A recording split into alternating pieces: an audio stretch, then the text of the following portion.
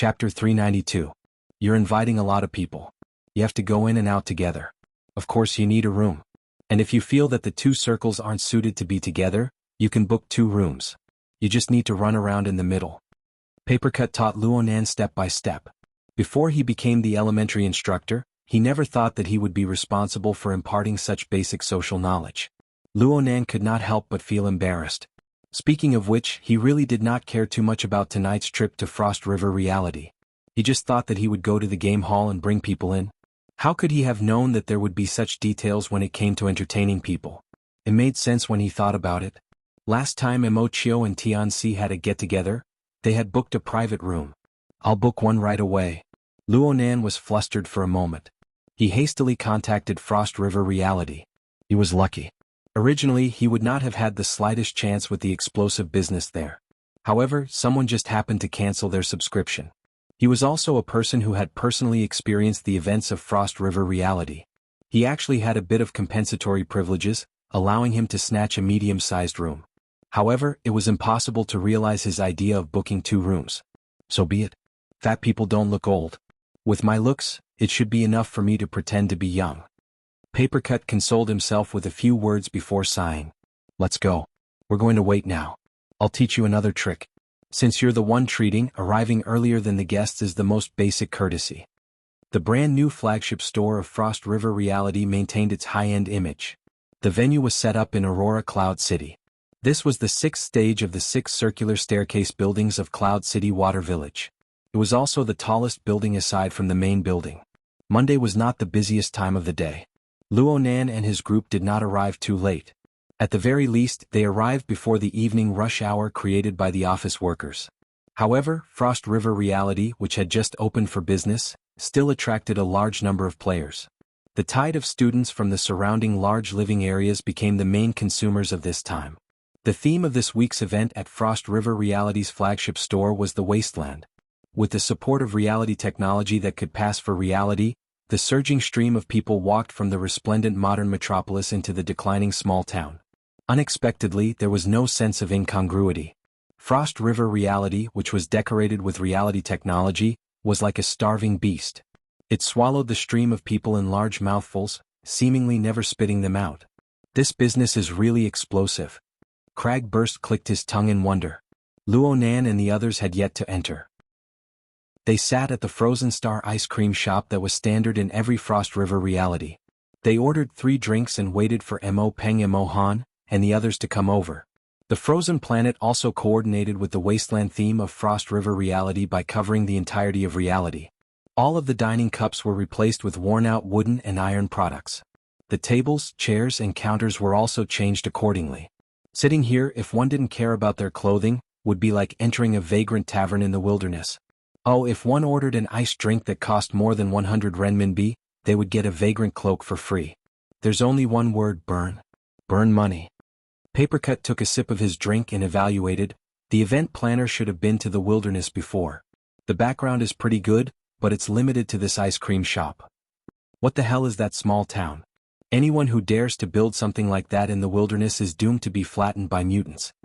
As they chatted, Papercut, who was such an honest person, couldn't help but show off a few words, but that was all. They soon gathered together and chatted enthusiastically about the flywheel arm. Papercut was still teaching Luonan a few things to take note of. This toy's components are exquisite and complex. It's definitely not the durable type. Think about that emergency shrapnel. It must have taken quite a bit of effort to dig it out from the tree trunk, right? After a mid to high intensity battle, the recovery ratio of components isn't high. As a conventional weapon, the logistical pressure isn't small. Luonan wasn't prepared to use the flywheel arm as a conventional weapon. He just wanted to use it to practice his control of interference power after combining 3 orifices into one. It was quite suitable to add a way to adapt. But even so, logistics was a more realistic problem. Right? Luonan vaguely remembered Papercut saying that there was an after-sales service. Papercut laughed heartily when Luonan asked about this. I was waiting for you to ask this question. Of course there's an after-sales service. You know him, old Zhai? Luonan was shocked. This is worker Zhai's work? Papercut shook his head. He's not the main creator, but he's one of the auxiliary designers. In the beginning, he was also responsible for the OEM manufacturing of some of the components. He looked all around and lowered his voice. Actually, the flywheel arm was a cooperative project between the society and the government.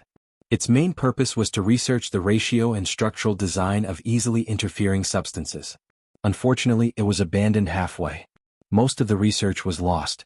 The flywheel arm was the only concrete result, but it was lacking in stamina. It was impossible to conduct follow-up research. You guys know that old Jai has always been very passionate about these things. Plus, this was the first time he was deeply involved in the research of the society. He couldn't bear to part with it. He took advantage of the fact that the project was off the drawing board to buy the property rights to this toy and change it to handmade. Unfortunately, he wasn't able to make it. Right now, he's only maintaining the after-sales service. He still has to spend quite a bit of money on it. Luo Nan shook his head. It's too hard for worker Jai to do it by himself. Papercut shrugged. So I'm doing some sort of sales promotion for him. The product is free but the after-sales service isn't good. That's for sure, Luo Nan answered without hesitation. Papercut sighed ruefully. Old Jai is certainly at the expert level when it comes to mechanical design, but his ability talent is mediocre. He doesn't have the support of hard strength. It's hard to be optimistic about him forging a successful ability user weapon. His mood has dropped over the past 2 years. But I don't know what happened when you went last time, but you stimulated him a bit. He's been very excited these past few days. Being excited was good. Luo Nan didn't forget that the dynamo core he took from Gym Master Xiao was still in worker Jai's hands. It was undergoing in-depth research. It would be best if there was progress. Shuelei had some understanding of worker Jai, but it wasn't as deep as Luo Nan's. Shuelei had an impression of worker Jai, so he asked Luo Nan in a low voice, "Is worker Jai lacking in soul strength?" Luo Nan laughed when he heard this. This was typical layman's words. "I'm evaluating your strength. I'll say how many kilograms of your fist force is. So, how much strength do you have? Do you recognize that?" Shuelei immediately understood. "I understand. Soul strength must be measured from all aspects." The society had the 4 dimensions measurement. It included the 4 basic measurement standards of depth, intensity, sensitivity, and affinity. However, it was far from accurate quantification. Therefore, it was hard for Luo Nan to say what the key factor restricting worker Jai's growth and strength was. After all, soul strength was far too subtle and complex. Papercut swallowed the drink in his cup along with the ice cubes. Talent, talent, talent. Important words can be repeated 300 times. In our domain, if you start off as a blank slate, you won't be able to reach that standard. You won't be able to reach it in your entire life. Old Jai has some skill but he's just a bit off. He can't go up no matter what. And as long as he can't go up, many methods of training and growth are meaningless. Luo Nan and Shuelei glanced at each other. Actually, they were a bit disapproving of Papercut's words. Shuelei felt that his own ability was partly due to the guidance of a famous teacher, and partly due to his own solid training. Talent wasn't a decisive factor. Luo Nan thought of his grandfather's formatting theory. If he had talent, he would have followed his grandfather's theory. He would have used medicine to pile up and mold it step by step. Papercut could guess what the 2 youths were thinking, but he didn't care. Of the 600,000 ability users in the world, almost 90% lacked the corresponding aptitude and could not be truly awakened. They could only waste their time in a state that was neither good nor bad. It was one of the most painful experiences in the world to give light, but to wipe out hope.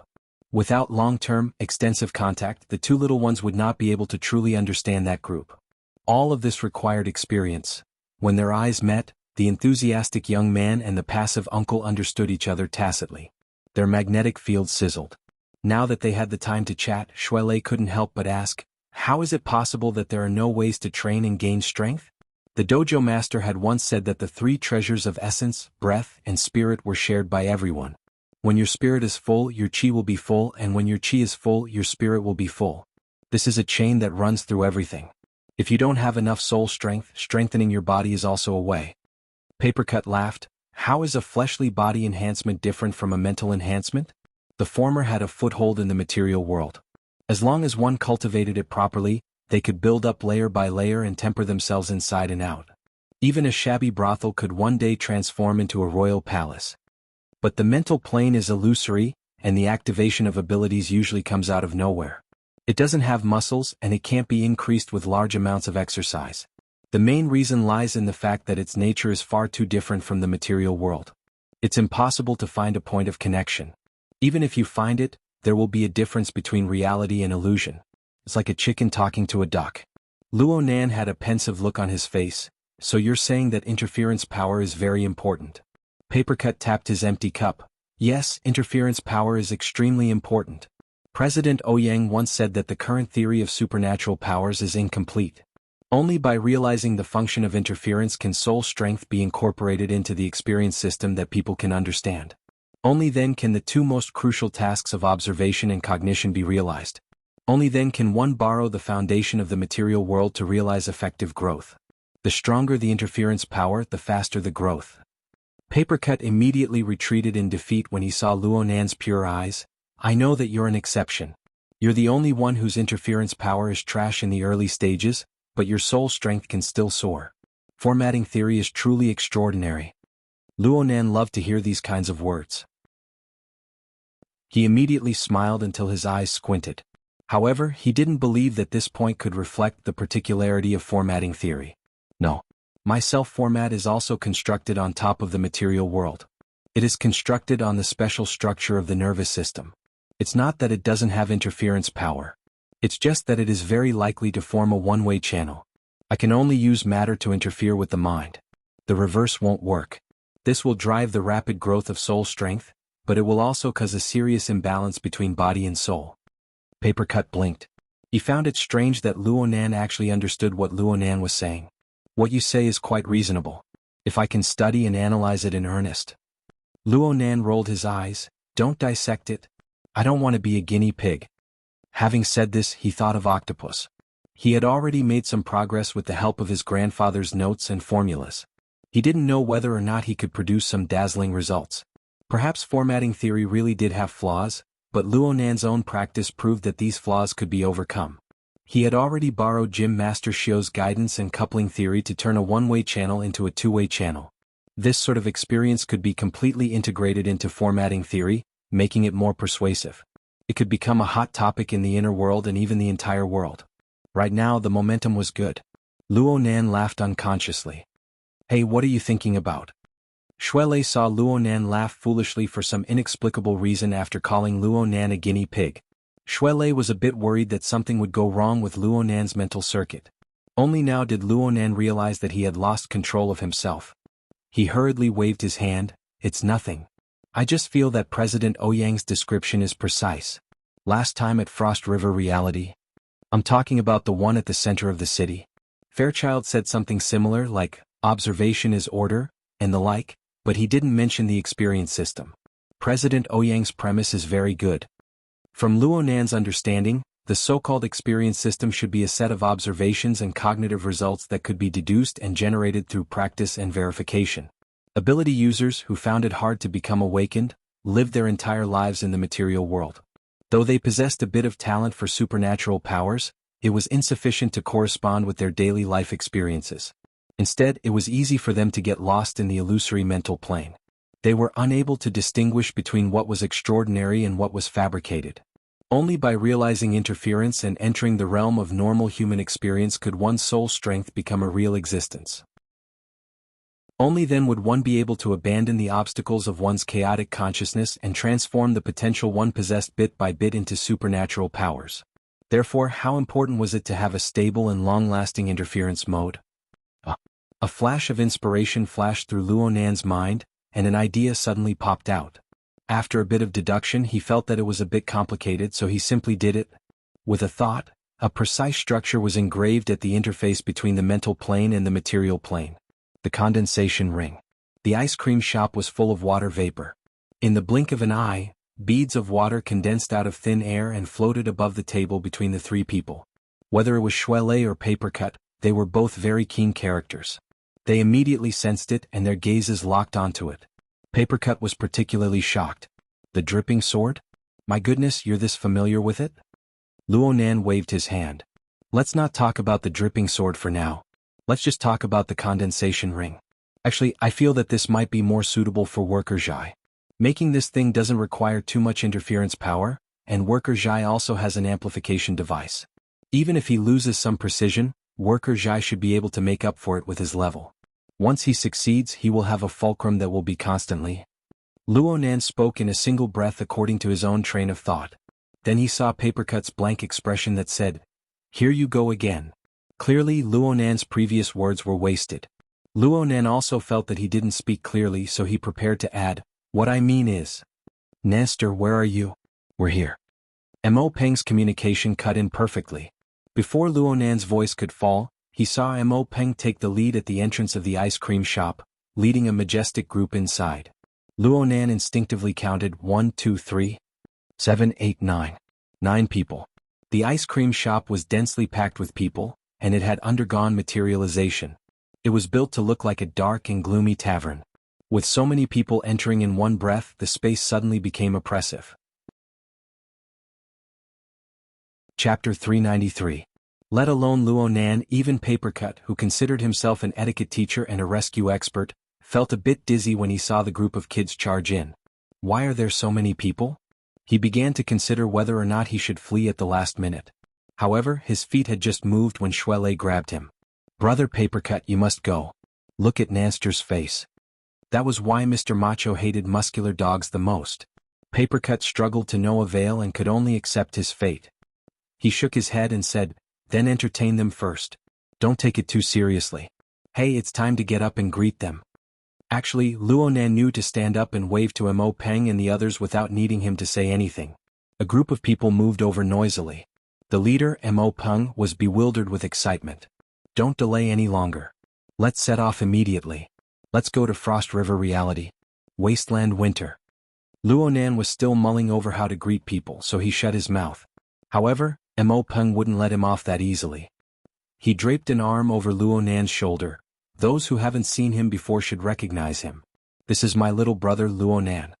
He was a traitor of 6th High School who had abandoned the light for the dark side and ran towards Acumen College. Today is his journey to atone for his sins. He will bear all the expenses. This saved him the trouble of introducing himself. Luonan took a deep breath. He was faced with nearly 10 pairs of eyes staring at him. He wasn't nervous at all, but he really didn't know how to take care of everything. He hadn't been able to clearly see everyone's faces up until now. He only saw Mo Han behind Mo Peng, and then, his train of thought went astray. Above the table, the condensation ring was still in effect. No one noticed the floating water droplets, but it wasn't good to leave them there for too long. Luonan was worried that he would give himself away, so he used his interference power to shatter the water bead and the condensation ring. However, the inspiration that had just emerged faded away. Seeing that Luonan's reaction was half a beat too slow, Mo Han gave Mo Peng a sneak peek. She blamed Mo Peng for being too unreliable with his words. Papercut was unwilling to pass on this responsibility. He came out to assist. "We have a lot of people. Let's not block the road here. Let's go inside first and then we can slowly talk." Luonan finally revealed a smile. "Right? Let's go to the room." The more people there were, the livelier it was. There were many details and no one cared about a few flaws.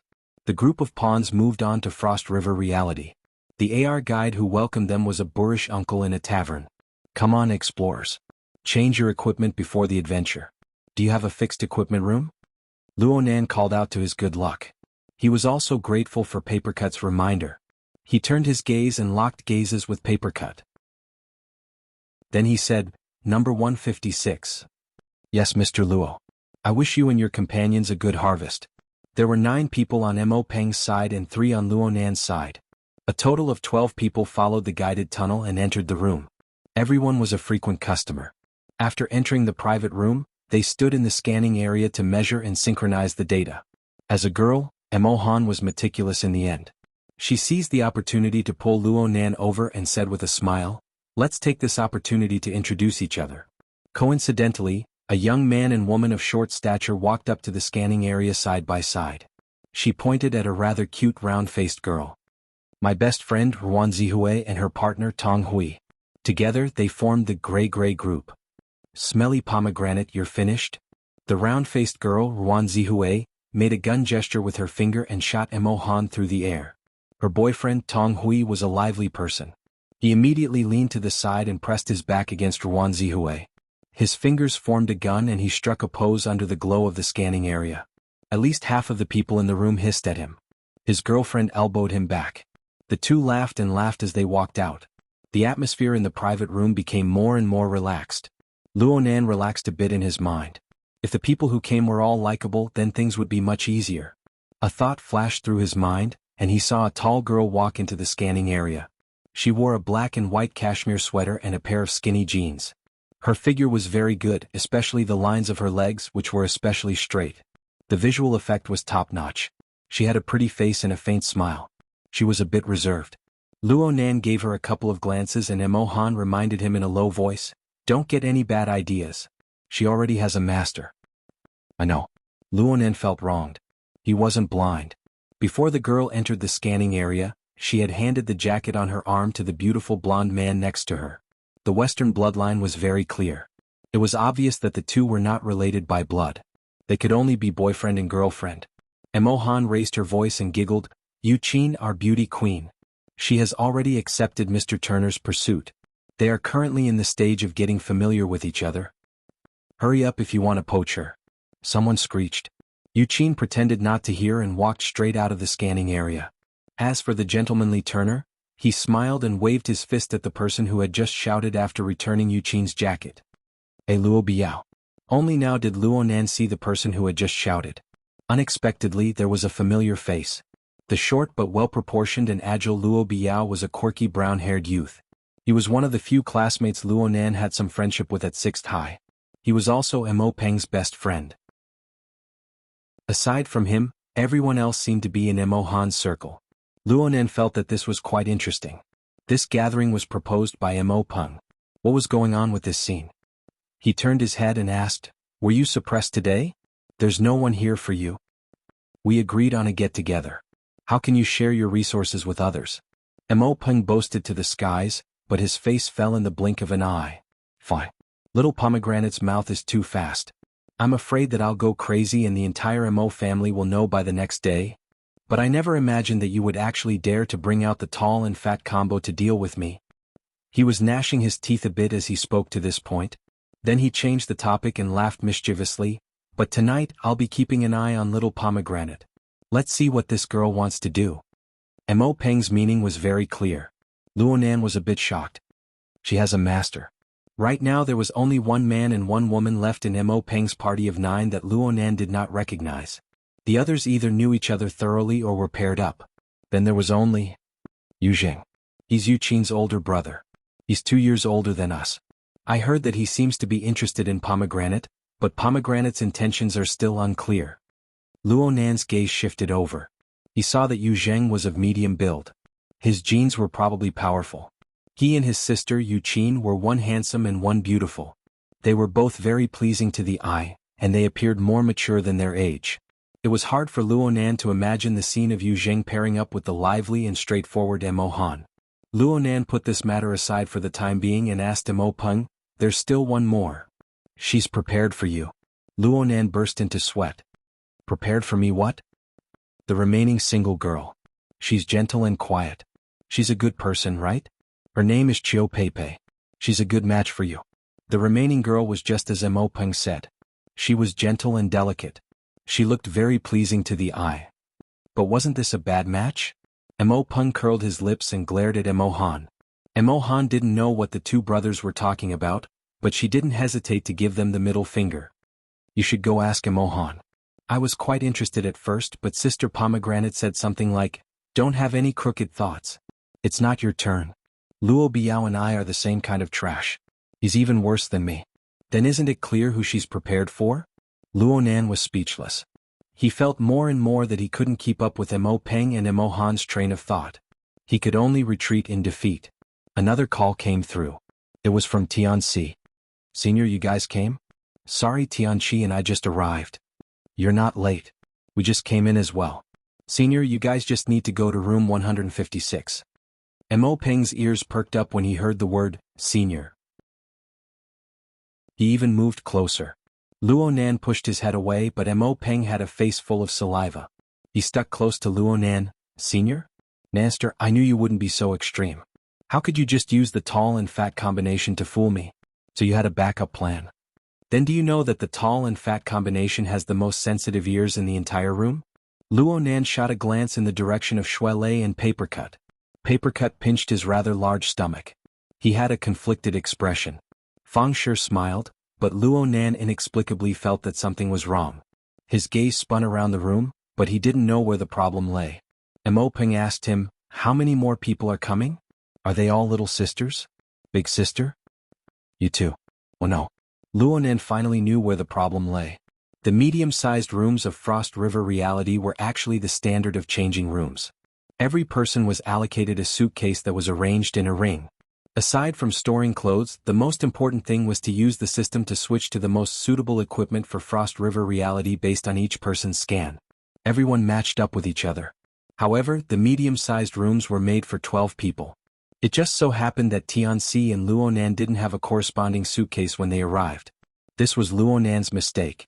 He didn't pay attention to the configuration of the medium-sized room at all. There was a knock on the door just as he was thinking about how to remedy the situation. Someone in the room thought that it was a waiter and called out, "Come in." The door opened and the room went silent for a moment. Tianxi smiled as she walked into the room. She was a bit shocked to see so many people in the room, but there were even more people who were rendered speechless by her arrival.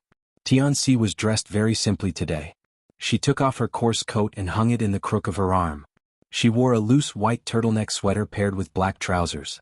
She also wore heels of the same color. Her hair was tied into a fluffy ponytail, and a lock of hair slanted across her forehead. She wore light makeup, a classic combination of black and white. She had a bit of experience, but she wasn't deeply immersed in the secular world. Tianxi gave the little sisters in the room an excellent early demonstration of what a beautiful woman should look like in the prime of her youth. Tianxi accurately found Luo Nan's position among the group of people. She sent him a gentle smile, and then she spoke in a perfectly surprised tone, "I didn't expect there to be so many people. I'm late. Everyone, please don't take offense." She lowered her posture and her smile was the most amiable. Even though she spoke empty polite words, it gave people a great impression of her. Luo Nan, Shuelei, and Papercut could be considered acquaintances, but the eyes of the other men in the room lit up.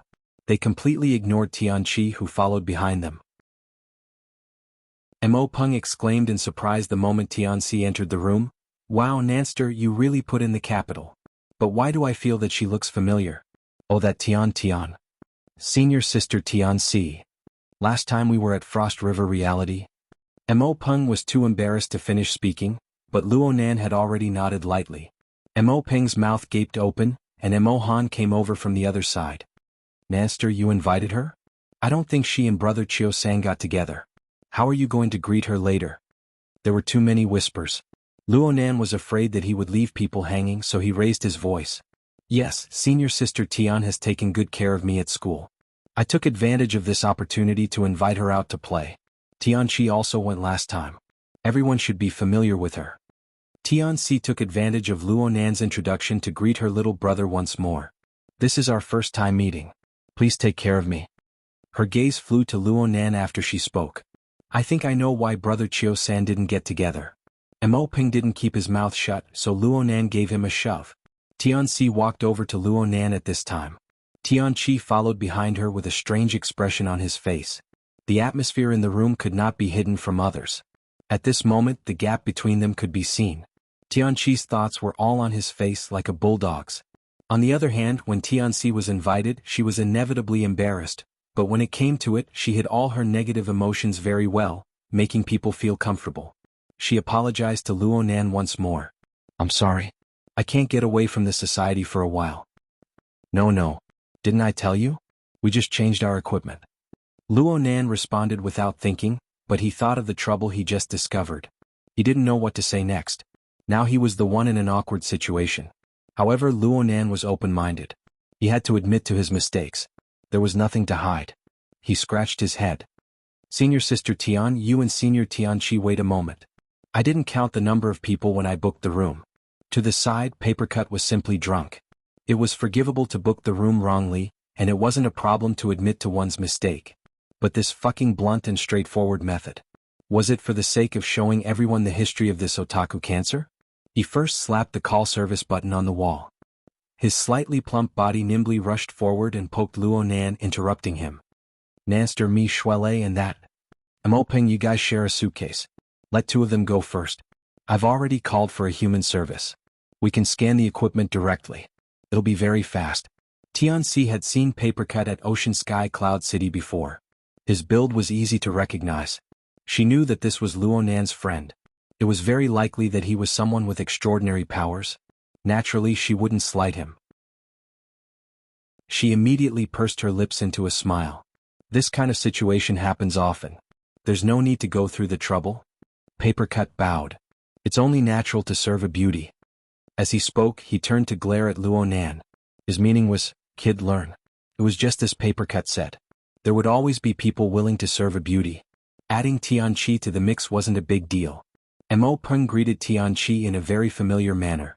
Tianqi was very cooperative. There's no need to go through the trouble. Big Peng and I can share a suitcase. The two of them were quite familiar with each other. It turned out that the seventh son of the Mo family, Mo Cheng and Tianqi got along quite well in the field of esports. They had even met Mo Peng a few times. Everyone was familiar with each other, but the more they knew this, the more they didn't understand how Tianxi and Luonan, who had never interacted with each other before, could be this familiar with each other. Tianxi and Luonan had come over despite the awkwardness.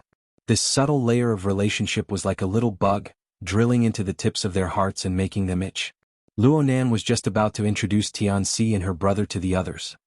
It seemed that Papercut and Shuelei hadn't really mentioned them before. The scene was too chaotic. Suddenly, someone spoke up and circled back to the previous topic. Let's switch rooms. Once these words were spoken, most people turned their gazes in a daze. They found the source of the voice. Yuzheng. This person had a calm expression as he faced the focused gazes. I bumped into a fellow on the road just now. He's in the middle level here. He specifically told me that if I want to be a bit more spacious, I can upgrade the cabin. Right now, the luxury room and area just so happens to be empty. He smiled brilliantly as he spoke. His gaze streaked past Luonan and stopped on Tianxi's face. I feel that it's better to meet new friends in an open and bright environment. Everyone will have more fun. It was also at this time that Luonan heard Mo Peng squeeze out a sound from his throat. Holy crap. I don't know how many book friends have followed me here from the Netherworld Immortal Way. This book can be considered my famous work. 10 years after the book was published, I finally have the opportunity to publish a simplified version. Right now, the first volume of this book has already begun a pre-sale event at Tmall's Dajo Book Specialty Store. The first 200 buyers will receive a postcard with my personal signature. If there are book friends who don't mind my crappy handwriting, you can actively participate. Actually, I'm a bit worried that I won't be able to deliver 200 autographed cards. Chapter 394. The atmosphere in the room became very strange. Yuzheng's smiling face was very vague. The meaning behind his words was also very vague. But the direction of his gaze was very clear. It was enough for most people to fill in the gaps in their minds. Was he pretending to be unintentional to step on the faces of Luonan and the others? Or was he stepping on the faces of Luonan and the others to show off to Tianxi? The meaning seemed to be the same. In short, he was stepping on their faces. Ruan Zihui shot a glance at Mo Han and saw her best friend frown. She giggled and said, "What's the point of changing? We're going to area A, B, and C. The size of the room is of no use." Wow, you're using profanity. Tong Hui made a fuss over nothing. You've already dirted me? Ruan Zihui's sudden outburst shocked everyone present. Unfortunately, she wasn't a veteran. She couldn't help but laugh as soon as she finished speaking. She covered her face and squatted down. But in this way it would prove her words true. Even Tong Hui was dumbfounded. The focus of the entire room had been led astray by her.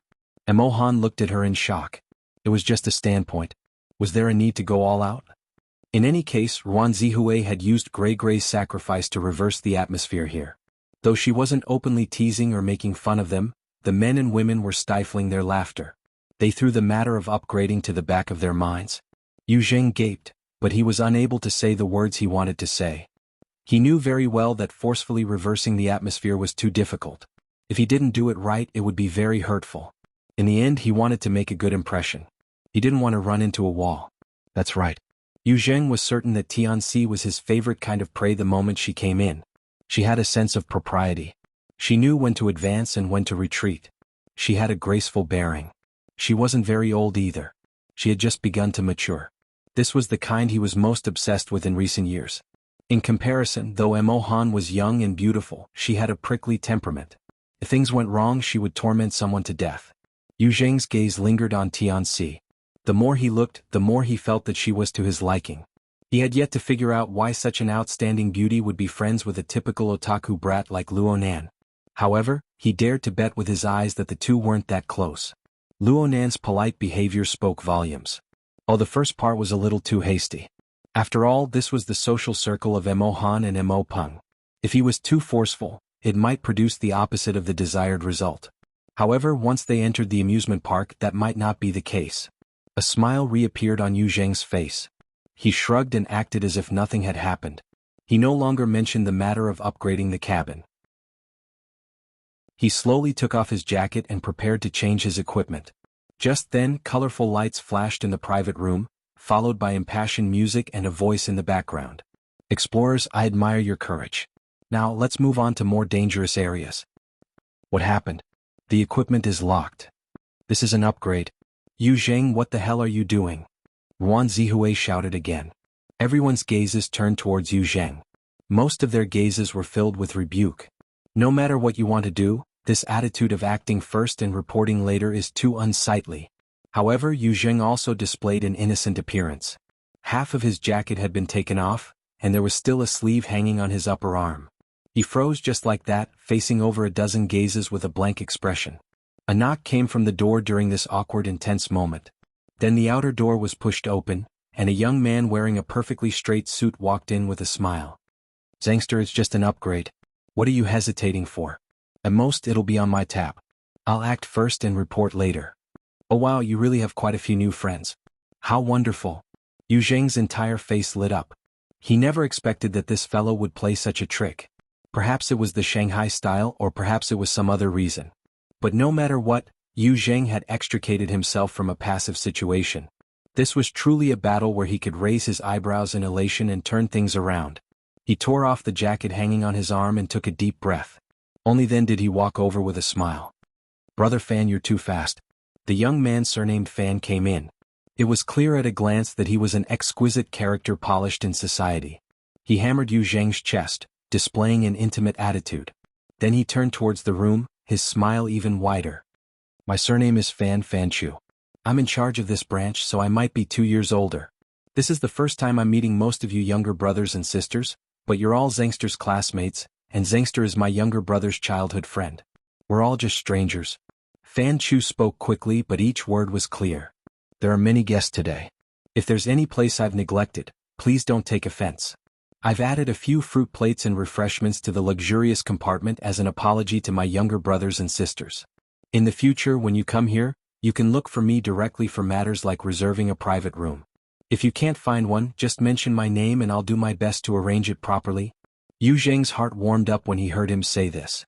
In the past, he had somewhat looked down on this brother Fan who had a strong social air, but now his opinion had changed greatly. Brother Fan was indeed a busy man. He picked up the phone in the time it took to say a few words. He smiled and waved to everyone before leaving with quick steps. Though he had come and gone in a hurry, Yu Zheng had already reshuffled the rotten cards in his hand with this trip. He had used a king bomb and 4 twos to play the bottom line. It would be hard for him to lose again. The more confident he was, the more natural Yu Zheng's attitude became. He no longer needed to flaunt anything. He just needed to spread his hands and face everyone, assuming the most magnanimous posture. Fine. I didn't know he would play this hand either. I'm afraid the data has all been transferred. Let's go. It's only a few steps away. Having said this, he faced Luo Nan with a smile. Junior Nan, this matter was an accident. It's been quite a toss. Why don't we make a deal and give me a chance? I'll treat you tonight. Consider it an apology to everyone, and also to express my stance to the seniors and juniors of Acumen College. Yu Zheng's words were spoken beautifully, especially after he had been wronged. The more he lowered his stance, the more it made the sharp-tongued Ruan Wenhui and the others unable to open their mouths. Yu Zheng looked around him after he finished speaking. He made some calculations in his mind. Right now, he should have more or less snatched away Luo Nan's limelight as the host. He could continue to plow deeply and meticulously. Look, senior sister Tian. Wasn't she looking over with great astonishment? Tianxi was truly astonished. She could guess Yu Zheng's thoughts, but she was astonished at how reckless this person was. Though she still didn't truly understand Luo Nan's extraordinary ability, it didn't hinder her from having a basic understanding. If Luo Nan wanted someone like Yu Zheng to die silently, it would only take a mere thought for Yu Zheng to die. Fear couldn't be avoided from Tianxi's heart when her thoughts reached this point. This fear came from her reverence towards a power that escaped the control of society's laws and principles. Luo Nan's current wooden performance was like a mask in her eyes. Perhaps the mask would be torn off in the next moment, revealing the face of the Grim Reaper.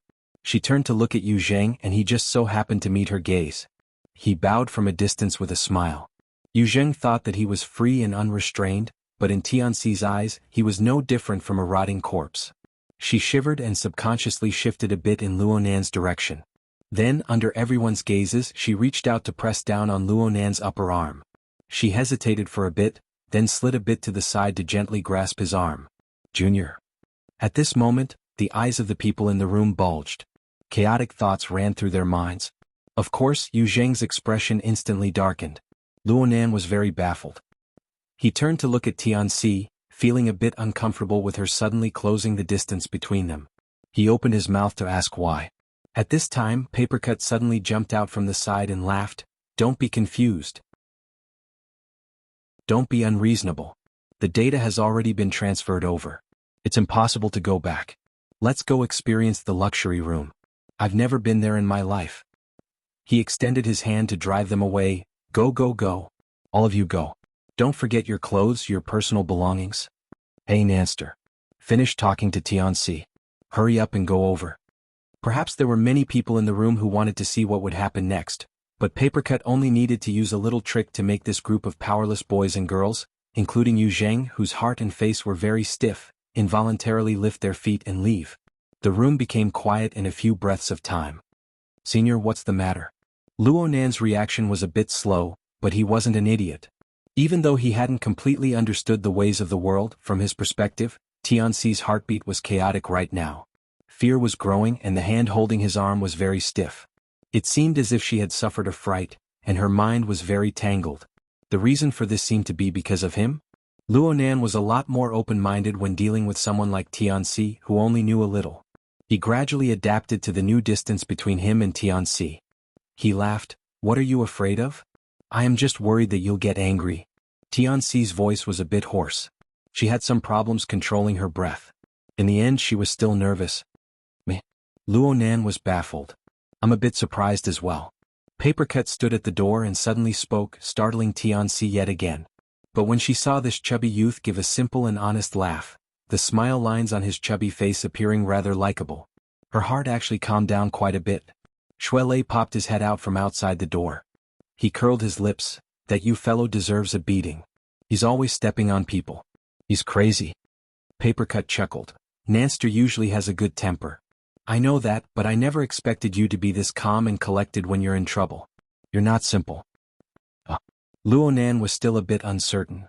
Are you talking about me? Who else could it be besides you? That bro stepped on your face today and he didn't let it go. I'm really worried that some string in your brain has snapped, and you'll just clean him up like a tank. Motherf asterisk cur. Speaking of which, do you know how hard it was to clean up the scene back then? That bro's entire body went limp. With just a bit of force his skin and flesh would fall off. It was like he fell into a pressure cooker. Luo Nan had an innocent expression. He had been busy to death recently. How could he have the leisure to think about the matter of a dead person? Tianxi finally reacted at this time. Luo Nan didn't seem to have any killing intent. She carefully confirmed, You really aren't angry? Luo Nan was depressed and he felt a bit wronged. Did you guys really have to go so far as to kill him just because he said BB? What he did was all for naught, wasn't it? From start to finish, he didn't move a single person, including his sister. And then I have to get angry? Brother Papercut, the few lives I've taken are all because they wanted to kill me first, and then they destroyed my mother's work. This doesn't count as indiscriminate killing, right? Of course it doesn't count. Nanster, you're very magnanimous. Papercut gave a thumbs up. Tianxi felt it was quite odd when she heard this from the side. The words a few lives were seriously contrary to normal social logic. Yet Luo Nan and Papercut spoke of it so casually and naturally. Shuelei's expression didn't change at all. In the end they were different from normal people. Tianxi's heartbeat was hard to calm down. She had no choice but to take deep breaths to adjust. Luo Nan could feel it clearly, but he was a bit uncertain when he saw the situation. He turned his head and asked her, "Was there a problem with what I did just now?" How was Tianxi supposed to respond? She had a clever and varied eloquence, but she was completely unable to display it at this moment. She really admired herself. Why did she think of having a private conversation with Luonan just now? It was Papercut who helped her out of this predicament. Nobody had that intention. Didn't they just praise you? I just want to know. Are you sure that kid you didn't move a single person? His tricks are pretty good, especially when that kid fan came over. I don't know what this group of boys and girls are thinking. Tianxi is knowledgeable but others may not. Luonan especially liked this topic. He immediately laughed and pointed at his own head. Sense it. Papercut was just teasing him. He never thought that there would really be an answer. He was stunned for a time. You can even sense this? Of course. It's very clear. It had to be said that Luonan didn't understand some of the ways of the world, but there were few in the entire Xia city who dared to say that they could beat him when it came to sensing people's energies, let alone in this room. It was just as he said. Yu Zheng was like a banshee that kept hitting a tree in this matter. The living starry sky displayed that this bro's gravity didn't form any effective fluctuations as a dim star. It had practically no real effect on everyone present at the time. Yu Zheng's influence, regardless of the peaks and troughs, never touched upon the level that Luonan needed to pay attention to. He just silently melted into the depths of the vast sea of stars. So Luonan's heart was truly without the slightest fluctuation. He prepared to give Papercut an explanation, but Papercut had already raised his hands in surrender. Forget it. I still need to help you deal with Cat Eyes in a bit, so I'll leave some brains for you. Let's go to the luxury room and take a look. Hey, the one I smashed at the Fudong store last time. It's also one, right? Luonan grunted. He had a stomach full of words but he couldn't say them. His mood was a bit down. When they rushed to the luxury room in Area A, they saw Mo Peng's spittle flying from inside. He was talking about a certain person's magnificent feat at the Fudong store. I've definitely never been to this place before, but Nanster should have seen it before. Huh. He doesn't like this kind of place, right? Luo Biao was very familiar with Mo Peng's role as a supporting character. The two matched up seamlessly. Mo Peng laughed mischievously. He doesn't like it, but he can't stand bad luck. Last time, the Frost River reality on Fudong Main Street was attacked by terrorists. It was smashed to smithereens. After the incident, I looked at the police data. Nanster and the others retreated along a route that included the room in Area A. That seems to be the starting point? Huh. Nanster was also a person who personally experienced it? Tong Hui had heard Mo Han mention this before, but he didn't know much about it. He was quite curious.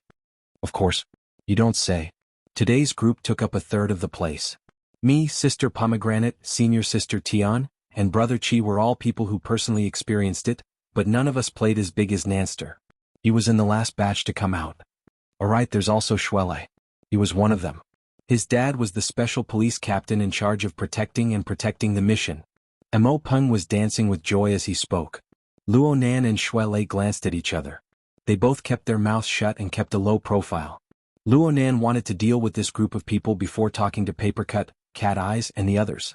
However, Yu Zheng stood in the middle of the large room with flowing colorful lights and top-notch sound and light effects. All he heard were words like, attack, and, smash to smithereens. His expression really didn't look too good. A call connected to his wristband at this time. Chapter 395. The caller was Fan Chu. Yu Zheng had just received a favor from Fan Chu and had set up the scene. No matter what, he had to display an unusual attitude. Hello, Brother Fan, what's the matter? Do you have time to talk? Yu Zheng went into the private room after hearing what he said. In any case, no one was paying attention to him right now. When he reached the suite, he left the door ajar and found a sofa to sit on. Only then did he realize that his muscles had unknowingly tightened. Damn it. How did such a small scene end up like this? Yu Zheng couldn't help but sigh before saying, Brother Fan, speak. Fan Chu said, after I left, I suddenly thought of something. Are there people from Acumen College in your group? Yes, why? Yu Zheng turned his head as he spoke. Speaking of which, it was quite a coincidence. He just so happened to see Tianxi through the crack in the door. This beautiful woman stood quietly by Luonan's side. She smiled as she listened to Mo Peng's boast. Her bearing and temperament were incomparable. There's a woman. Is her name Tianxi? Hiss. For a moment, Yu Zheng almost thought that his thoughts had been seen through by Fan Chu. He panicked for a moment, but fortunately he quickly adjusted himself and thought that this was probably a coincidence. He hummed twice and said, "Yes, there is." Fan Chu's tone was relaxed. "How did you get involved with her?" Yu Zheng was also probing. He was brought here by a former schoolmate of 6th middle. When he was promoted, he transferred to Acumen College. "What's wrong? Do you have a grudge with Tianxi?" Fan Chu laughed exaggeratedly. "If I have a grudge with a beautiful woman, then my life is really a failure." "It's nothing. I was just asking. You know, I took 2 years of advanced studies at Acumen College.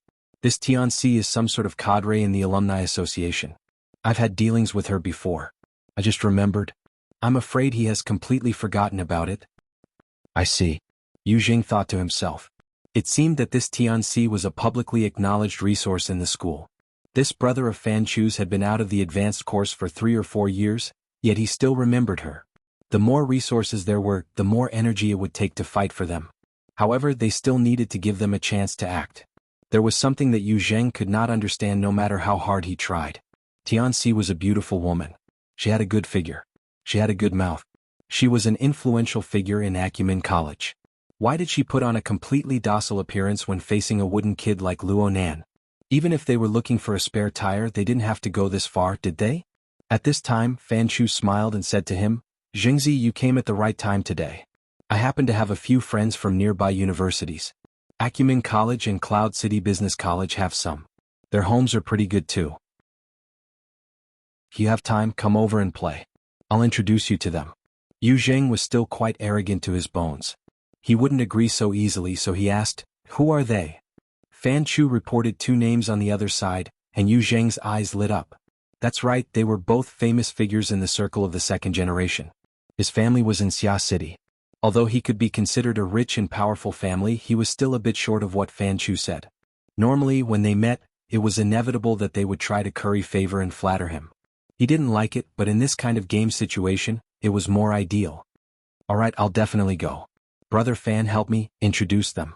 Actually, Yu Zheng wanted to say introduce, but he was affected by his inner self-esteem, so he changed the word. "No problem, no problem." Fan Chu laughed heartily on the other side. He was straightforward. Suddenly he said, "Wait a moment," as if he had some work to take care of. Yu Zheng said, "Brother Fan, you go do what you need to do. We'll contact each other in a bit." Fan Chu said that it was nothing, but in the end he still said his goodbyes. But at the end he suddenly said, "Zhengzi, I think it's quite troublesome for you to take care of so many people. How about this, I'll bring 2 people from my side to visit you. I'll give you some airs and you can return the favor later." Yu Zheng's heart skipped a beat, but he said, "That's not appropriate, not appropriate. I should be the one to greet them first." "It's fine. Your Yu family's medical business is so big. No one is inferior to the other. The people over there are familiar with each other, but you guys are unfamiliar with each other here. You should at least distinguish between inside and outside. We should give the airs of friends." When Fan Chu said this, Yu Zheng no longer had the strength to resist. He thought of the background and level of this group of people. If they could really come over to offer a toast and a fruit platter or something, his reputation in this circle would be thoroughly propped up. "Alright, Brother Fan, then I'll thank you first." It's fine, it's fine. Who are we?" Fan Chu laughed and hung up. On the other side, Yu Zheng took a deep breath, his heart beating faster. He felt that this was indeed an opportunity to greatly increase his reputation. His thoughts changed again and he suddenly felt that it was a pity. Unfortunately, there was only a group of poor students in the luxury room. Although they were good-looking, they weren't people of the ordinary circle. In the following scene, it would be best to greet a few friends that he often hung out with and properly disperse. Otherwise, wouldn't this be the so-called luxuriously dressed at night? With this thought, Yu Zheng could no longer control himself. He nestled on the sofa and used the search function of his wristband to check if there were any friends nearby. He just wanted to give it a try. Who knew that he would be so lucky? There really was a group of people right here in Cloud City Water Village. Although they weren't in the same building, it was only a few steps away. After a moment of hesitation, Yu Zheng waved his hand and snapped his fingers. He took out his usual style and contacted one of the people in the group. "Hey old Sue. You're pretty close. Look where I am. Aurora Cloud City, Frost River Reality's flagship store. Yes, the newly opened one. I have a group of little kids here. They're my sister's friends. Accompanying them is annoying to death." The heels of Yu Zheng's toes tapped the ground. He pretended to chat idly for a bit and began to urge, "Come over and play. At least there's someone to chat with. Speaking of looks, you know my sister's taste? Haha, yes, you also know my taste. Alright, come shake them. Shake the car, shake the bed. Shake them if you have the ability. Alright, those who have designs on my sister should die. Those who steal my prey should also die." Yu Zheng smiled and ended the call. He suddenly clapped his hands. His feet, which had never stopped, stepped on the ground and propped up his body. A warm current seemed to pour into his body, filling him with strength for a time. He walked out of the room with large strides and began to ponder over what activities to do next. He needed to first build up the atmosphere. For example, he could keep a low profile for now. He could hide his claws and teeth and let this group of people toss and turn. He could wait for the two groups of people to arrive one after the other. Then he would make a dazzling entrance and forge a golden body in an instant. His lips overflowed with a smile when he thought of this. At this time he just so happened to hear Mo Peng talking again. "Naster, I saw that the doctor's order is gone when you were scanned. Has your body completely recovered?" "My condition is fine," Luo Nan grunted in response. "Since your body is fine, let's all go to Area A. The more the merrier." "Me? Oh?" Luo Nan was about to refuse when Mo Peng came over. He lowered his voice, "You, me and Pomegranate. The three of us can easily make up for a trip to the reality battlefield. Our expenses can make up for this luxury bag. Yu Zheng, this kid is being unreasonable. We can't lose face." Luo Nan blinked. What face was there to lose? The two did not reach an agreement immediately. Mo Peng was a bit anxious. "I just wasted so much saliva. It was all used to irrigate the dry land. Don't you have grass growing in your heart?" "Grow what?" Grass didn't grow in Luo Nan's heart, but Yu Zheng, who had just walked over, had grass growing in his heart. If this group of people were egged on by Mo Peng and ran out to play, then what was he going to do with his golden body? Was he going to kneel and lick in the room by himself? Yu Zheng was anxious. He couldn't care about anything else. He rushed forward 2 steps in an attempt to seize back the initiative. Of course, everything had to be packaged with a dignified reason. Since we're in the luxury room, we need to make full use of it. There are many things here that can completely replace the facilities of Area A. For example, the simulation pod cluster. As he spoke, Yu Zheng used the highest level of authority in the room to adjust the settings. He heard the ring-shaped space of the suitcases on the 4 walls ring out with a beep. The high-back massage chairs under the suitcases slid and converged toward the center, forming 2 neat half-moon structures. These chairs have all been connected to the central AI. Combined with the special equipment of the room, we can completely realize a top-notch reality experience. We don't need to go to Area A to line up. We can set up the battlefield and engage in the wilderness, sea soul, and other group battles. Yu Zheng borrowed some advertising words and did his best to promote the place. There were some results. A few people couldn't help but go, "Wow." Disregarding everything else, the visual effects were indeed top-notch. Luo Nan turned to look at Papercut. His meaning was, "Are you interested?" How could I be interested?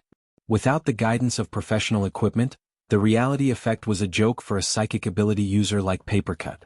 There was no sense of reality. Papercut shrugged. He knew that Luo Nan didn't have the patience to stay here, so he took the initiative to speak up.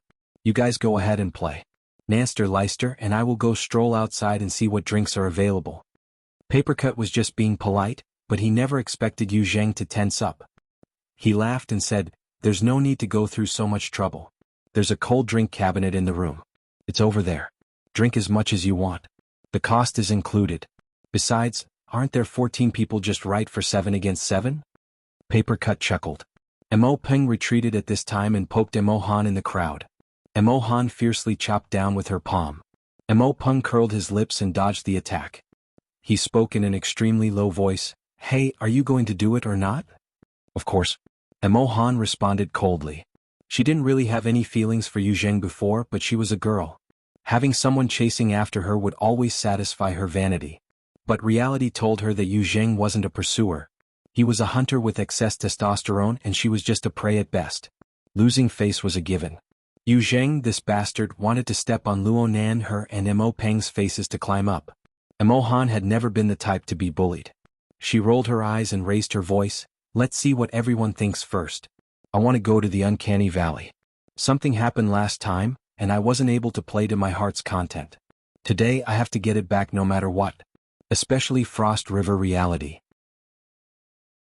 They even said that they left a frightening gift for me there. Who's going to accompany me? Pepe? Gray?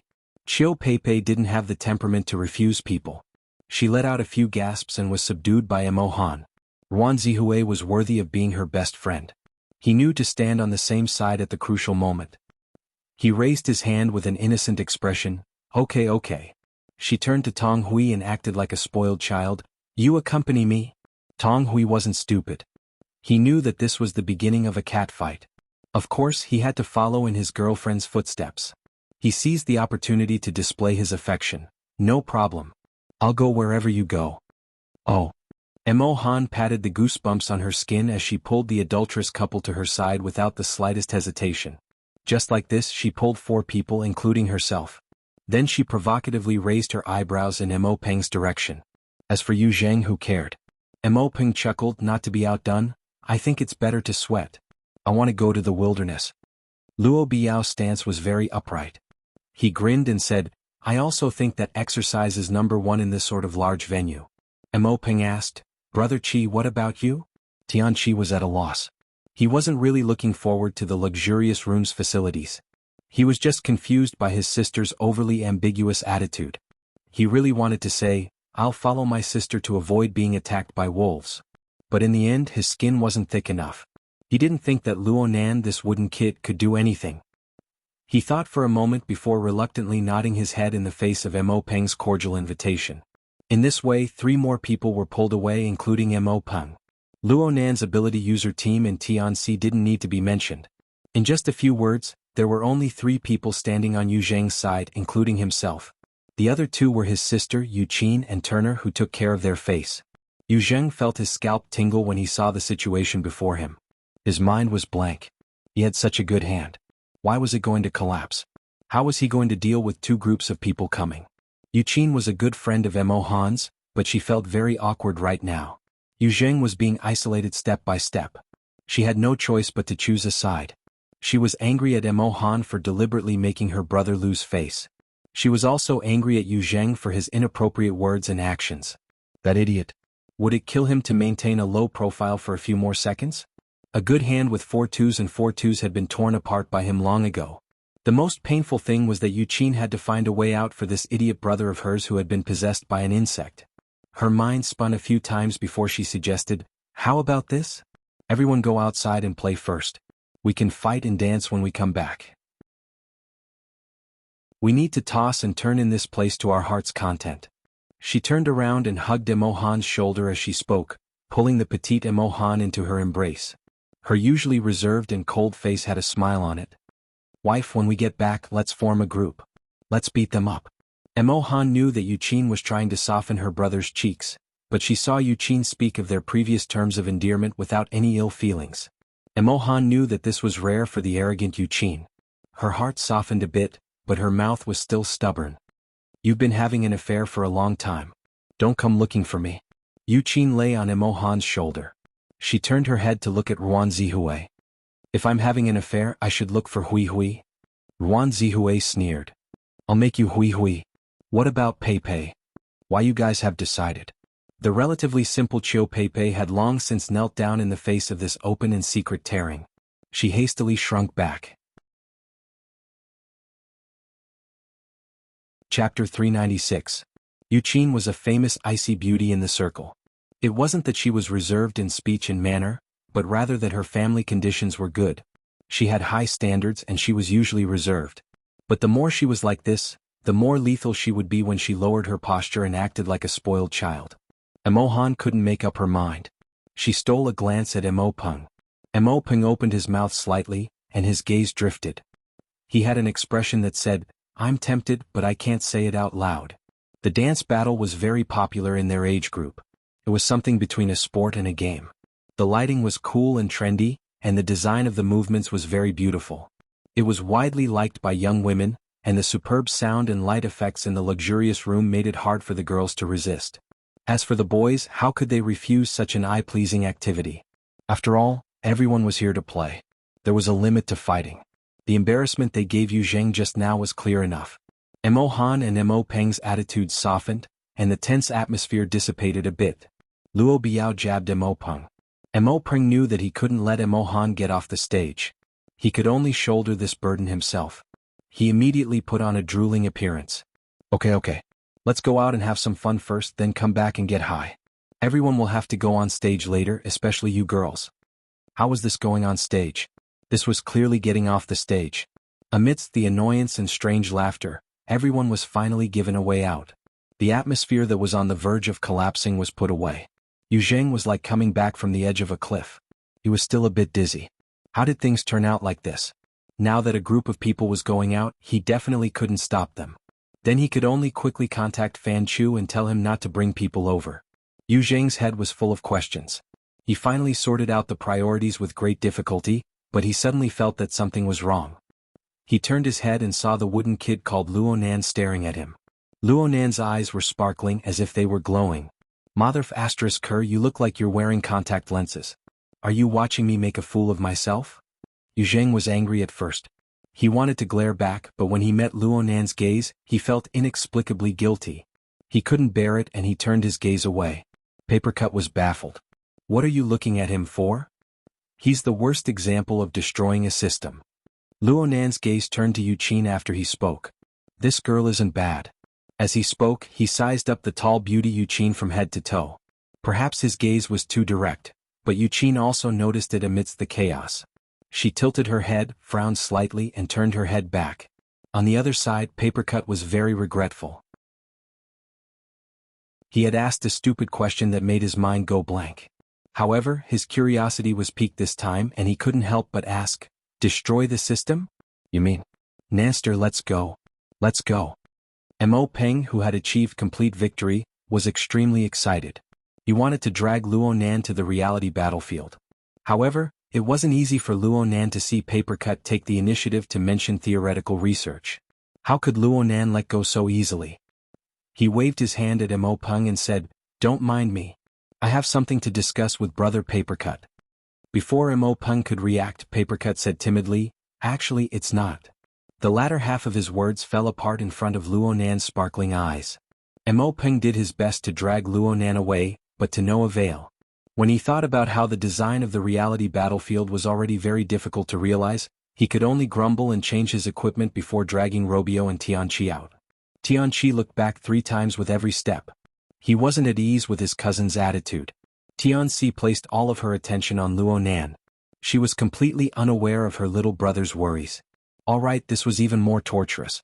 Everyone split up and left, leaving the luxurious room nearly empty. Fan Chu's grumble still echoed in Yu Zheng's ears. The difference between this and the previous treatment was like the difference between heaven and earth. He had to endure it and carefully ponder whether or not he should give a call to his friends in the circle of scoundrels.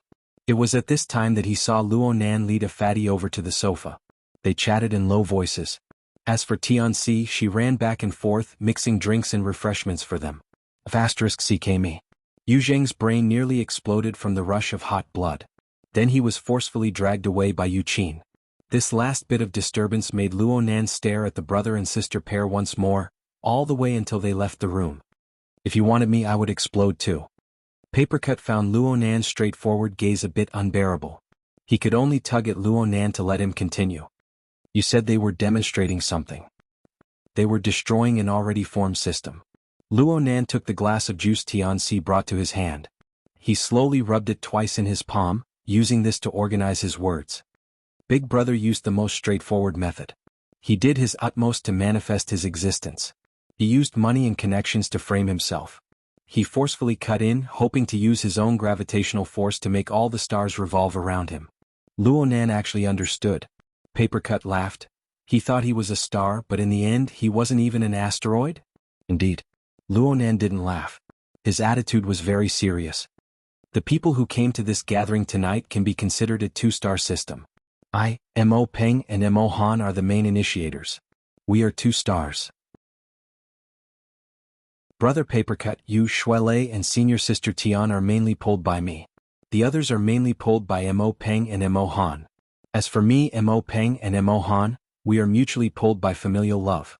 This kind of system structure isn't stable, but Yu Zheng chose to use the stupidest and most unsuitable method. His money and connections are meaningless to us. For Mo Peng and Mo Han's friends, they lack sufficient impact. Yes, Mo Peng and Mo Han made good friends. Then he was taught how to be a person by our system. But his sister understood how to attack from within the system. She used friendship, the gravitational form of their internal system, to settle Mo Han. She untied her brother's knot. Yeah. The fortress needs to be breached from within. Papercut laughed as he leaned back on the sofa. It looks like you understand quite a bit. So you were just pretending to be naive. Leicester and Miss Tian, you both understand, right? Be careful. Shui Lei laughed mischievously and Tianxi pursed her lips in laughter. The atmosphere was relaxed and carefree. Luonan just shrugged. It's just that we don't have any requests. If my request conflicts with Mo Peng and Mo Han's, and the power of this conflict is stronger than the gravitational form of the two-star system, familial love, then this two-star system will likely collapse. At the very least it will create an unbalanced crack. Papercut's smile suddenly froze on his face. What the fuck are these youngsters thinking these days? He suddenly discovered something. What Luonan said wasn't particularly profound. He just used a few terms to make it more suitable for the general situation. Strictly speaking, it wasn't particularly comprehensive. But this general situation made Papercut a bit uneasy. Was this something a youngster should ponder over? Was this something a normal person should ponder over? The focus of Luonan's thinking was certainly not to discuss today's matter as it stood. Instead, it was to form a general and feasible truth for him. Looking at it from this angle, perhaps Luonan had already formed an abstract system with his surrounding environment and connections? What the hell? It wasn't a problem to engage in theory, but Luonan was basically a 15 or 16-year-old child.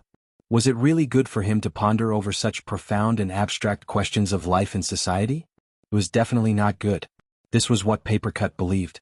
If Luonan constantly pondered over these questions from a young age, then complex and ever-changing human relationships would become rigid gravitational lines. Lively characters would become ice-cold symbols. This was a large step on the path of being inhuman. Papercut had never personally witnessed this sort of thing, but he had heard quite a bit about it. There were powerful individuals who had unlocked their first-rate supernatural powers early on, and they had even directly become extraordinaries. This was especially true for the leaders of secret orders. The few words left behind in the legends mostly involved this point. The current Luonan really had this tendency. Luonan continued to speak, but Papercut was unable to listen to even half a word. He stared at Luonan from the side. He looked at this delicate and pretty boy who was only 15 or 16 years old. Luonan used a calm and detached attitude to narrate his findings one by one. Luonan strove to filter them out and give them a general meaning. What should have been a scene worthy of admiration caused a chill to run down Papercut's spine. A moment later, Papercut suddenly opened his mouth to interrupt Luonan's narration. You call them brother and sister. What are they called? That pair of brother and sister. What are they called? They're called. Luonan gaped. He really couldn't think of anything for a time. It's over. Papercut closed his eyes. He was at least 50% certain that Luonan was advancing on a path that made people both envious and fearful. Perhaps a new extraordinaire would appear in the Xia City branch in a few years. But this extraordinary would be very different from Ouyang Chen and Her Majesty Empress Wu, who had been tempered for many years. He had this premonition. Papercut didn't know what he should do. After all, he was far too far away from the level of extraordinary. Everything he knew could only touch the surface. He didn't have the ability nor did he have the qualifications to comment on such matters. He didn't have the qualifications to make irresponsible remarks about the direction Luonan chose. He would have to ask the secretary later. No, perhaps President Ouyang would be more suitable. Papercut's silence didn't affect Luonan's mood. What he needed right now was a listener. Actually, Papercut had misunderstood a bit. Luonan's thoughts on the entire system had only surfaced today. The source was the sensing ability of the system he learned from Ink. This ability allowed him to see the positive effects of forming a relatively complete and closed system. His train of thought naturally turned to this when he encountered a similar situation. Of course, Luonan's thoughts were quite deep. From this matter, he was able to see that the internal structure of the system needed to be more cohesive. A dual-core system was definitely out of the question. The more secretive, the better. The stronger, the better. The higher the level, the better. For example, Yuqin's methods were able to deal with Mo Han. But on Luonan's side, the ability user society, friendship, comrades in arms, and other elements were completely meaningless. But these things seemed to be lacking when compared to religious connections. This made Luonan think of secret orders. Luonan talked non-stop for a long time. He held back a bit when it came to the deep secrets of formatting theory. He didn't care if Papercut, Shuelei, and the others understood or disagreed with him. He spoke everything in one go. He used the process of weaving words to sort out logic and re-examine his understanding of himself. Luonan finished the cup of fruit juice in his mouth. Then Tianxi seamlessly handed him another cup of fruit juice. "Can I drink some more juice?" "Yes, thank you." Papercut groaned in his mind. He finally found an opportunity to interrupt. He didn't care if Luonan was happy or not. He waved his hand and said, "Calm down for a bit. Did you come to the amusement park just to chat? You might as well find a tea house." "Didn't I run into one? Otherwise I would have definitely found one. I still have to wait for cat eyes." Luonan looked at his watch. It was just past 7 o'clock. "Let's chat a bit more. There's still an hour." Papercut undoubtedly liked this lively and conversational young boy more. He shook his head fiercely. "Stop talking to me about systems. I'm getting dizzy. Then let's change the topic. Let's continue with the ice cream shop." "Ice cream shop? It's related to worker Zhai. It's related to the condensation ring." Luonan felt that his inspiration was gone, so he wanted to communicate with Papercut. From his perspective, there were far too many things that needed to be discussed and researched right now. Any direction would make him exuberant. Tianxi delivered a cup of hot drink to Papercut's hand. Papercut had an excuse when he saw this. "Learn etiquette well. You called Miss Tian over, and then you made her serve you tea?" Luonan went, "Ah." He was certain that this was another one of his mistakes. He had taken it for granted that Tianxi came over. This senior sister couldn't let go. She wasn't as easy to blend in as Tianxi. Tianxi was a flower of understanding. She saw the situation and her eyes drooped slightly. "Don't mind me. I'm fine listening to you guys chat." "Well, if it's inconvenient, I can go take a stroll outside." "No, it's not inconvenient." Luonan felt that Tianxi was more or less an insider after the incident at Ocean Sky Cloud City. It wasn't a big deal for her to understand a few things about ability users. Papercut could see that Tianxi had the intention to retreat in order to advance. She was doing her best to blend into Luonan's inner circle, striving to obtain a favorable impression from Luonan. Papercut didn't care about the utilitarian considerations. This kind of behavior gave him the opportunity to operate. "Yeah, it's not inconvenient. It's mainly because there's something wrong with this kid Luonan's brain. He came to an amusement park to talk about theory. I'm tired of listening to him. Miss Tian, do you have a place you want to go? I'll accompany you." Papercut stood up as he spoke. Tianxi immediately looked at Luonan. Luonan finally confirmed the problem of etiquette. He was a relatively obedient student in this regard. He also stood up and said, "Then let's go play for a bit. Last time senior sister went to Area C?" Tianxi looked at the three males in the room and shook her head. "Area A is pretty good." "Then Area A it is." Papercut regained his authority as an etiquette teacher. He clapped his hands and made the decision. He turned to face Luonan and said, "I'll teach you one more thing. If you feel that the experience here isn't enough, you can temporarily use the Hexier to carry out the guidance function. For a specific guide, look at the gaming area on the branch's main page." The group of people left the room just like that. Outside was Area A. Area A. The minds of the four weren't really on this. They just strolled around. Comparatively speaking, Shuelei was a bit more engrossed. He followed Papercut's instructions and went to the branch's gaming area to learn how to set things up. He put on the helmet that was assigned to him and sure enough he saw the results. "It's really useful." Papercut curled his lips. "You're the muscle type. My senses aren't bad. It's really boring to play like this normally." Shuelei was all the more exhilarated after resolving the chronic illness that had plagued him for many years. He looked all around. He suddenly saw a place and went, "Hey!" He grabbed Luonan and said, "Hold on. We're already here. Aren't you going to play?" Luonan didn't react. "Play what?"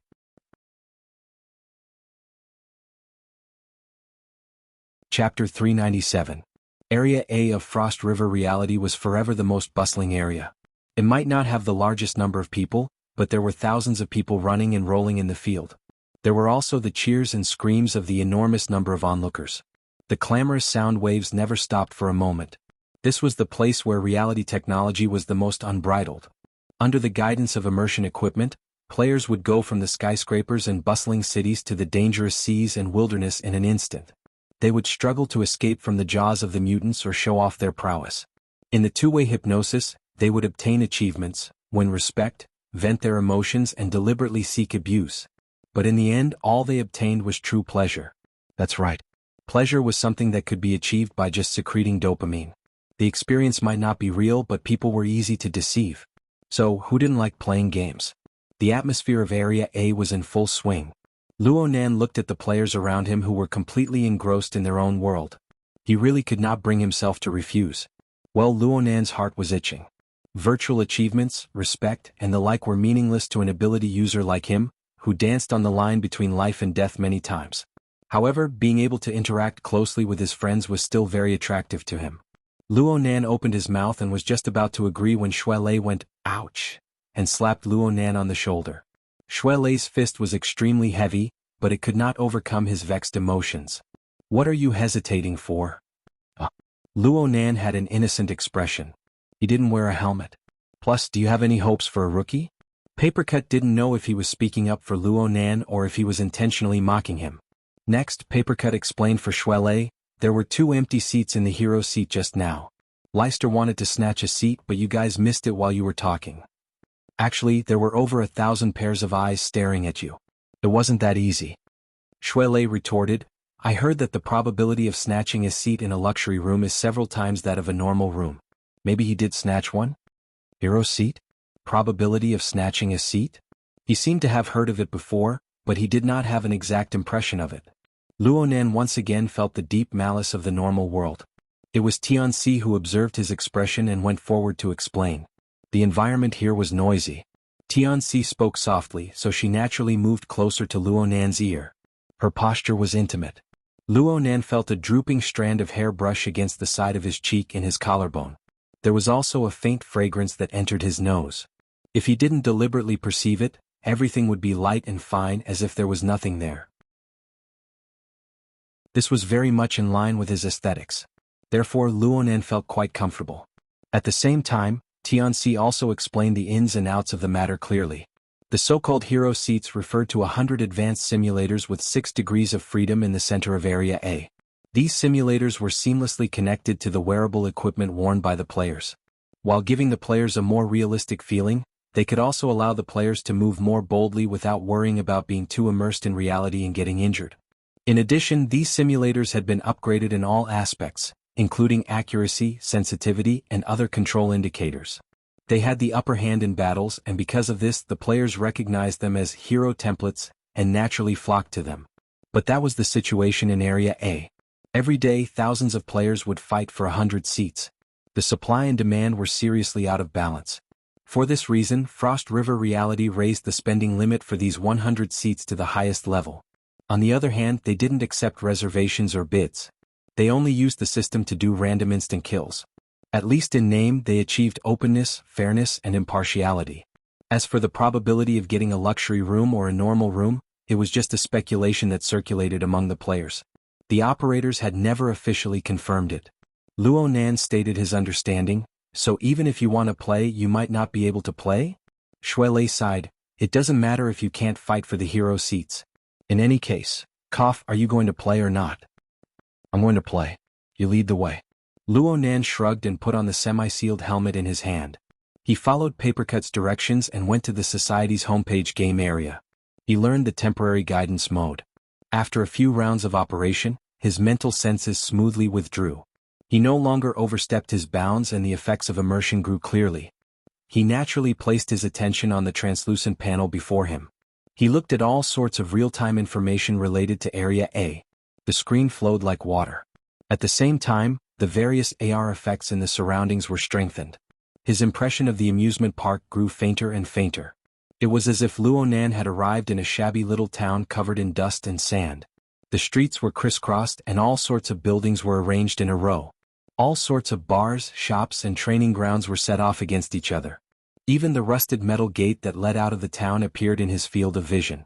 Behind the rusted metal gate was the reality battlefield. Right now they were in a service area. Xue Lei turned his head and looked all around. He searched for the most suitable place to go amidst the complex and realistic AR images, If we can't get the hero seats, then everything else doesn't matter. Let's go. Hey hey hey. While Shuelei was shouting, Luonan saw an eye-catching blood-red message flash on the translucent panel. Every player please pay attention. Seats 77 and 91 in the hero area are vacant. Get them? Papercut yelled from the side. Luonan subconsciously triggered it with telepathy, but he soon came to a realization. This wasn't the Hexier or the psychic wave network. Telepathy was useless here. But in the next moment, an image appeared on the translucent panel. An alloy dagger and a sinister beast limb collided with each other. Sparks flew in all directions. Hot-blooded background music flowed into Luonan's ears. There was also a vigorous male voice that spoke like a madman. The cruel battlefield has welcomed a new hero. The door to glory is open. Luonan was stupefied in place. Did we get it? Yes. Shuelei waved his arm to the side, then he reported the good news to Luonan. Nanster, we got it. Today's luck. The two were already surrounded by special AR lighting effects. One glance was enough to know each other's identities. Just like this, they inexplicably obtained the qualifications for the hero seats. The hero seat snatching duo achievement obtained. Papercut laughed and pushed Luonan from behind. How many grannies have you helped cross the road these past 2 days? You lucky bastard. Hurry up and go. There's a time limit for the qualifications to snatch seats. What? The problem of probability was a mathematical problem. Using luck to explain it was too rash. Luonan was a person who liked to be serious. His brain crashed for a time and he entered an endless loop. But Papercut pushed him forward and Shuelei led the way in front. The group of people advanced quickly toward the hero area. In the end, they entered the sealed area amidst the gazes and sighs of envy. Papercut and Tianxi were unable to enter this place. They were blocked by the gorgeous projection curtain wall. The lucky bastard scram. Let's find a place to pass the time. Papercut chuckled and slightly adjusted the position of his helmet. He asked Tianxi, does Miss Tian play the game 10 Days in the Wilderness? Tianxi wore soft armor sensing equipment. Her elbow clamped the helmet. She appeared valiant and heroic under the dim lighting of the game area. She pursed her lips into a smile. I play it, but I play it more in the mobile mode. Papercut invited her. I also like to play mobile games. There's a strategy room here, right? Let's go play a round or two. Tianxi's gaze swirled. She didn't refuse, but she didn't agree either. Instead, she raised a new question. She imitated Luonan's form of address. Brother Papercut Jr. and the others weren't lucky when they snatched a spot, right? Papercut was all smiles as he said, how could it be luck? They temporarily bound themselves to the Hexier. Their telepathic thoughts are triggered, and they have the psychic wave network to transmit and convert signals. It's the same as using an instant kill plugin. Who can be faster than them? This is the advantage of ability users. There were many nouns in Papercut's words. They exceeded the scope of Tianxi's knowledge, but it didn't prevent her from understanding the general meaning. And it was because she didn't understand that she couldn't help but imagine the mysteries within. She was a bit spellbound for a time. But soon she came back to her senses. She was a bit baffled. Then why didn't you say it just now? It's so hard to get a pleasant surprise. Is there any fun in being too realistic? Especially that fellow Nanster.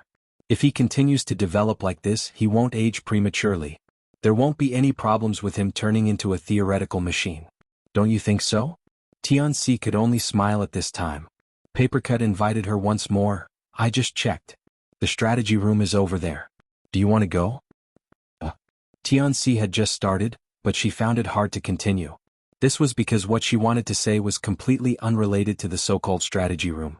Papercut turned his head to look at her. Even though they were separated by a semi-sealed helmet, Tianxi still felt an indescribable pressure. It was also at this time that the light and shadow on the projection wall displayed the inconceivable martial strength of the game hero. The gorgeous effect and intense conflict caused players to stop and watch. They even let out cheers.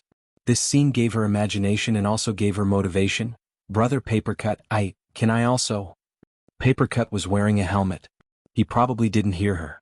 He turned around halfway and waved his hand, guiding her to the strategy room. Tianxi wanted to raise her voice a bit more, but this thing called courage was famous for its first flourish, second decline, and third exhaustion. In the end, the words didn't come out of her mouth. She was a bit dispirited. She turned her head to look at the projection wall once more. In the end, she put on her helmet and followed behind Papercut. She didn't know that Papercut, who was walking in front of her, also sighed, "After seeing the sky outside the well, how can I want to return to the mud again? But without the talent to leap out in one go, thinking about this matter is just harming myself." With Tianxi's age and bone structure, it was practically impossible for her to obtain any results if she walked the path of fleshly body strengthening, even if she had the guidance of a famous teacher. As for mental strengthening, she didn't have the talent with just a glance, so naturally, there was no need to mention it. Talent? Talent? Papercut felt quite bored as he thought this.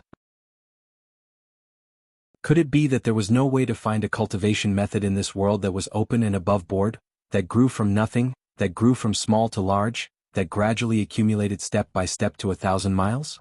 What in the world was the foundation that this group of ability users relied on? Who could give them a clear answer? Luonan's figure suddenly flashed in Papercut's mind. Perhaps only this kind of super-talented freak who wholeheartedly delved into theory had the hope of seeing through the dense fog and pointing straight to the truth. However, such an existence was far too unadorable. In comparison, even that vain and foolish Yu Zheng was more like a living person. This wasn't good. It was very bad. Though he didn't have the qualifications to evaluate, Papercut really didn't like this change in his heart. Tisk, I'm such a woman. Papercut continued to laugh at himself, but he still contacted someone through the Hexier after walking a few more steps. In the beginning he wanted to choose He Yuan. After all, she was his secretary. But when he thought about it again, secretary he didn't seem to have too much of a human's aura. And in terms of level, Luonan, who could confuse people 5 miles into a fog at any time, might already be a head higher than his own secretary. Papercut switched contacts as soon as his thoughts reached this point. But as he expected, the other side only transmitted a prompt. Please leave a message if you have something to say. I'm going in again. Papercut shook his head. He honestly translated his thoughts into words and transmitted them over. President, I want to ask you about something. It's about the child Luonan's personality. After Luonan entered the hero area, he discovered that the area where the simulator was placed was like a maze. He was soon led away from Shuelei by the AR guide. But soon, a conversation window lit up on one side of the translucent panel. Shuelei's avatar appeared, and he was able to communicate with Papercut. This was the privilege of forming a team after entering the luxury room. People outside the room could only honestly send messages. Nanster, let's not enter the battlefield. Let's first build a room and play around. Okay. Luonan was a standard rookie. He was a bit lacking in confidence to immediately enter the most explosive and chaotic reality battlefield. Shuelei's plan was just what he wanted. His and Shuelei's good luck began to quickly ferment just as the call ended. Avatars popped up one after another. Some were instant messages and some were messages. Mo Peng bullshit. I've snatched 100 times since last month. Luo Biao, let's go play with the rainbow ball in a bit. Maybe we'll be able to earn back tonight's expenses. Mo Han, don't you think it's a waste? Tianxi, yeah, I just saw this function. Good luck. This sort of experience was comparable to winning the lottery. It spread very quickly in their small circle. Ruan Zihue, Tong Hui, Chiu Peipei, and the others all sent congratulatory messages in a while. Even Yu Qin and Turner, who were in a more awkward position, said a few polite words to express their congratulations. Of course, there was no need to count on Yu Zheng. Luonan was a bit disappointed when he walked to hero seat number 91, the seat he had snatched. Even though Shuelei and the others had given an extravagant explanation of this thing, it didn't look too different from the completely enclosed maglev cabin in the VIP room. Alright, bringing the experience of the VIP room to the public area might count as a move. Luonan began to perform a data link with the help of the guide. He was quite familiar with the process. He received Shuelei's invitation approximately 30 seconds later. The scenery before his eyes immediately separated from Frost River reality. It turned into a square platform that was similar to an arena without any barriers. This isn't the wilderness? Luonan was quite baffled. This sort of battlefield construction was a bit too lazy. Who said it wasn't? There are several fighting arena scenes in the wilderness. This place belongs to the Flaming Hill Arena of Life and Death. Is super famous okay? Shuelei appeared in the arena. Out of the 4 categories of regular, deep blue, aberration and fantasy, he chose the most realistic regular human hero. Under the effects of reality he was wrapped in an exoskeleton, but he was taking it off piece by piece. Luonan felt ominous when he saw this. While he was in a daze he suddenly stirred and blurted out, Change venue?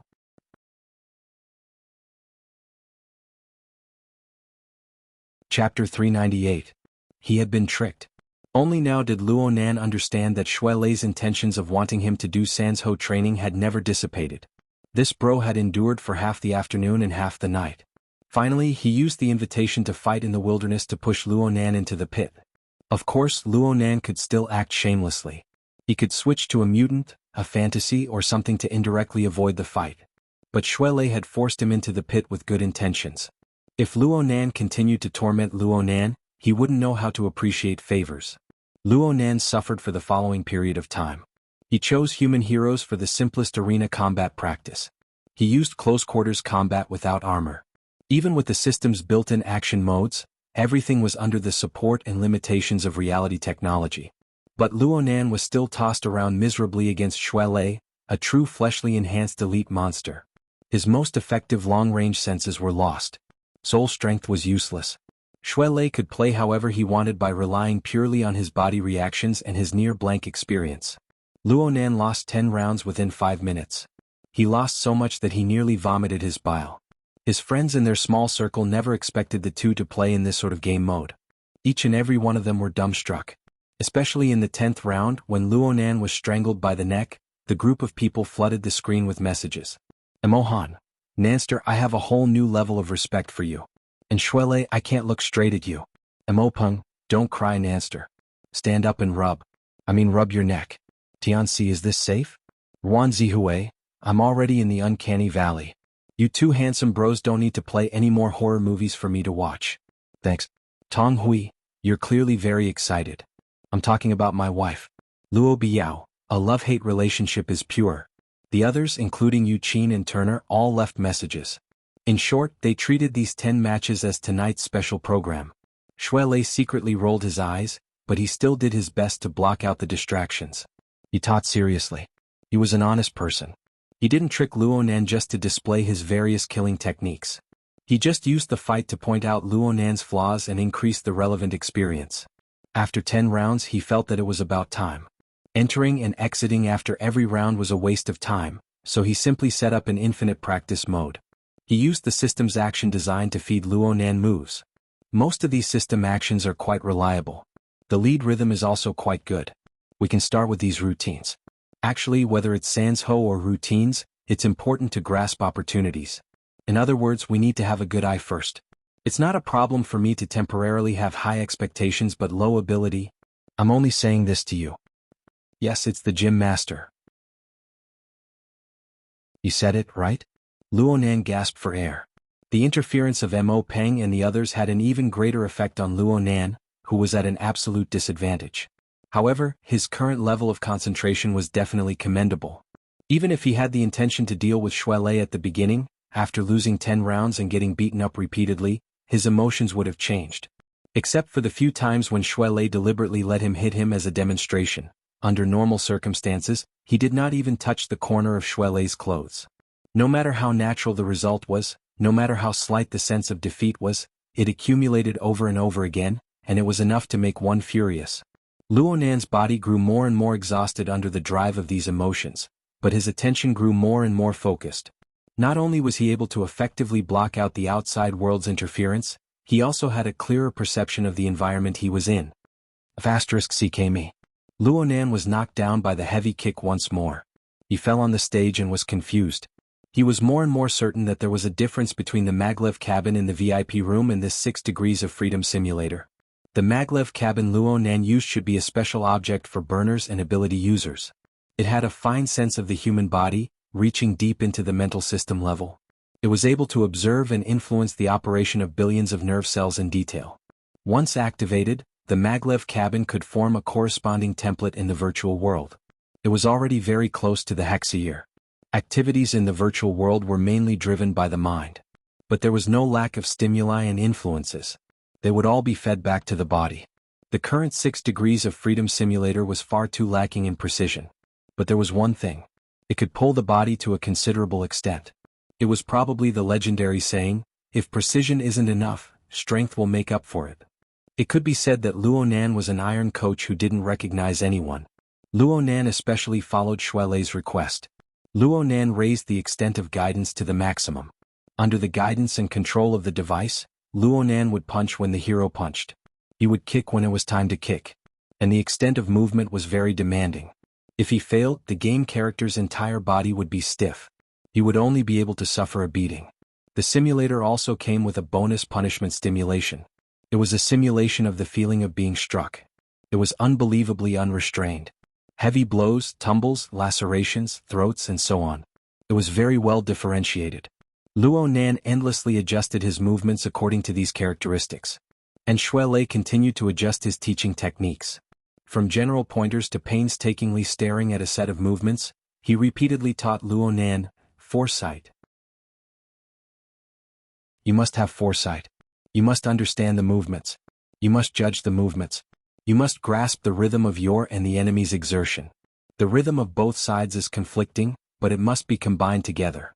The perfect situation is your peak against my trough. Good. Luo Nan charged forward with a kick, but it was blocked by Xue Lei. The system determined that the attack was effective. The force even caused the game hero to take a step back. Luo Nan seized the opportunity and was about to attack again when the simulator lit up with a yellow light. It was a warning from the system that the user had consumed too much physical strength. Pause. Xue Lei raised his hand to call a halt. He had been paying attention to the state of Luo Nan's body all this time. It was just practice. There was no need to completely squeeze Luo Nan dry in one go. The system's voice came in at this time. It asked Luo Nan if he wanted to log off. This was quite tactful. After all, Luo Nan had only lit up the yellow light because he had consumed too much energy. If the red light were to light up, the system would determine that there was a risk of excessive stimulation. It would simply shut down the machine and chase him away. Xue Lei was getting more and more addicted to being a coach. He was becoming more and more like a coach. Don't be anxious. Take a few breaths. Let's strike the iron while it's hot. Let's do a wave of foundation training. Isn't this the wrong time to train in the foundation? It's fine. Your internal refinement technique is quite good. Your 9 orifices and 6 roots will certainly be sensitive in the future. You don't need to worry about body control. As long as you keep a close eye on it, you won't have to worry about falling into a bad habit that's hard to correct. Education through setbacks is the most suitable method. In any case, this is what the gym master said. In short, you're going to get abused. Luo Nan let out a hat, but he was still very obedient. He followed Xue Lei's instructions and set the scene to a controlled practice mode. He invited the system's virtual coach to begin consolidating his foundation. It didn't matter if he did this, but a conversation suddenly popped up. Hey, since you're a rookie, go to area B or C. You're doing basic training here. Are you kidding me? This sentence was just a precursor. Soon a wave of messages came in. Holy crap. There really are such pretentious people. It's true that you guys are rookies, but it's a bit awkward to put it in front of everyone. The audience wants to change the channel. If you can't change the channel, then change the person. These messages were completely different from Mo Peng and the others' good-natured mockery. Luo Nan and Xue Lei were a bit stupefied by these messages. The others in the circle were more or less the same. Mo Peng reacted quickly. You guys set it to public mode? That's not right. Who would be so bored as to search your little battlefield? Luo Biao responded. Hee hee. The information flooded the screen like a waterfall, and the truth was quickly made clear. The reason was not complicated. On one hand, Xue Lei and Luo Nan had made mistakes. Neither of them could be considered veterans of Reality Realm. They did not set up a privacy mode after setting up the battlefield. Therefore, their fight was open to the entire platform. Anyone could see it if they applied to watch the fight. On the other hand, Luo Biao assisted in courting death. This bro had just edited a few clips of Xue Lei crushing Luo Nan and posted them on the internal forums of Frost River Reality. The title was Love-Hate Relationship. The content of the video was fine. Xue Lei was the main character and it gave quite a bit of feeling. But the interface was probably not cleaned up properly. Soon, some technical experts recognized the source of the video and called for quite a few people to come watch the fight. However, what happened next greatly disappointed the excited spectators.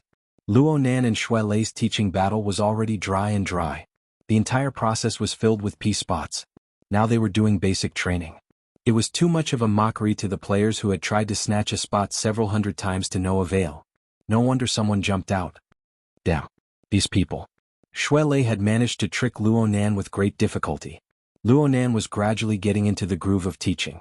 How could he give up so easily? It was fine to just listen to the words Area B and Area C. The simulators over there were quite a bit lacking in realism compared to Area A. Naturally, the training effects were much worse. Luonan absolutely would not agree to this just based on this point. However, the internet was a place where emotions were surging. There were quite a few people who spoke without any basis. Shuelei was furious when he saw this. He simply replied in the public channel, "We're all here to snatch a spot. Since we're here, how do we play is up to you guys to decide." In terms of raw strength, Shuelei could probably kill 100 opponents by himself. But in terms of a war of words, he was not up to the mark. His opponent simply retorted, "Trash who wants to occupy a spot. Come fight me if you have the guts." The so-called fight for a spot was similar to an arcade game. The winner would go up and the loser would go down. But the problem was that this mode required the support of the system. Otherwise, it would be a foolish act of harming others without benefiting oneself. Shuelei chuckled, "Then you'll need to have a seat first." His voice had just fallen when the enormous words declaring war and blood filled the air. It shook the stage to the point where it shook. That was right. How could there be no good people in a place as chaotic as the hero area? Luonan shook his head, "Don't even think about peace." Sure enough, all sorts of information bombarded Luonan. More importantly, the blood-red declaration of war came crashing down. The vibrating effect was extremely annoying. Luonan wanted to set it to private mode, but Papercut, who had been watching silently, jumped out at this time. "What's there to block? Just fight." "I can't fight." Luonan had a clear understanding of his own level. Just based on his performance in the fight against Shuelei, he would be the master of being oppressed. He wasn't a masochist. Why should he? Papercut was so happy that he bent over. Luonan's current distressed and tormented state was to his liking. Luonan was like a normal 16-year-old youth. Right now, Papercut only wished for the world to be in chaos. He immediately began to act like a senior expert. "It's not pure fighting. You youngsters lack experience. You practice in a rush. Your goals aren't clear. It's hard to avoid twice the effort for half the result." It was rare for Papercut to speak in such an old-fashioned manner. However, Shuelei and Luonan were very happy to listen to the opinions of a veteran ability user. Leister just said that he wanted Nanster to first train his eyesight. It doesn't matter if he has high standards for a moment, right? Luonan acted as a witness. There was this line. Shuelei had no objections. Then it's settled. If eyesight was the first priority, then doing movement training and basic training would cause suspicion of being distracted. He must be working hard on both sides. You should have taken it as a secondary course in the first place. Shuelei tried to maintain his authority as a coach. We have to focus on efficiency, right? Since he wanted efficiency, he might as well let Nanster practice long-range heroes. Don't worry about anything else. Just aim at a moving target and focus on interrupting the opponent's rhythm. Gradually adjust the long-range and close-range attacks. Try a few rounds and I guarantee that you'll be able to train your eyesight. I mean your eyesight. At that time, combine it with practice and you'll see the results? Shuelei was a little shaken. Knowing oneself and knowing the enemy seems to make sense. Luonan saw through everything. "Brother Papercut, you clearly want us to team up and fight that group of people." Papercut didn't hide it at all. "Nonsense. Against a bunch of kids who don't know their limits, there's nothing else to say. We never abuse ourselves, we only seek to abuse others. Isn't that right?"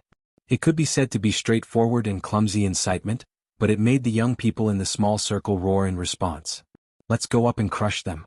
Let's go up and crush them. Crush them." This group of bad friends didn't care if they would crush them or be crushed. There was a good show to watch. Soon, a huge number of messages flooded the screen. Shuelei let out a long sigh. He knew that no matter how effective Papercut's suggestion was, the Sansho training he envisioned was impossible to continue. Since this was the case, there was no point in being conflicted. In any case, he was already furious.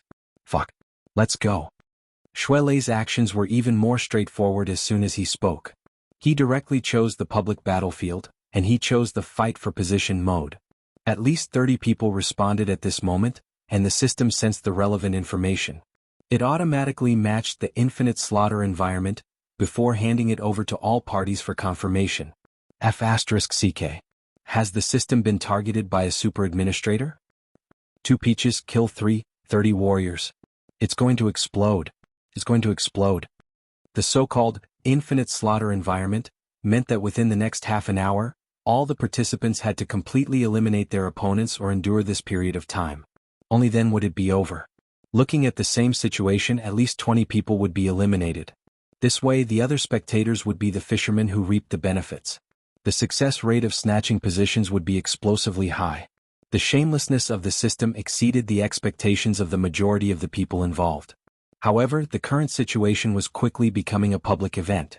Under the watchful eyes of the public, very few people would cower. In the end, only 3 people chose to shrink back. The remaining 32 people were all swept into the public battlefield, taking up a third of the entire hero area. At this moment, the surrounding spectators in the hero area, and even the entirety of Area A, were about to explode. They cursed the system with righteous indignation as they tightly gripped the fight for position button. They stared closely at the live broadcast. As soon as one person fell, they would begin to fight like mad.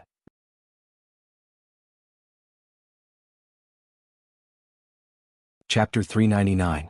When the uproar erupted in Area A, Yu Zheng had drunk a round of wine and had been forced to drink quite heavily. Now he was in Frost River Reality's VIP room, repaying a favor he hadn't used.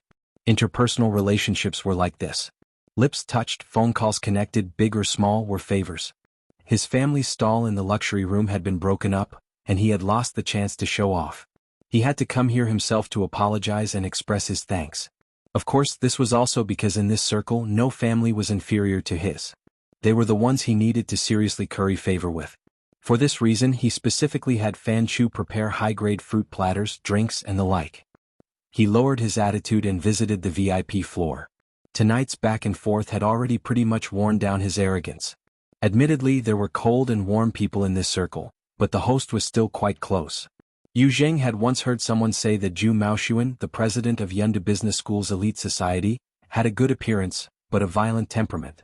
He was known as the Butcher. But perhaps because it was their first meeting today, he couldn't see where he was violent. Yu Zheng could see that today's main character wasn't actually Zhu Maoxuan. Instead, it was a young man with the same surname as him. He was introduced as Zhu Ling, Zhu Maoxuan's older cousin. Zhu Ling was around 30 years old. He had a buzz cut and looked rather neat. He didn't like to talk. In this place he still didn't touch a drop of alcohol. Occasionally he would sweep his gaze over. His gaze was calm and not a bit of emotion could be seen. Yu Zheng didn't make any further conversation. He couldn't stay here for long. After a round of drinks he left. But he didn't leave immediately. He waited outside the door for Fan Chu to come out. He wanted to ask for specific information and clarify the focus of the following exchange. At this time, someone passed through the corridor and walked shoulder to shoulder with Yu Zheng. As soon as they met, Yu Zheng felt that the person was familiar. He was afraid that he couldn't recognize him, so he sized him up. The person across from him sensed something and turned his head. His brows furrowed and he looked somewhat unhappy. Yu Zheng was afraid of angering him. He hurriedly bowed and laughed. "Third young master who? Are you the border shepherd's third young master who? Last month at Celestial Crystal Biology's banquet." The other person interrupted him. "Who are you?" Yu Zheng took a deep breath and smiled. "Hello, third young master. I am Yu Zheng. My father is Wuxia Pharmaceuticals Yu Qi." "Oh, Wuxia Pharmaceuticals. Your distribution business was pretty good last year." Hu Huaying smiled. She clearly had a young face, but she brought out a rigid social attitude. She politely shook hands with Yu Zheng. Clearly, he didn't want to talk about it in detail. Yu Zheng had just finished a round of toasting and had worn away his arrogance. With the stimulation of alcohol, his courage had grown quite a bit. He took the initiative to strike up a conversation. "Third young master, are you here to play with your friends? I don't know which room it is. I'll pay you a visit later. Maybe if there's a chance. I'm here to pick up a friend. I won't be staying for long." At this time the door to the VIP room next door opened. Fan Chu flashed out and was shocked to see 2 people standing outside the door. When he saw their faces clearly, he was even more shocked. "Young master who?" Hu Huaying saw that Fan Chu was dressed in work attire and made a sound of acknowledgement. She had no intention of continuing the conversation and left directly. This time, Fan Chu looked at Yu Zheng with a slightly different expression. When Hu Huaying turned the corner of the corridor, he asked, "You and young master who?" "We chatted a bit at the cocktail party. No one would care about this kind of cost-free boasting." Yu Zheng naturally wanted more of it. Fan Chu nodded and pointed at the door behind him. He said in a low voice, "If we meet again in a moment, Don't mention young master whose name. Yu Zheng was astonished. There's something between them? Nothing? Just don't bring up other side issues. What Fan Chu said clearly wasn't true. Yu Zheng was a bit disappointed with this. In fact, he had hoped to further communicate with Hu Huaying. Although the Hu family was an upstream manufacturer, their business was mainly to order biological raw materials for major pharmaceutical companies. However, as one of the few A-rank suppliers of sky crystal biology, the Xie family and the Hu family had a close relationship. This layer of relationship had to be included. If he could take the opportunity to get to know her today, that would be ideal. What a pity. Fan Chu saw through most of his thoughts. He took the initiative to pull him a bit further away and whispered, "These two circles don't touch each other. Young Master Hu is in the business circle. Young Master Ju is in the military and political circle. The people in this room might not have much net worth, but behind them are all powerful and influential. Do you see that Lieutenant Colonel Zhu Ling? He just transferred from the City Defense Army to the Coastal Defense Army. His military rank was even promoted. His future is limitless." Lieutenant Colonel? Yu Zheng jumped in fright. When they were introduced, the other had only reported their names but not their positions. He was only in his early 30s, yet he had reached such a rank. Wouldn't he be aiming for a general in the future? That's the Lieutenant Colonel. But this one arrived later. I heard he was eating at Jianghu Pavilion upstairs. He heard young Master Sun was here, so he came to take a look. Fan Chu's wristband suddenly vibrated. Seeing the contact, he was stunned. He turned around and pushed the door open. "Young Master Sun, you were looking for me?" Just as Yu Zheng was feeling curious, he heard a voice from inside. "Little Fan, call Yu Zheng back." This tone was firm. Fan Chu was stunned and hurriedly said, "Zhengzi was just chatting with someone outside. He didn't go far." The voice inside paused and then said, "All right. Invite him in." Yu Zheng had long since recognized Zhu Maoshuan's voice. It would be a lie to say he didn't have a grudge against this kind of attitude. Not to mention the tone, if he hadn't spoken with Hu Huaying outside the door and was already downstairs, what would he become if Zhu Maoshuan brought him back with a single word? But the affairs of the world were like this. One set of words in front of people and another set behind their backs. In addition to the difference in status, it was normal to not pay attention to one's words and actions. Yu Zheng had done no shortage of similar things. He quickly adjusted his state of mind, tidied up his external equipment and clothes, and pushed the door open. "Brother Sun, you were looking for me?" Zhu Maoshuan stood up with a laugh. He hadn't yet spoken when a gang of drunkards in the room began to shout. Fuck, he accepted the challenge. It's those two. Kill them. Torture them to death. For a moment, there was a hint of a crowd surge. What happened? Yu Zheng was a bit at a loss. Zhu Maoshuan very intimately wrapped his arm around his shoulder and went to the edge of the most lively area. This was the central area of the VIP room. In the middle was a three-dimensional projector, which could also be used as a strategy room. The periphery was surrounded by a circle of maglev cabins. Some had people inside, some were empty. Although the overall scale couldn't compare to the hero seats in Area A, the technology was a generation ahead. Each had its own merits. The liveliness of the hero area was being broadcasted in real time here. Zhu Maoshuan didn't need to explain. Yu Zheng more or less understood the cause and effect of the situation after a few more glances. Even if there were some things he didn't quite understand, he could understand most of it through the message records of the room's ally system. Then he felt like he was in heaven. Shuelei and Luonan had both snatched hero seats at the same time? This probability was certainly due to the bonus of the luxury bag. Dogs hit luck. Dogs hit luck. And I lent it to them. Yu Zheng had the urge to immediately leave the room. Unfortunately, he really couldn't do this sort of unreasonable behavior. He didn't know what his facial expression was like, but he knew that it definitely wouldn't be good. Moreover, he still didn't understand why Zhu Maoshuan had called him back. He could only try asking, "Brother Sun?" Zhu Maoshuan still had his arm around Yu Zheng's shoulder. He turned his head slightly, and the overly intimate physical contact made Yu Zheng feel quite uncomfortable. His aura weakened a bit. "I heard Fan Chu say that the two people who snatched the seats are your friends?" Seeing Zhu Maoshuan's expression, Yu Zheng instinctively felt that things weren't good. He wasn't willing to take the blame for Luonan and Shuelei, so he responded very honestly, "I just met them today. They are relatives of my little sister's classmate. They're both at Acumen College." "Oh, they're at the same school as Tianxi." "Tianxi?" He also knew Tianxi. A certain string in Yu Zheng's heart was plucked. He wanted to turn his head to look at Fan Chu, but he was unable to move because of Zhu Maoshuan's oppressive body. Soon, that feeling was annihilated in front of Zhu Maoshuan's masked smile. Yeah. Tianxi was invited by them. They should be quite close. When the last sentence was added, Yu Zheng seemed to hear the snigger of a demon in his heart. The resentment that had been accumulating in his chest for a long time was suddenly vented. But soon, a different kind of pleasure was born, like sparks buried under the ashes of grass. Zhu Maoshuan patted his shoulder again, his eyes flashing. I say these two guys don't have eyes. They don't have any face. They provoke public anger and still refuse to repent. If Acumen College is filled with these kinds of people, then it's pretty much done for. The true colors of the legendary butcher began to appear, and they came without any concealment. Yu Zheng felt very uncomfortable in his heart, but he had already loosened his mouth. He didn't have the qualifications to say anything. He could only stare blankly and say nothing. But Zhu Maoshuan still wanted him to continue expressing his position. For this reason he used a very intimate address. Jingzi, you don't mind teaching these two little guys a little lesson, right? Yu Zheng nearly blurted out, I don't mind, but he still had a bit of basic self-respect. When the words reached his mouth, his shoulders stiffly shrugged.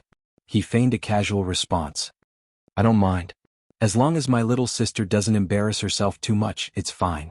Zhu Maoshuan laughed loudly as he patted his shoulder. He used a lot of strength. At this time someone else shouted, Fuck, the system is cheap to a certain level. It's loading an infinite killing environment. It's taking advantage of the situation to shuffle the cards. Zhu Maoshuan turned his head and scolded, What the hell are you afraid of? The VIP room is just AFK for half an hour. If you want to go, hurry up and drive them back. We'll go to that private room over there to have fun. Yu Zheng stood to the side, becoming more and more embarrassed. Zhu Maoshuan took his hand away and turned his head to ask Zhu Ling, who hadn't spoken much. Brother, you're not coming to have some fun? He didn't hear a response. Perhaps the other side had just made a gesture, probably refusing. Only then did Zhu Maoshuan say to Yu Zheng, It's a lively time, so don't leave. There aren't many people here playing in the wilderness. There are still empty maglev cabins. You'll have a bit more fun. It wasn't like Yu Zheng hadn't played in the VIP room's maglev cabins. He really didn't care. But since Zhu Maoshuan had offered an invitation, it was hard for him to refuse. He hesitated and said, My peripherals don't match. It's fine. Risk it. Oh wait. Little Fan, there's a compatibility mode, right? There is. Fan Chu didn't look for a technician. He personally came to test it. At this point, Yu Zheng couldn't say anything to refuse. He pinched his nose and said thanks. Under Zhu Maoshuan's gaze, he entered the maglev cabin. He sat in a moderately spacious seat. His body was comfortable, but his heart was completely uncertain. What did Zhu Maoshuan want to do? No matter how Yu Zheng struggled, Area A didn't lack for explosive topics tonight.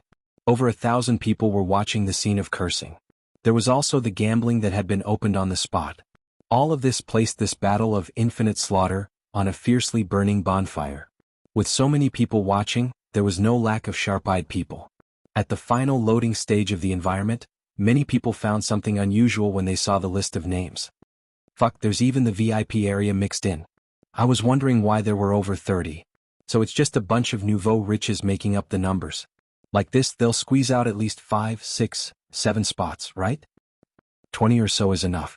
Come on, let's have a total annihilation. The VIP can open a fantasy breed. That's a boss template. Sweep the trash and kill the boss. At this time, who cared about the final result? It was fine as long as they quickly gave them a good time. Before, they were the lucky ones that made people envious. They were the focus of attention. Now they had become the objects of amusement. No matter if it was positive or negative, they would gladly endure it. This was the era of eyeballs, the era of entertainment. Luo Nan, who was in the center of attention, had a strange sense of vanity. Perhaps it came from the resonance of the emotions of the masses. It was a subtle group mentality. At the same time he saw through his own thoughts, he laughed out loud and switched hero characters. Without much hesitation he chose the ace firepower player of the Earth Core Haya, who had fought with Zhang Yinying on the ship blocking mountain. Under the current circumstances, being a heavy armored firepower expert was certainly not the best choice. But this was the only character Luo Nan could be said to be familiar with. This was the only one. A few seconds later, this sturdy senior officer carried the mechanical dog, Newbie. They were teleported to the cracked red earth of the wilderness. This was already a public battlefield. Shui Lei had been teleported to an area 7 kilometers away from Luonan. He was madly dashing over to join them. Today they were the public enemies of the world. They would certainly be the targets of everyone's firepower. If they were to separate, it was very likely that they would be rubbed against the ground by this group of players. Shui Lei's reaction wasn't slow, but he couldn't resist the magic of luck. The distance between the two was really too far. It was extremely difficult to quickly join forces. From the results of the FireEye platform scan, Luonan could see that there were people charging over to intercept them. They even spoke on the public channel, "Purify the environment. Clean up the trash. Clean up the trash first, then communicate." This was the naive type. There was also a group of people who remained silent and concealed themselves. They were cautious and vigilant. This was the economic type. They didn't want to make a loss. But at most, they would fire guns and set off firecrackers as soon as they entered the arena. They would go on a killing spree. This was the casual type. If someone were to question their purpose in coming here, they would definitely retort back with a single sentence. "What's the point of blindly talking about a game?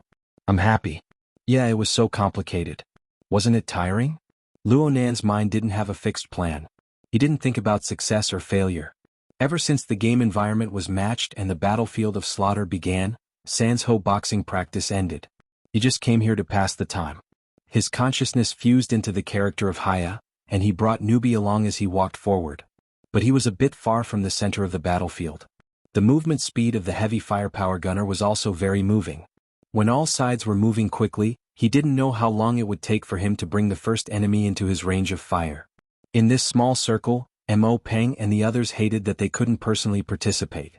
They were 10 times more excited than Luonan. The group of people screamed, "Taunt! Taunt! Ha!" Voice control. "Give Newbie the order." Luonan did as he was told. Then he saw the large mechanical dog that carried 2 rounds of ammunition. It barked and ran to the front.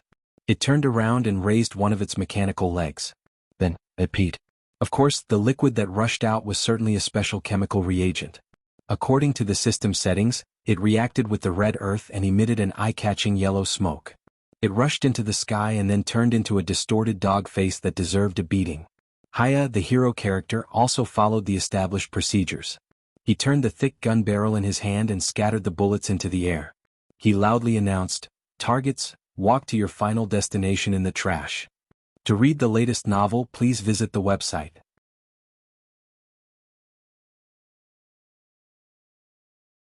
Chapter 400. F***CK. How shameful. Luonan never thought that it would have this kind of effect. He could not help but curse. Mo Peng and the others were all laughing in their small circle. At this moment, someone exclaimed, "Who's online again?" Luonan did not pay attention to the follow-up of this topic. Everyone on the battlefield had noticed his existence due to the effects of the taunt ability. Regardless of whether they were naive, economical, or casual, most of them gathered over here. Luonan was not stupid enough to wait for people to come over. He searched for the nearby area most suitable for unleashing his firepower. Disregarding other factors, a hill was enough. He chose a good position at the top of the hill and followed his old method. He erected a platform maximizing his firepower. Then he waited for the various people to arrive. Noob. Over 1,000 spectators who witnessed this scene had the same thoughts. Absolutely noob.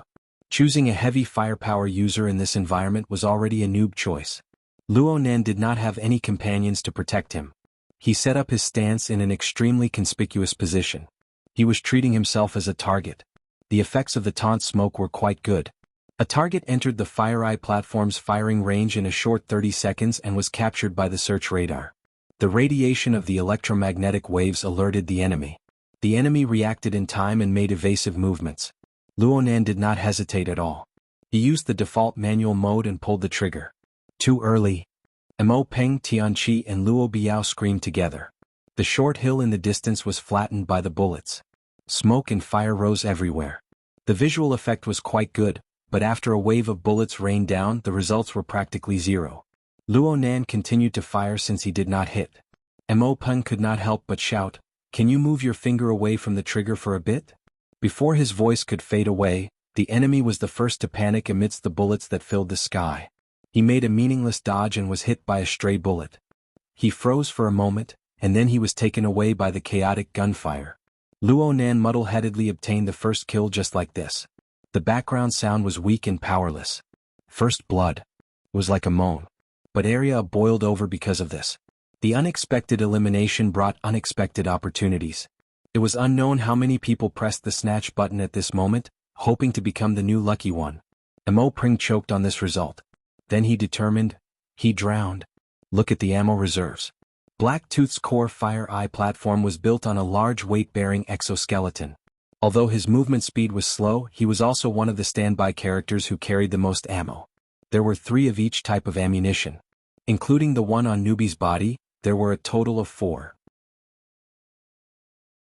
The total weight was more than a ton. But Luo Nan's bold fighting style had already consumed a quarter of his ammunition base. That was equivalent to 1/16 of the total ammo was gone just like that, and this was for a similarly clumsy rookie. He still had to face close to 30 enemies. If he used this method, he would definitely run out of ammunition and food. Noob, remember to leave a bullet for yourself. Otherwise you'll be jumping into a ring of fire. The so-called jumping into a ring of fire was a term used in the wilderness. The general idea was that one would lose the ability to fight back and be humiliated in public like a circus animal.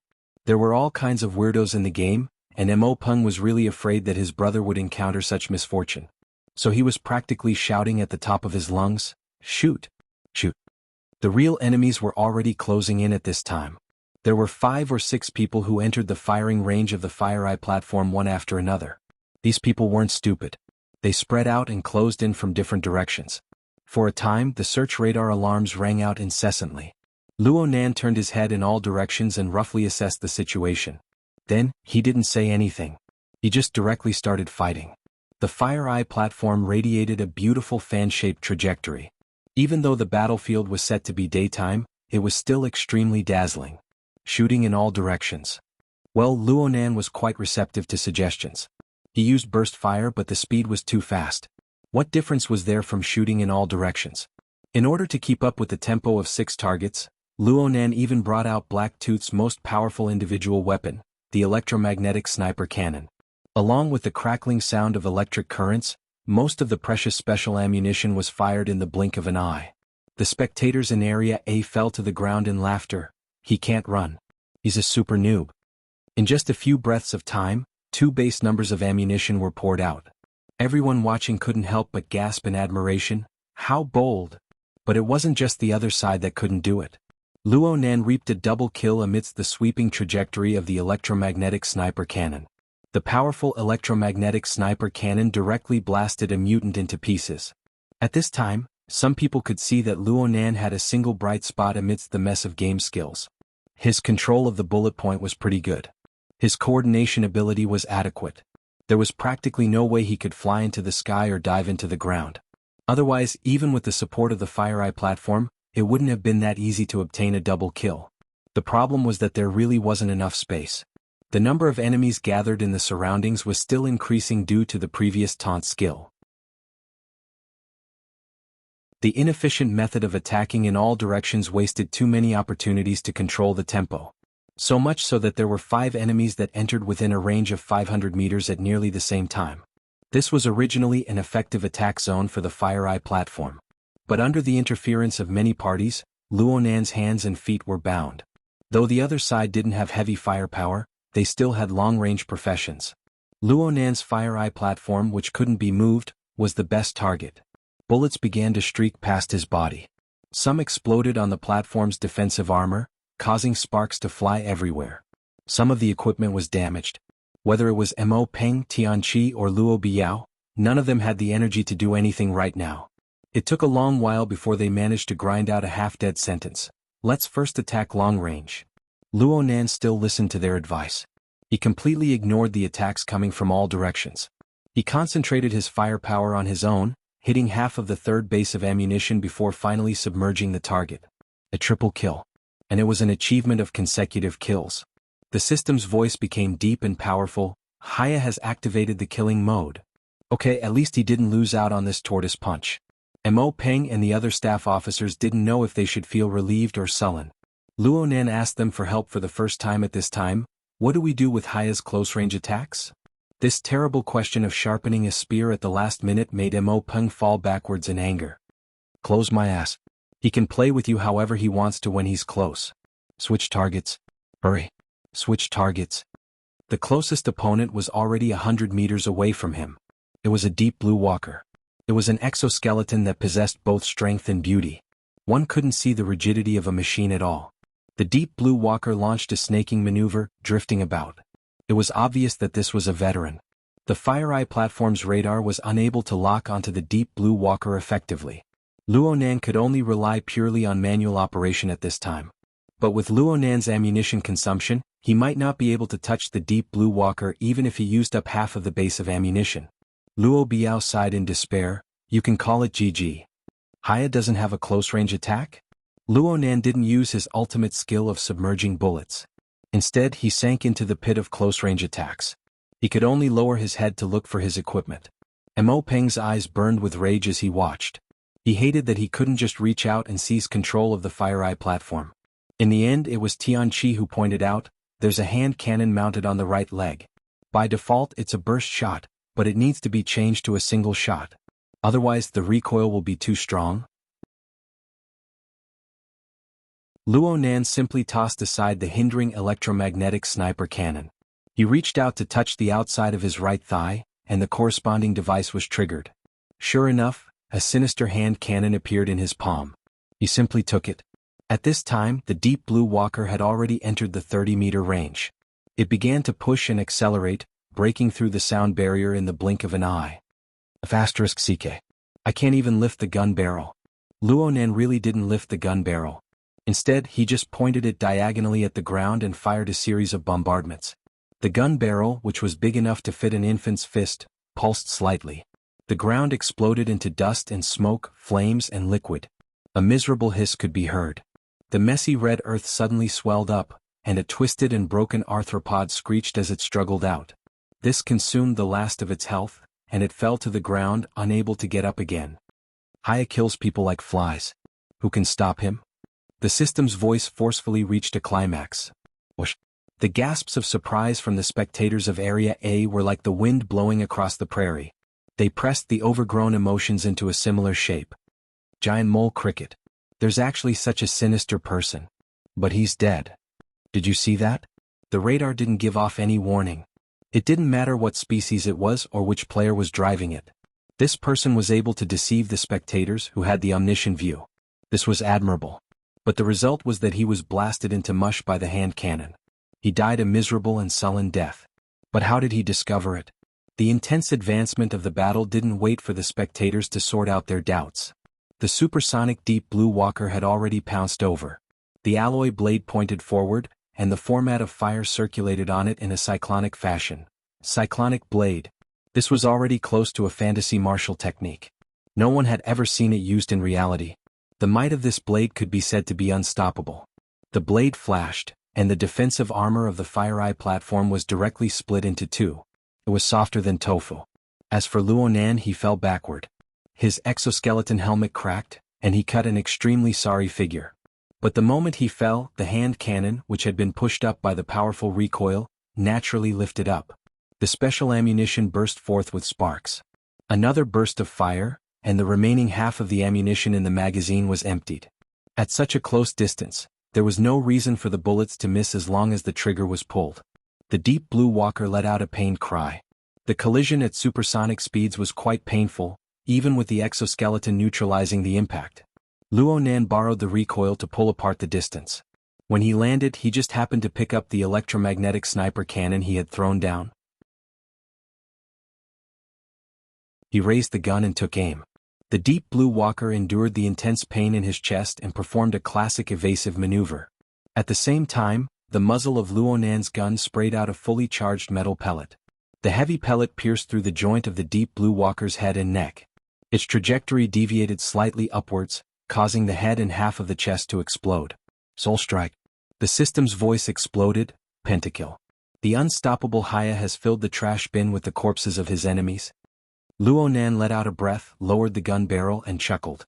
Other modes of action were hard to grasp, but Luonan had made Quantum Corporation one of his imaginary enemies for a month already. How could he not be working hard? Besides, he had watched the Deep Blue Walker fight before. He truly understood the classic movement modes of this toy.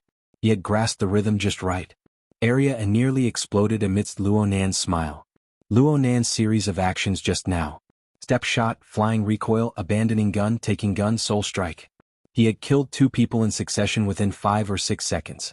Let alone Mo Peng and the others, the entire group of spectators in Area A went silent for a moment.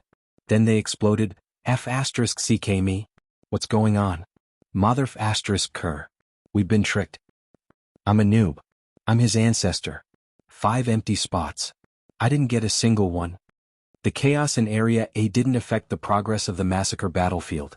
No matter how beautiful Luo Nan's actions were, he had only killed 2 people.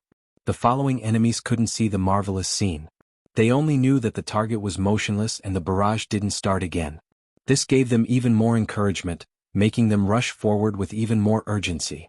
The Fire Eye platform had suffered an attack from the Deep Blue Walker's Cycle Blade, and most of its functions had been crippled. It was currently undergoing self-repair with great difficulty. Luo Nan held a cumbersome electromagnetic sniper cannon in his hand. He also had an empty hand cannon. His future prospects were bleak. In just 5 seconds, another player rushed forward. He also chose the mutant species. Coincidentally, Luo Nan was quite familiar with it. It was the enormous wasp like Feng Huang. Back on ship Lanshan, Zhang Yingying had chosen this hero character at the very beginning. Luo Nan really didn't have any other choice right now, but he didn't pay any attention to the approaching threat. Instead, he whistled. This was the system's default function. It was the signal for newbie to reload. Reload your bird's egg. Down. The player, who had victory in his grasp, announced loudly in place of the system. A dazzling blade light appeared in the next second. The player's lower back was chopped off along with the poisonous needle. It was a fatal blow. The blade light vanished, and a majestic figure wearing a minimalist exoskeleton armor stood there like a mountain. Shuele had arrived. No one could see how he arrived. In a short 2 to 3 minutes, he broke through the encirclement, crossed a distance of 7 kilometers, and killed his way to Luo Nan. Shuele had already killed 3 people in the time it took to fight and run. He had silently activated his killing mode. Of the 34 people who had entered, 10 had already been eliminated. 8 of them were the results of the 2 of them. Some of the thousands of spectators even forgot to seize the opportunity to grab a seat. They watched the live broadcast in a daze. Their minds couldn't wrap around what was going on. Papercut was probably the calmest of all the spectators. From his perspective, this kind of result was only natural. Perhaps a month ago, Luo Nan's other qualities were at the level of an ordinary person, aside from his terrifying accumulation of soul strength. But as his cultivation progressed, his soul strength returned, and the imbalance between his body and soul was gradually smoothed out. He was undoubtedly in a period of rapid transformation. His absolute strength was limited by his physique. It couldn't be considered outstanding, but his endurance, balance, coordination, reaction speed, and other indicators had all exceeded the scope of an ordinary person. The foundation of a skyscraper was compared to a few simple rooms. Even if the height was about the same, their essence was completely different. Whether it was shooting randomly or wasting ammunition, Luo Nan had been observing and capturing the rhythm. Otherwise, he would have been able to kill the enemy 3 times in a row from a distance of several hundred meters. Did he really think that it was luck? This point was most evident in the instant he achieved a pentakill. Though his opponent had entered the realm of supersonic speed, their reaction speed was a light year apart. They were 2 completely different worlds. However, there was one thing that Papercut really didn't understand. He simply asked, "How did you discover that giant mole cricket?" "I sensed it." Luo Nan was calm now. He slowly reloaded through the robot dog, newbie, and answered as if it was a matter of course. "Hee, the sixth sense of a geek. Do you want to compete with us, sisters?" Emohan mocked him mercilessly. Papercut didn't understand it so superficially. Sensed it? Luo Nan was in the virtual world and he had received guidance. His soul strength was restrained, and layers of electronic signals were transformed. What the hell was he supposed to sense?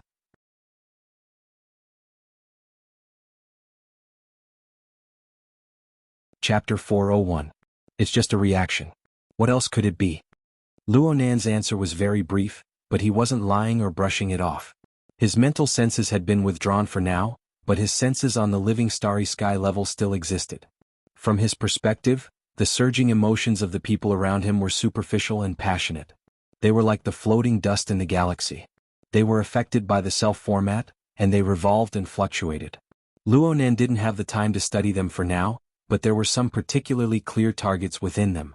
Because of the clear directivity, they posed a threat to him, so he naturally sorted them out. The level involved in this reaction was not lacking because of the conversion of electronic signals. It could be said that the early warning senses formed by a closed system were applicable to a wider and deeper area than expected. If he didn't hurry up and build it, he would be letting down this discovery. This was the thought that flashed through Luonan's mind as he slowly reloaded. By the time he finished reloading, the situation on the reality battlefield had already completely reversed. Luonan and Shuelei worked in harmony. Close-range defense and long-range offense. Shuelei cut down the nearby targets like he was chopping melons and vegetables. Luonan, who was a bit further away, became more and more familiar with the corresponding rhythm. Most of the FireEye platform was damaged, and the search radar was ineffective.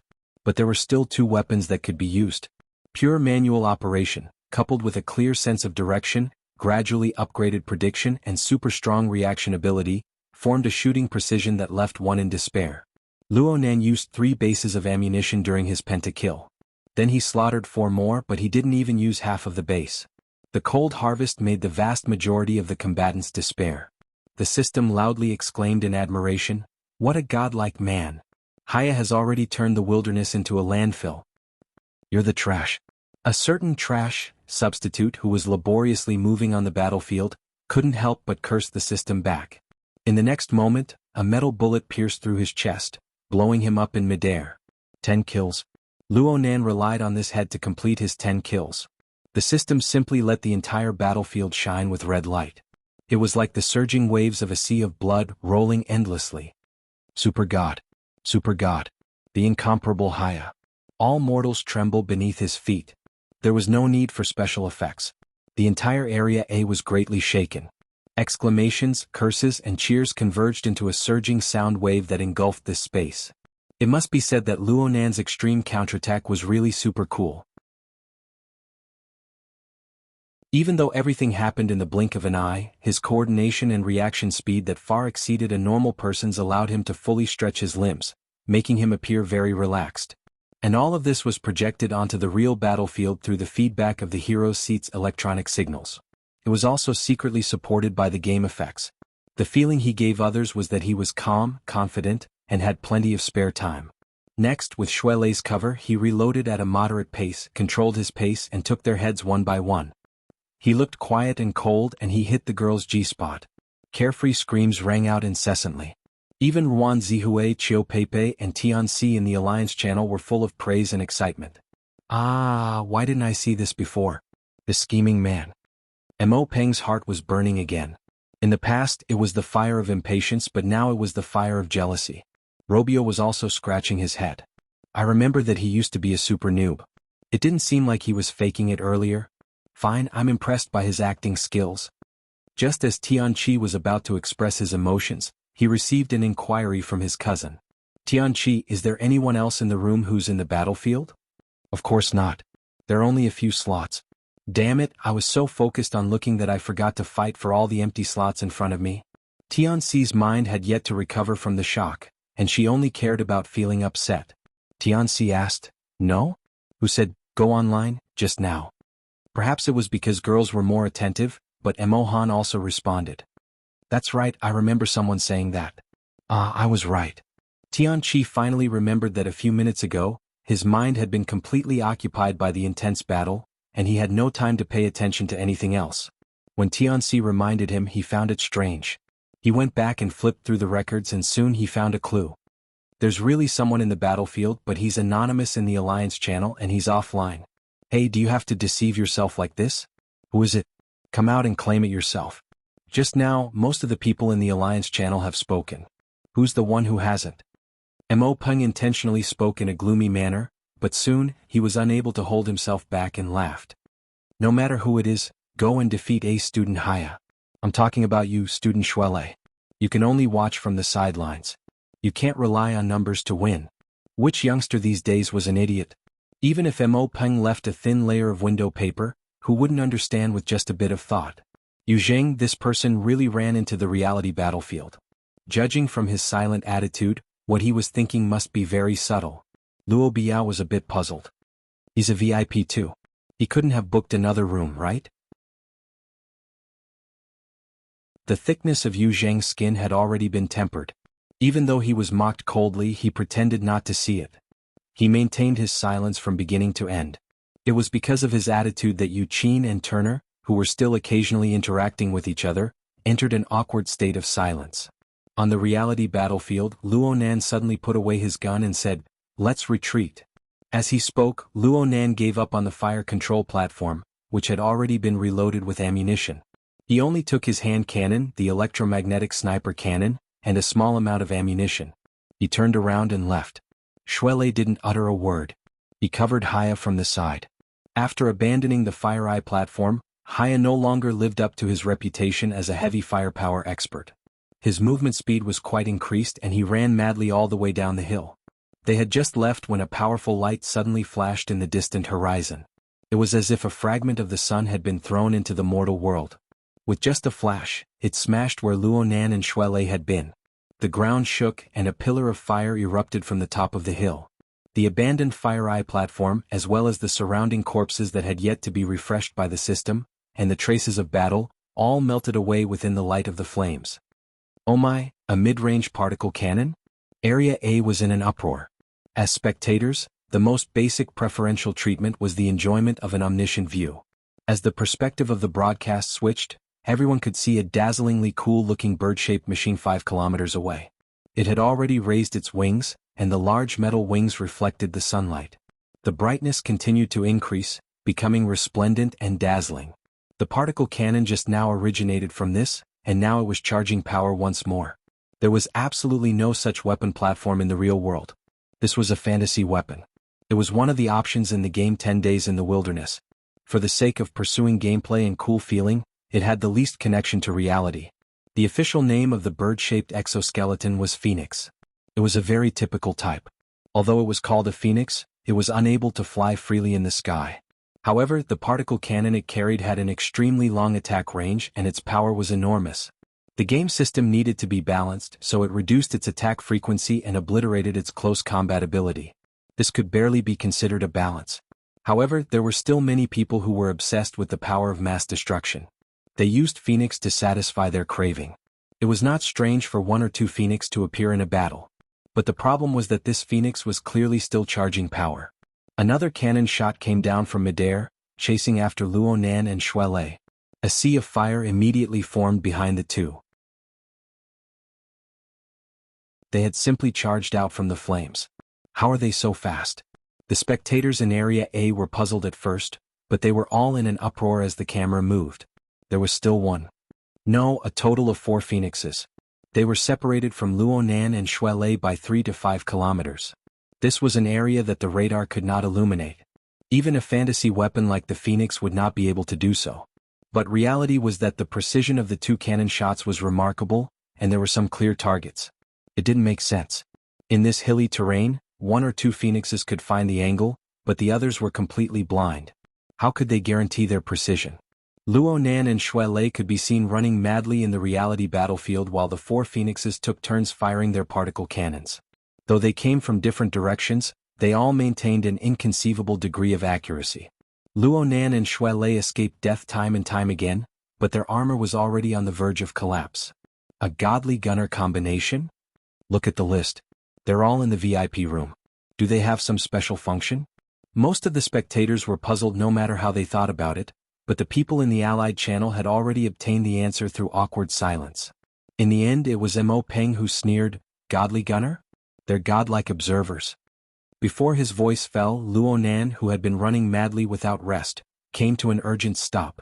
He seized the gap between the 4 Phoenix particle cannons and raised his hand cannon. The omniscient view showed that the closest Phoenix to him was 1,500 meters away. Gunshots rumbled continuously. 70 meters away, a certain small mound of dirt suffered from concentrated fire. It was instantly plowed by the powerful hand cannon ammunition. What's going on? The group of people had yet to come to a realization when they saw a figure leap out from behind the small mound of dirt. It was a deep blue walker. His speed was extremely fast, and his dodging movements were quite skillful. He ran and jumped, occasionally rolling a few times. His movements were extremely fluid. However, his luck was quite bad when facing Luo Nan, who was already a super god. Luo Nan's last bullet from his hand cannon directly broke through his armor and struck a vital spot. Instant death. Since this attack had been launched for quite some time, it did not count as a combo. The system only responded with a powerless first blood. But the spectators in Area A had already subconsciously leaned toward the most dazzling star on the battlefield by a large margin. They were brought to a small climax. 666. He didn't forget to reap even when fleeing. That bro hid himself quite well. He must have been preparing to nest until the very end.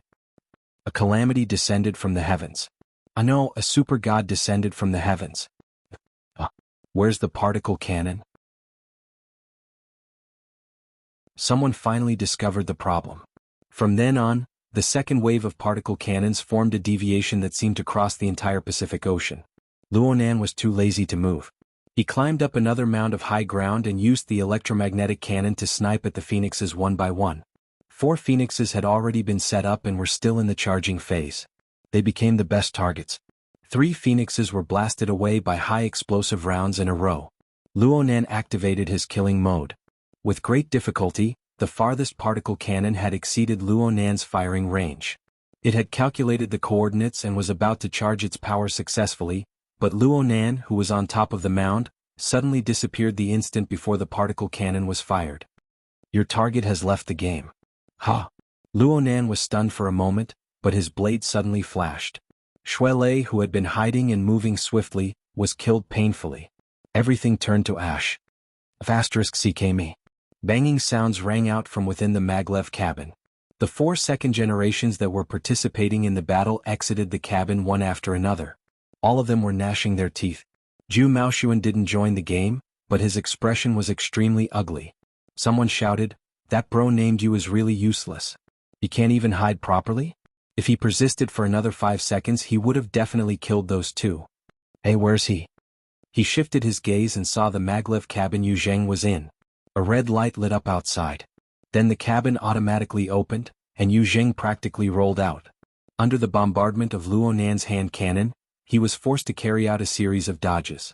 The bullets that constantly brushed past his body completely controlled his rhythm, forcing him to perform operations that exceeded his limits. He did it in a daze. He finished it in a daze. Then the evil consequences of exceeding his limits came rolling back. He did his best to cover his mouth, but he was unable to hold it in. The alcohol and snacks he had stuffed into his stomach sprayed out through the gaps between his fingers. There was even quite a bit that splashed onto his face.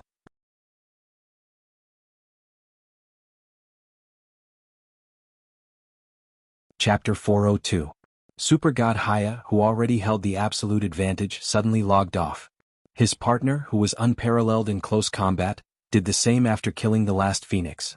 This behavior didn't conform to the logic of a normal person. It caused the onlookers in Area A to discuss spiritedly. There were even some who shouted about shady dealings. It was a scene of chaos. The VIP room was also a mess. Yu Zheng struggled in his own vomit. Snot and tears sprayed out. The physiological effects and psychological effects of this were probably the same. The room's self-cleaning system was activated, and a multifunctional robot came up to clean. The group of second-generation kids were avoiding snakes and scorpions. No one could stay in the room any longer. Zhu Ling, who had been sitting on the sofa all this time, stood up and walked outside. "Brother?" Zhu Maoshuan shouted and hurriedly chased after him. Before he left, he instructed Fan Chu, "Take this, brother. No, let's switch rooms first. You watch him. You can go over after you clean up." Zhu Maoshuan didn't pay attention to Fan Chu's reaction after he finished speaking. He directly chased after Zhu Ling. When he reached the door, he saw Zhu Ling communicating with someone through his wristband. He hadn't gone far. Zhu Maoshuan breathed a sigh of relief, but he also had a headache. He hated Luo Nan and Tianxi ever since the disastrous failure of his courtship at Ocean Sky Cloud City. He had been looking for an opportunity to vent his anger. Tonight, he learned from Fan Chu that Luo Nan and Tianxi had come over. He wanted to trip them up and give this adulterous couple a taste of his own medicine. It wasn't that he couldn't do it, but he wouldn't have any face to do so. It just so happened that his cousin and a group of military officers were upstairs being invited to a banquet. The identities of both parties attending the banquet were quite special. He wanted to borrow this opportunity to play a bit more clever. Who would have thought that the opening he chose was that Yu Jing didn't know how to do things? He had people evacuate the room early on, causing a disturbance in the hero seat. Zhu Maoshuan had been impulsive for a moment. He wanted to play around in the game before he acted in reality to warm up the place. He never expected to be slapped in the face by someone else. There was a risk of failure in all his plans. Zhu Maoshuan was fully aware that his cousin thought highly of himself. Now that he had transferred from the city defense to the field forces, it was time for him to care about his reputation. It wasn't a big deal to help him out normally, but if he did things too viciously, Zhu Maoshuan probably wouldn't put in any effort. His mind was spinning like a windmill, thinking of how to persuade her. Unexpectedly, Zhu Ling glanced at him. When he picked up the phone, he no longer used the guttural ventriloquism that the military was accustomed to. He switched to normal speech mode. Little brother Weikan. Yes, I'm still down at Frost River Reality. Zhu Maoshuan's ears perked up as soon as he heard the 3 words younger brother Weikan. His plan for tonight's most ideal situation, aside from his older cousin Zhu Ling, also included dragging this younger brother Weikan into the water. It was just that he wasn't sure if the rumors he'd heard were useful or not. He could only deal with it as a contingency plan. Zhu Ling glanced at him again and said his name. Yes, it's Maoshuan. There's no need. I'm almost done here. I'll go up immediately. As soon as Zhu Maoshuan heard this, he thought, this is bad. He didn't care if he would anger Zhu Ling as he gestured repeatedly. Zhu Ling ignored him and continued to exchange pleasantries. Just when Zhu Maoling was about to give up all hope, the topic suddenly changed. All right, I'll wait for you for a while. Zhu Maoshuan nearly choked and forgot to be happy. Zhu Ling hung up and turned his head to look at Zhu Maoshuan. Aren't you waiting for him? Zhu Maoshuan knew that he could not play dumb in front of Zhu Ling, so he no longer concealed it. A happy expression appeared on his face as he cupped his hands in thanks. It's all thanks to you, brother Ling. Zhu Ling's face was indifferent, but his eyes were very sharp. That Chen fellow is arrogant to his bones. He never gives favors for free. It seems that he's plotting something big this time. Zhu Maoshuan thought to himself, nonsense. He's the vice president of the student council. His father is the deputy chief of staff of the city defense army. Everyone knows that he's plotting something when he finds someone from your field army for a drink despite being 2 streets away. Thinking about it, Chen Weikan is about to graduate. Perhaps he's starting to pave the way for his future? He's not going to continue his studies and is going to develop his career in the military? Zhu Maoshuan didn't care about what Chen Weikan was plotting. He only cared about tonight's grand plan to trample on people. He only cared about whether or not it would be carried out smoothly. He laughed mischievously. I invited him to drink some wine and meet his underlings. What kind of favor is that? Zhu Ling stared at him. What about going a step further? Zhu Maoshuan gave a crafty smile. That's what I owe you, brother Ling. Seeing him like this, Zhu Ling suddenly laughed. All right, it just so happens that there's something I need your help with.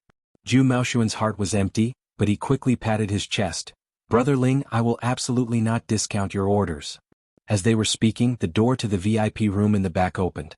Fan Chu hurriedly came out and saw his brothers chatting outside the door. He was a bit embarrassed, but he forced a smile and dodged towards the corridor. Zhu Maoshuan was a bit annoyed when he saw this. What are you doing? Didn't I tell you to change rooms? Fan Chu hurriedly said, Young Master Sun, I'm going to handle this matter. Please wait a moment. What about that Yu Zhang in the room? I've already called someone. Here they're coming.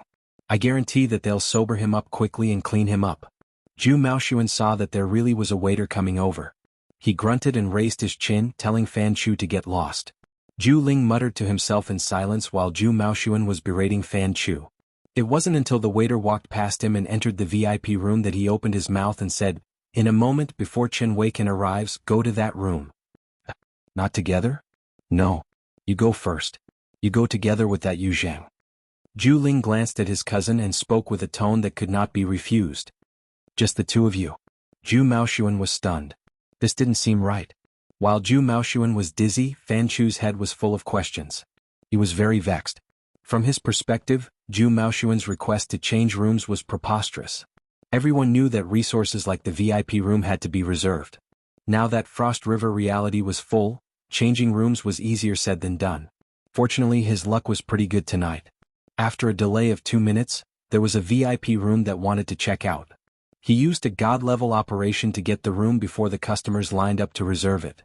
But just as he spoke to the group of second-generation young masters in the room, the VIP room guide sent a message. The customer who just checked out refused to leave and requested to renew the room. If this was the case, Fan Chu could have used the excuse of store regulations to evade it. But he heard two names from the guide. Young Master Xie, Young Master Hu are both here. Fan Chu's heart was about to explode. He barely managed to deal with Zhu Maoshuan's questions. He took a few steps around the corridor and arrived outside the Frost 7 room. The door to the VIP room was wide open. The beautiful guide was at the door, dealing with the questions of the customers inside. For a time, she was in a difficult situation. Why didn't you wait for us to leave before initializing it? Isn't Frost River Reality supposed to preserve the data of all VIP customers? Canceling or renewing a subscription is very normal. We admit that we lost our reservation, but we haven't even unloaded our equipment. We haven't even left the door. Why are you doing this to us? We won't make things difficult for you. Where's Yinlu? You can have her come over and communicate with us. Fan Chu's heart was filled with bitterness when he heard the name Yinlu. If he really did attract that person, then his position as store manager would be pretty much abolished. He was a clever person. Although he had not entered, he had a general understanding of what was going on from these snippets of conversation. In the end, it was a disaster caused by him forcefully cutting the queue. In order to replace the customers who had made reservations, he had done a small violation of the rules. Before the automatic cancellation process was completed, he had initialized Frost 7's data a few seconds in advance. As long as the customers truly wanted to leave, this was nothing. However, when they changed their minds and wanted to renew the reservation, the two processes did not verify each other's faults. This caused a loophole. But what was going on with the data? Fan Chu pondered for a moment. He braced himself and walked in. He saw that there weren't many people in the room. Aside from Young Master Xie, Young Master Hu, Xie Junping, and Hu Huaying, there was a relatively unfamiliar person. He looked like a pale scholar, but his voice was very sharp. Most of the questioning words came from his mouth. Young Master Xie, Young Master Hu, sorry. I'm the manager here, Fan Chu. Sorry for what happened just now. It might be because of the opening of a new store. There are some problems with the system connection. It's not just this room. The other room, Frost 2, also has a similar problem. We are currently working on solving it. Fan Chu gathered his courage and secretly used a trick. He was prepared to put these two headaches together and solve them together. Renewing the reservation is definitely not a problem. However, reserving the room is a bit difficult. If the three of you don't mind, can we switch rooms? If Xie Junping agreed, Fan Chu dared to let them go to Frost 2, where Zhu Maoshuan and the others were. They would swap rooms and make the disturbance disappear without a trace. He had a good plan. Unfortunately, the crux of the matter did not lie here. Fan Chu, is it? Let's not talk about renewing the reservation for now. I want to ask you right now. How are you going to return the data that was erased by your initialization? The one who spoke was Xie Junping. He was dressed rather strangely today. He wore a retro training suit and a button gown that was loose from top to bottom. At first glance, he really did have the air of an immortal. It was just that his face was dark and his mood was terrible. That's right. Who cares about this shitty room? We want the data. The data. The brother with the shrill voice was certainly a bit neurotic. He was clapping his hands and shouting. He was extremely excited, and he felt as if he could go crazy at any moment. Fan Chu felt that things weren't too good. He probed, Young Master Xie, are you talking about the game data? We definitely have it here. If we switch to any other room, we can seamlessly access it. Bullsh *T game. The neurotic brother jumped. He really jumped. He jumped again and again as he waved his fists. That was the structure of the magic array that I painstakingly deduced. I finally had a bit of inspiration with great difficulty, and now it's all F*King ruined. Ruined. It wasn't successful in the first place. Hu Huaying was the most indifferent of the three. He had always disapproved of Xie Junping's methods, so he muttered in a low voice. Neurotic, oh, he was actually the former president of the Mystic Arts Research Society, De Yong. His ears were extremely sharp. When he heard this, he glared at him and cursed, screw off. Amateurs shouldn't interrupt. Hu Huaying was too lazy to bicker with a neurotic person. He just silently gave him the middle finger. Xie Junping's face was still dark as he stared at Fan Chu. We used the projector in the VIP room to make changes to the design. We tossed and turned for the better part of a day and we were close to success. Then, with your initialization, everything was wiped clean. And these are things that I will have great use for very soon. Tell me clearly right now. Does your system automatically save them? Can I get my data back? Fan Chu's forehead was beaded with sweat. He knew that this matter would not be easily resolved. In the end, he did not dare to answer directly. He could only say, "Young Master Xie, I will immediately contact the technicians and do my best to give you a satisfactory answer." Xie Juanping's feet moved. Based on his previous temper, he would have already kicked him. However, this period of abiding by the precepts and cultivating still had some effect. The nameless fire stirred and was actually suppressed again. He silently recited, "Abiding by the precepts and advancing diligently, restraint comes first." Then he no longer paid attention to Fan Chu and turned to Du Yong. "Sissy, who else do you think can do it according to the previous draft?" Du Yong was irritated. He paced in place, grinding for a long time before saying, "When it comes to the mystic arts, I still rather admire Tang Yi. Then contact her and ask her for help." Du Yong gaped. Whatever neurosis and irritation had disappeared. All that was left was embarrassment and embarrassment. Xie Junping was finally irritated when he saw this. He stepped forward and grabbed Du Yong by the collar. "You led me through the door and then this happened. So what if you help me ask someone?" Du Yong did not have any temper at this moment. He even stuttered, "But Tang Yi, she's not likely to care." "How do you know if you don't ask?" "Then can I ask?" Xie Junping took a deep breath and let go of Du Yong's collar. He took 2 steps back and massaged his temples and thought for a moment. He dialed a number through his wristband. After a few seconds the call connected. He coughed and naturally lowered his posture. "Master, there's something I want to ask you. It's about, how do I say it, it's about a problem in the mystic arts. Aren't you very good at, very interested in this? So, I want to ask about this thing about magical arrays." Xie Juanping's stuttering appearance was too different from before. Even Du Yong, who was conflicted about whether or not to call Tang Yi, could not help but turn his head to look. Xie Junping did not care about this. He walked a few steps deeper into the room and grunted in response. Suddenly he raised his voice. "Hey, you're at Frost River Reality? Which store? Aurora Cloud City? Holy crap." Xie Junping suddenly became excited. Hurry up. I'm at Frost 7 in the VIP area. Husseiner and Sissy Du are also here. Can't leave? Entertaining friends? That group. Can I go? Which room? Luxury room A, Frost 7. Okay, we'll be right there." He hung up and clapped his hands. "Don't worry about this for now. Hey Sissy Du, did you get through?" Du Yong responded with a bitter face. "Tang Yi said she has a party tonight, a date tomorrow, and a mission the day after tomorrow. She won't take any orders." Xie Junping rolled his eyes. "Then let's disband. Master and his friends are here. Let's go meet them. Yeah, let's see if there are any other opportunities to turn things around." As he spoke, his gaze turned to Fan Chu. "You prepare 4 exquisite fruit platters and enough alcohol. Oh no, non-alcoholic drinks. Send them to Frost 7. Be quick. Also, we can't delay here. Hey, why are you in a daze? Do you remember? Frost 7. How could Fan Chu not remember? He had personally given this room to Yu Jing an hour ago to give him face. There was indeed a young man called Nanster inside. He was Zhu Maoshuan's target tonight. And he was also deeply involved in it. Fan Chu's mind buzzed.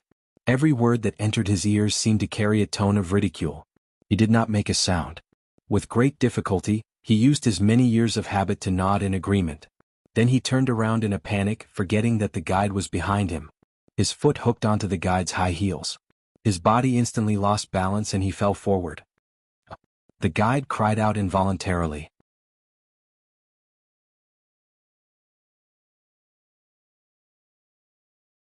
Chapter 403. A magical array? Luonan hung up.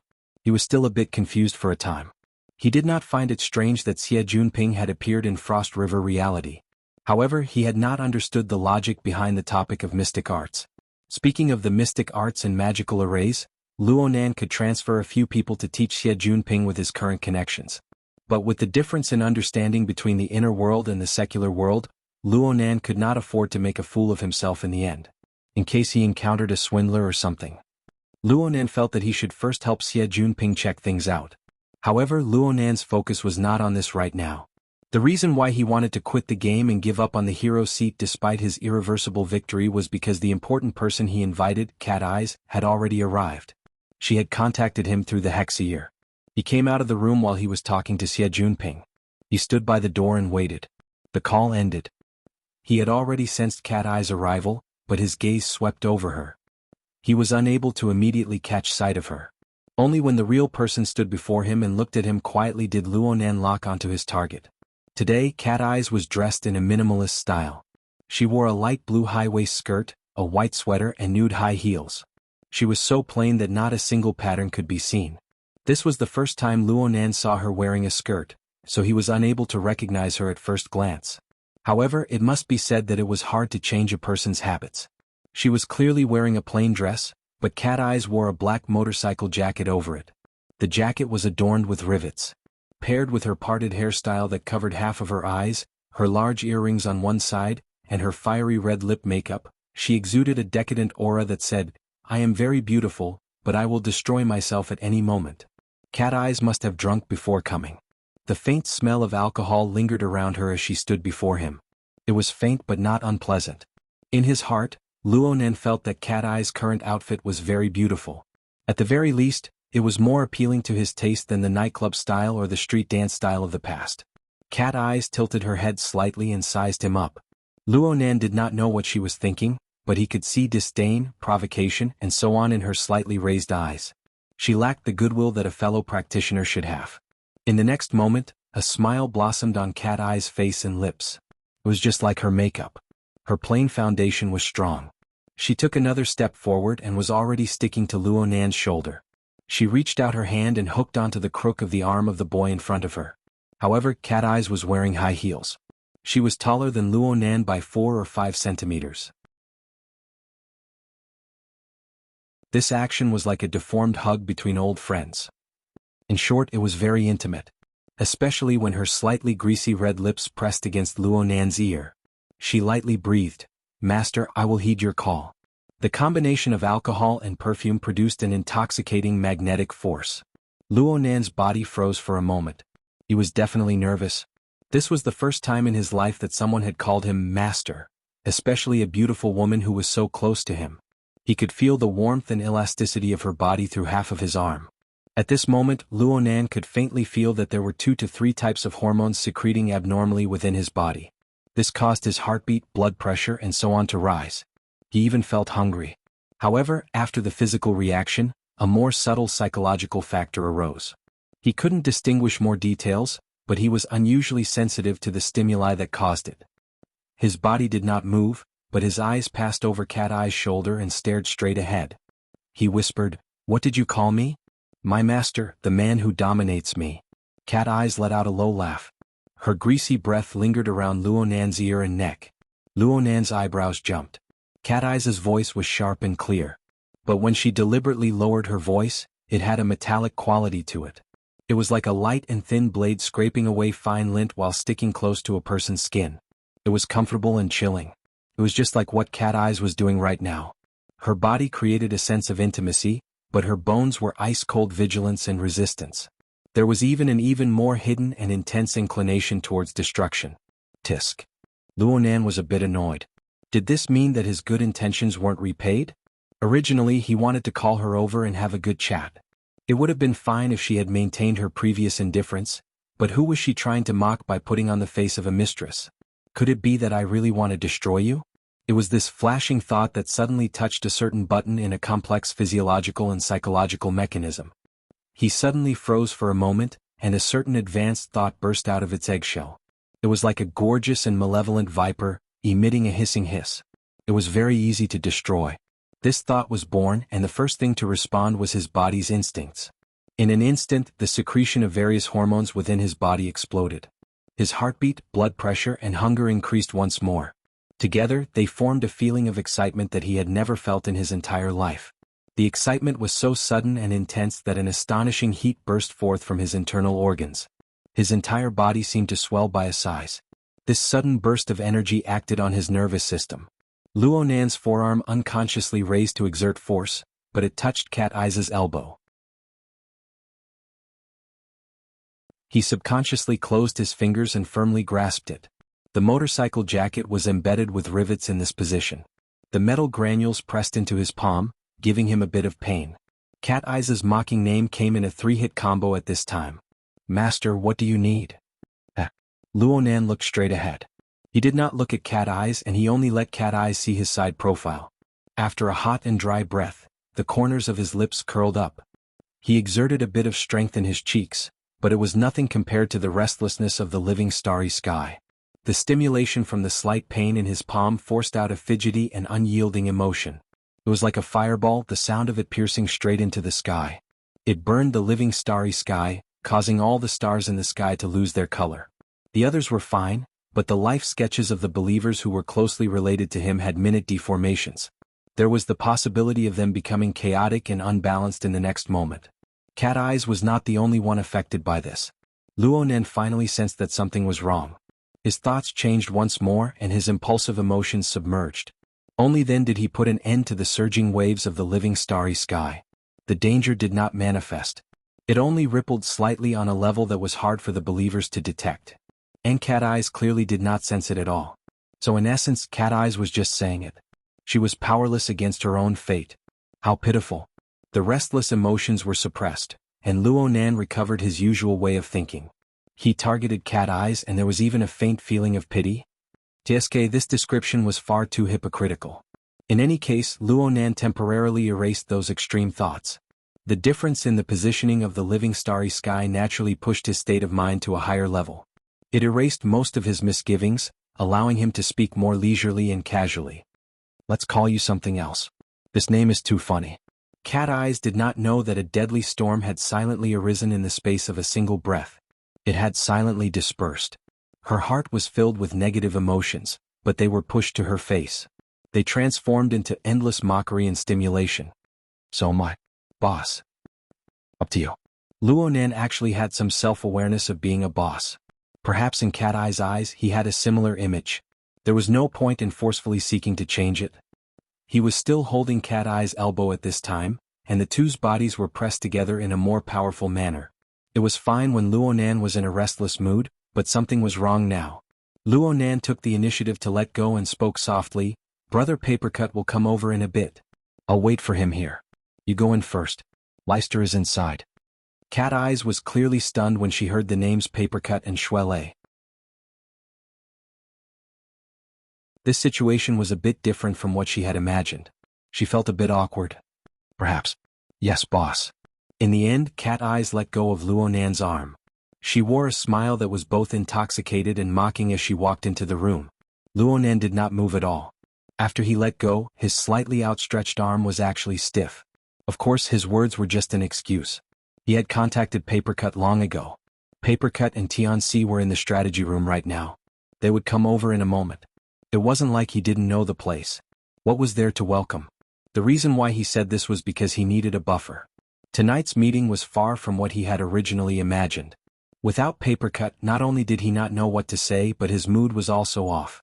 Yes, the restlessness that he had just suppressed had come to add to the chaos after Cat Eyes left. The entrance to the luxurious room was wooden. Area A's 2D and 3D interweaved. The gorgeous and bewildering light and shadow effects made him even more annoyed. Advertisements were inevitable in such a crowded area. 7 or 8 out of 10 advertisements were supported by handsome men and beautiful women. Luonan had seen them in the past, but now that he saw the beautiful female stars flashing across the hologram, his feelings were different. It really was different. Back when he was facing Cat Eyes, he had only used simple concepts and descriptions. He had thought of them and used them when he felt that they were appropriate. But now, under the bewildering light and shadow, these rigid concepts were like the residual sensations on half of his body. They were faintly discernible, but they came alive one after another. The entire world that operated according to established laws and principles was becoming more and more complex and chaotic. Luonan subconsciously licked his lips. He waited for over a minute, but Papercut had yet to return. Even Xie Junping, who said he would come to ask for guidance, was nowhere to be seen. Though there were only Cat Eyes and Shuele in the room, the atmosphere was strangely harmonious. They were chatting happily. All of this was reflected in Luonan's sensory network. It was as if he could see it with his own eyes. Shuele asked Cat Eyes about her occupation. He was very curious about the lifestyle of a veteran ability user. Cat Eyes picked up a piece of fruit and answered casually, "I'm just an ordinary dance teacher. I partnered up with someone to establish a studio. It's mainly for short-term training in the entertainment circle. Occasionally I'll do some choreography." "Wow, you get to meet a lot of celebrities?" "Not really. I mainly train newcomers. There are quite a few silly, sweet and black-bellied women who dream of being a celebrity. But a considerable portion of them might go drink and sing with celebrities in the blink of an eye. It's very interesting." Cat Eyes said to Shuelei with a smile, "If you have the time, you can come to my place to earn some extra money. You can get to know some pretty girls." She gestured to Shuelei, "A young, strong and fit coach like you. Those women would love nothing more than to swallow you whole." Shuelei's face immediately flushed red. He waved his hand over and over, I don't know how to dance." Traditional martial arts routines are also a type of dance. Even though live-action movies have declined, there has always been a market for superpowers, martial arts and the like. Many management companies have a demand in this area. I still have to go help out with the gym master." Shuelei still couldn't quite accept such a dirty topic. He found an excuse for himself with great difficulty, but the heavens knew that Divine Yu Gym was about to close down. What else could he help out with? Cat Eyes went, "Oh, I have an impression that you came from a Daoguan.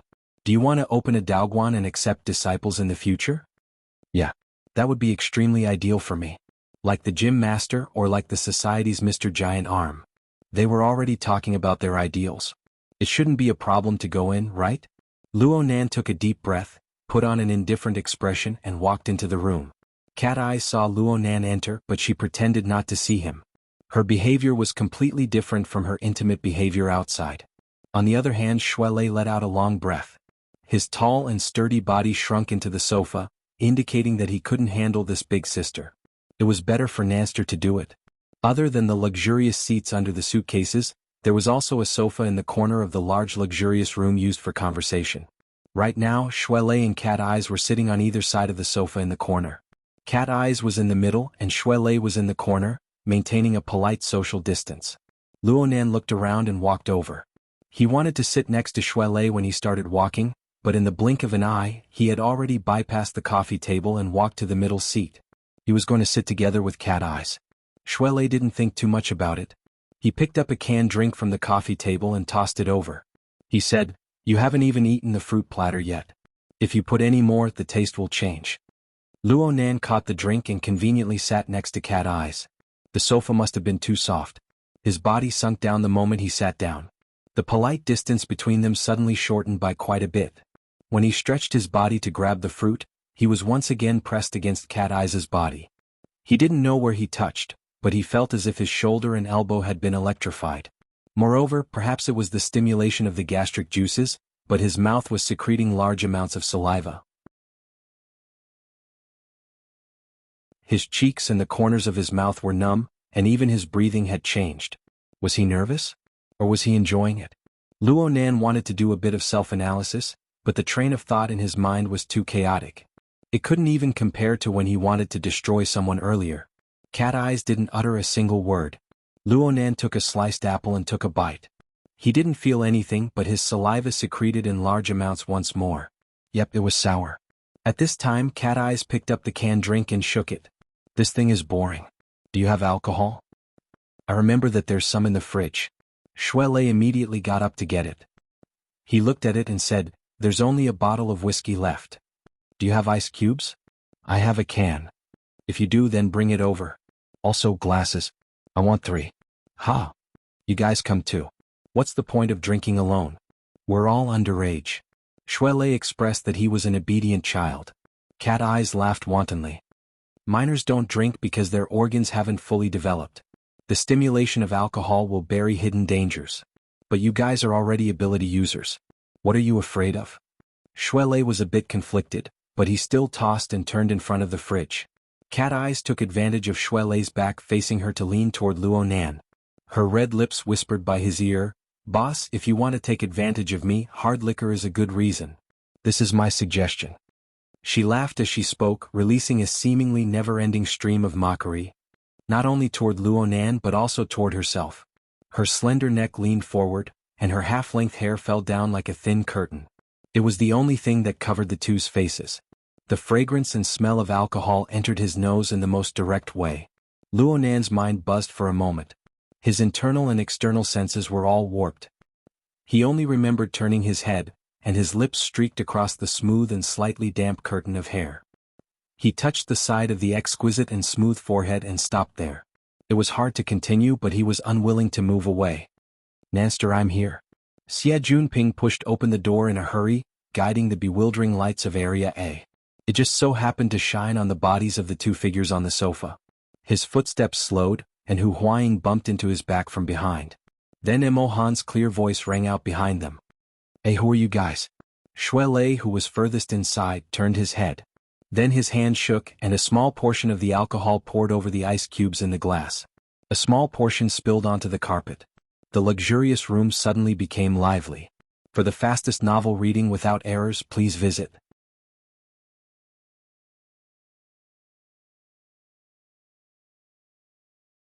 Chapter 404. Luo Nan felt like a dog. Xie Junping and his group didn't show up when he needed them. But when it was the most awkward time, they danced around happily. It was fine if they came, but Mo Peng and Mo Han didn't have fun at the reality battlefield and the uncanny valley. Why did they come back? Actually, Mo Peng and Mo Han came back because they were worried. They didn't understand. Why did Luo Nan fight so well in the hero seat and then give up in such a great situation? His wristband said that he was fine, but how could it be accurate? Mo Peng and Mo Han came back and the others came back with a clamor. Only Yu Qin and Turner were missing. Those two were probably embarrassed by Yu Zheng's actions and deliberately hid. But who could compare to Luo Nan in embarrassment? His intimate actions with cat eyes were completely seen by that bastard Xie Junping. Oh, there was also Shui Lei. Even if the angle was a bit off, Xie Junping's reaction was more or less the same. Yes, it was Xie Junping's reaction. That bro's reaction was too exaggerated. Not only was he stunned at the door, he actually wanted to turn around and walk out. Walk out my ass. Even if Luo Nan and Cat Eyes did have a bit of an ambiguous relationship. Well, even if they really kissed, why are you pretending to be pure? Aren't you just luring others to think in the wrong direction? Luo Nan took a deep breath. Cat Eyes' wine fragrance still lingered in his mouth and nose, including the delicate touch of her hair against his lips. This abruptly woke him up, and he suddenly felt a bit of gratitude towards this old driver. Due to the haste of the matter, he was stunned on the spot. He didn't know how to make evasive movements. He still maintained an extremely intimate and ambiguous relationship with Cat Eyes. In reality, it was just lips kissing forehead. If Xie Junping hadn't reacted too quickly and messed up the formation, Mo Peng and Mo Han, and the others would have definitely seen them. Then they would have exploded. Luckily, he could still salvage the situation. Luo Nan suddenly straightened his back and stood up. His knees bumped into the coffee table due to the haste. The sound of the crash was quite clear in the room. Xie Junping was quickly pushed in by the door. Mo Peng and Mo Han also swarmed in. The originally empty luxury room was instantly filled to the brim. The fruit and drinks Xie Junping brought weren't afraid that no one would be able to digest. Luo Nan took advantage of the chaos to drag his aching legs 2 steps outside. He nearly bumped into Shui Lei, who was returning with a tray of wine. His best friend shifted his body to maintain the balance of the wine tray. He was as dedicated as a real bartender, and he had an innocent expression that said, "I don't know anything," on his face. However, his flickering eyes had long since betrayed him.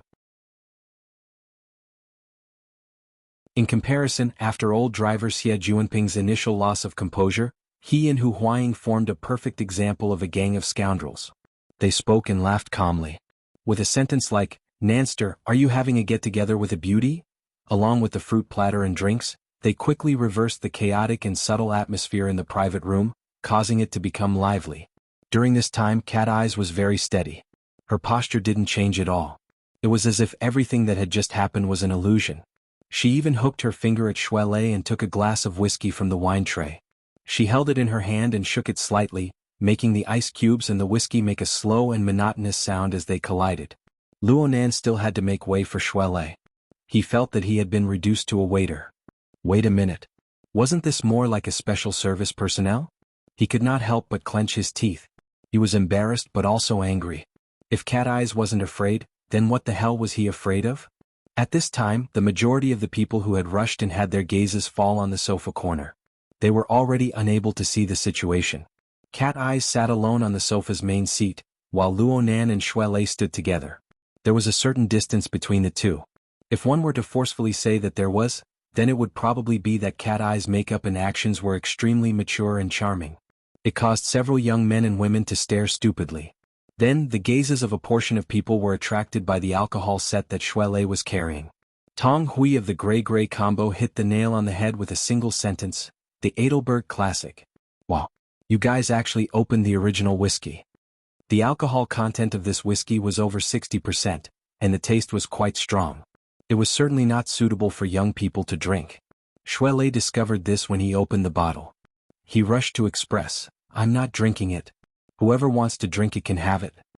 Luo Nan felt his mouth go dry at this time. Perhaps it was because of his guilty conscience, but he felt that Cat Eye's breath lingered on his lips. He saw that the amber alcohol was soaked in ice cubes. It looked quite thirst-quenching and the smell was quite strong. Luo Nan grabbed a glass and drank it in passing. Holy crap! Tong Hui was immediately shocked. Luo Nan also realized that there was a problem. The alcohol entered his throat. Even though the effect of the ice cubes had been released, the burning sensation of the alcohol rushing into his nose and throat and the smoky, fiery and high-pressure taste nearly made him spit it out. Luckily, the orifice of his mouth and tongue operated naturally after being stimulated. The jade liquid of the spirit pond silently moistened his mouth and nose. It melted away the rush that could make one's rationality explode. All that was left was a rich aftertaste that came one after another. Luo Nan unconsciously swallowed the glass of alcohol. Luo Nan didn't know how to appreciate alcohol. He was already quite satisfied that he didn't make a fool of himself on the spot. What truly surprised him was that the orifice of his mouth and tongue had this kind of effect. Even so, he absolutely wouldn't take a second sip. Luo Nan had never had such close contact with alcohol in his 16 years of life, aside from the alcohol stove. After the alcohol entered his stomach, it was as if a fire had been ignited in his entire body. It burned his entire body hot. The restlessness that had just been suppressed seemed to swell up once more. It wasn't that he wanted to do anything. He just felt that there were many ideas that were meaningless. He looked at Cat Eyes. He turned his head to look at the calm and composed beauty on the sofa. He chuckled, feeling that he was right. Mo Ping shouted loudly, "Nanster, you're secretly drinking alcohol." Luo Nan rolled his eyes at him. "I'm thirsty for drinking in broad daylight." For the sake of proof, he simply poured the remaining ice cubes in the glass into his mouth. He chewed a few times and swallowed it all. This method was truly bold. Mo Peng and the others felt a chill in their hearts when they saw it. Tong Hui was very impressed. One look and you can tell that he's a veteran. Back then, I also drank it in one gulp and then I directly sprayed it on my dad's face. Don't tell me that drinking ice cubes can suppress it? It looked like he really wanted to go home and try it out. Luo Nan observed a moment of silence for him. This brother certainly didn't have the orifice of his mouth and tongue or the ability to transform the jade liquid of the spirit pond. Hopefully, the dual stimulation of alcohol and ice cubes wouldn't cause him to doubt his life. After this interruption, the direction was completely crooked. The awkward atmosphere was pretty much dispelled. Luo Nan's state of mind grew more and more natural. He once again took on the responsibility of being the host and introduced everyone. Xie Junping and Hu Huaying were both seniors of Acumen College. They were older than Mo Peng and the others by 5 or 6 years. They were able to lower their statuses so they were easy to blend in. Luo Nan had only met Sissy Du Yong. Luo Nan had only met him once, so he could only give a simple introduction. However, Tianqi was here. A month ago, Du Yong was still the president of the Mystic Arts Research Society. Though he had abdicated his position without much glory, Tianqi, a basic member of the society, was still worth giving everyone an additional introduction. On the other hand, Cat Eye's identity was a bit more difficult to deal with. She had been sitting on the sofa all this time. She had a smile that wasn't a smile. She wasn't close but she wasn't far. Plus, there was the problem of her name. It was a bit strange to introduce her. Dance teacher? The group of boys and girls were quite confused. This didn't fit in with Luo Nan's circle. Papercut had just returned with Tianxi not too long ago. He didn't even have the time to greet Cat Eyes. As the etiquette teacher, Papercut took it upon himself to block the bullet. He even pulled Tianxi along with him. Didn't you say that you've recently become interested in the mystic arts? Aside from the school society your little brother is in, There are actually some interest societies, hobbyist societies, and the like in society. For example, we are all like-minded people who gather together. Cat Eyes is a senior member of this society. You can get closer to her in the future. Tianxi didn't open her mouth after returning to the room, but most of her gaze fell on the sofa corner. Half of it was given to Luonan, and the other half was given to Cat Eyes. She was suddenly seen through by Papercut and her mind panicked. However, she was quick-witted in the end. She immediately had the awareness to act as a shield. She immediately walked forward, bowed, and extended her hand across the short table. "Hello, Sister Cat Eyes. I'm Tianxi. Please advise me in the future." Cat Eyes still hadn't gotten up from the sofa. She just extended her hand and lightly touched Tianxi's. She appeared a bit cold. "I can't say advise you, but since you've entered this circle, there are opportunities to exchange experiences." Tianxi smiled warmly. "I haven't officially joined yet. Is the day when you're involved with a certain person still far away?" Tianxi was a bit startled. She locked gazes with Cat Eyes in the next moment. She only felt that her hair seemed misty, but it was actually cold, clear, and sharp. There was also a subtle implication that said, "I understand everything." Her heart clenched a bit. She was actually stunned for a time. The two extremely beautiful women looked at each other across the short table. The scene was clearly extremely gorgeous, but under the dim lighting, the dark tones quietly played the leading role. There was an instant when the noisy room suddenly quieted down. Then it was covered up by Papercut's pretentious Shanghai laughter. Papercut had done quite well, but he had underestimated the power of the young's imagination. "It's a bit weird." Mo Peng and Mo Han whispered to each other. "Did you notice? Nanster seems to know only big sisters." "Oh, maybe it's aunties? How heartbreaking."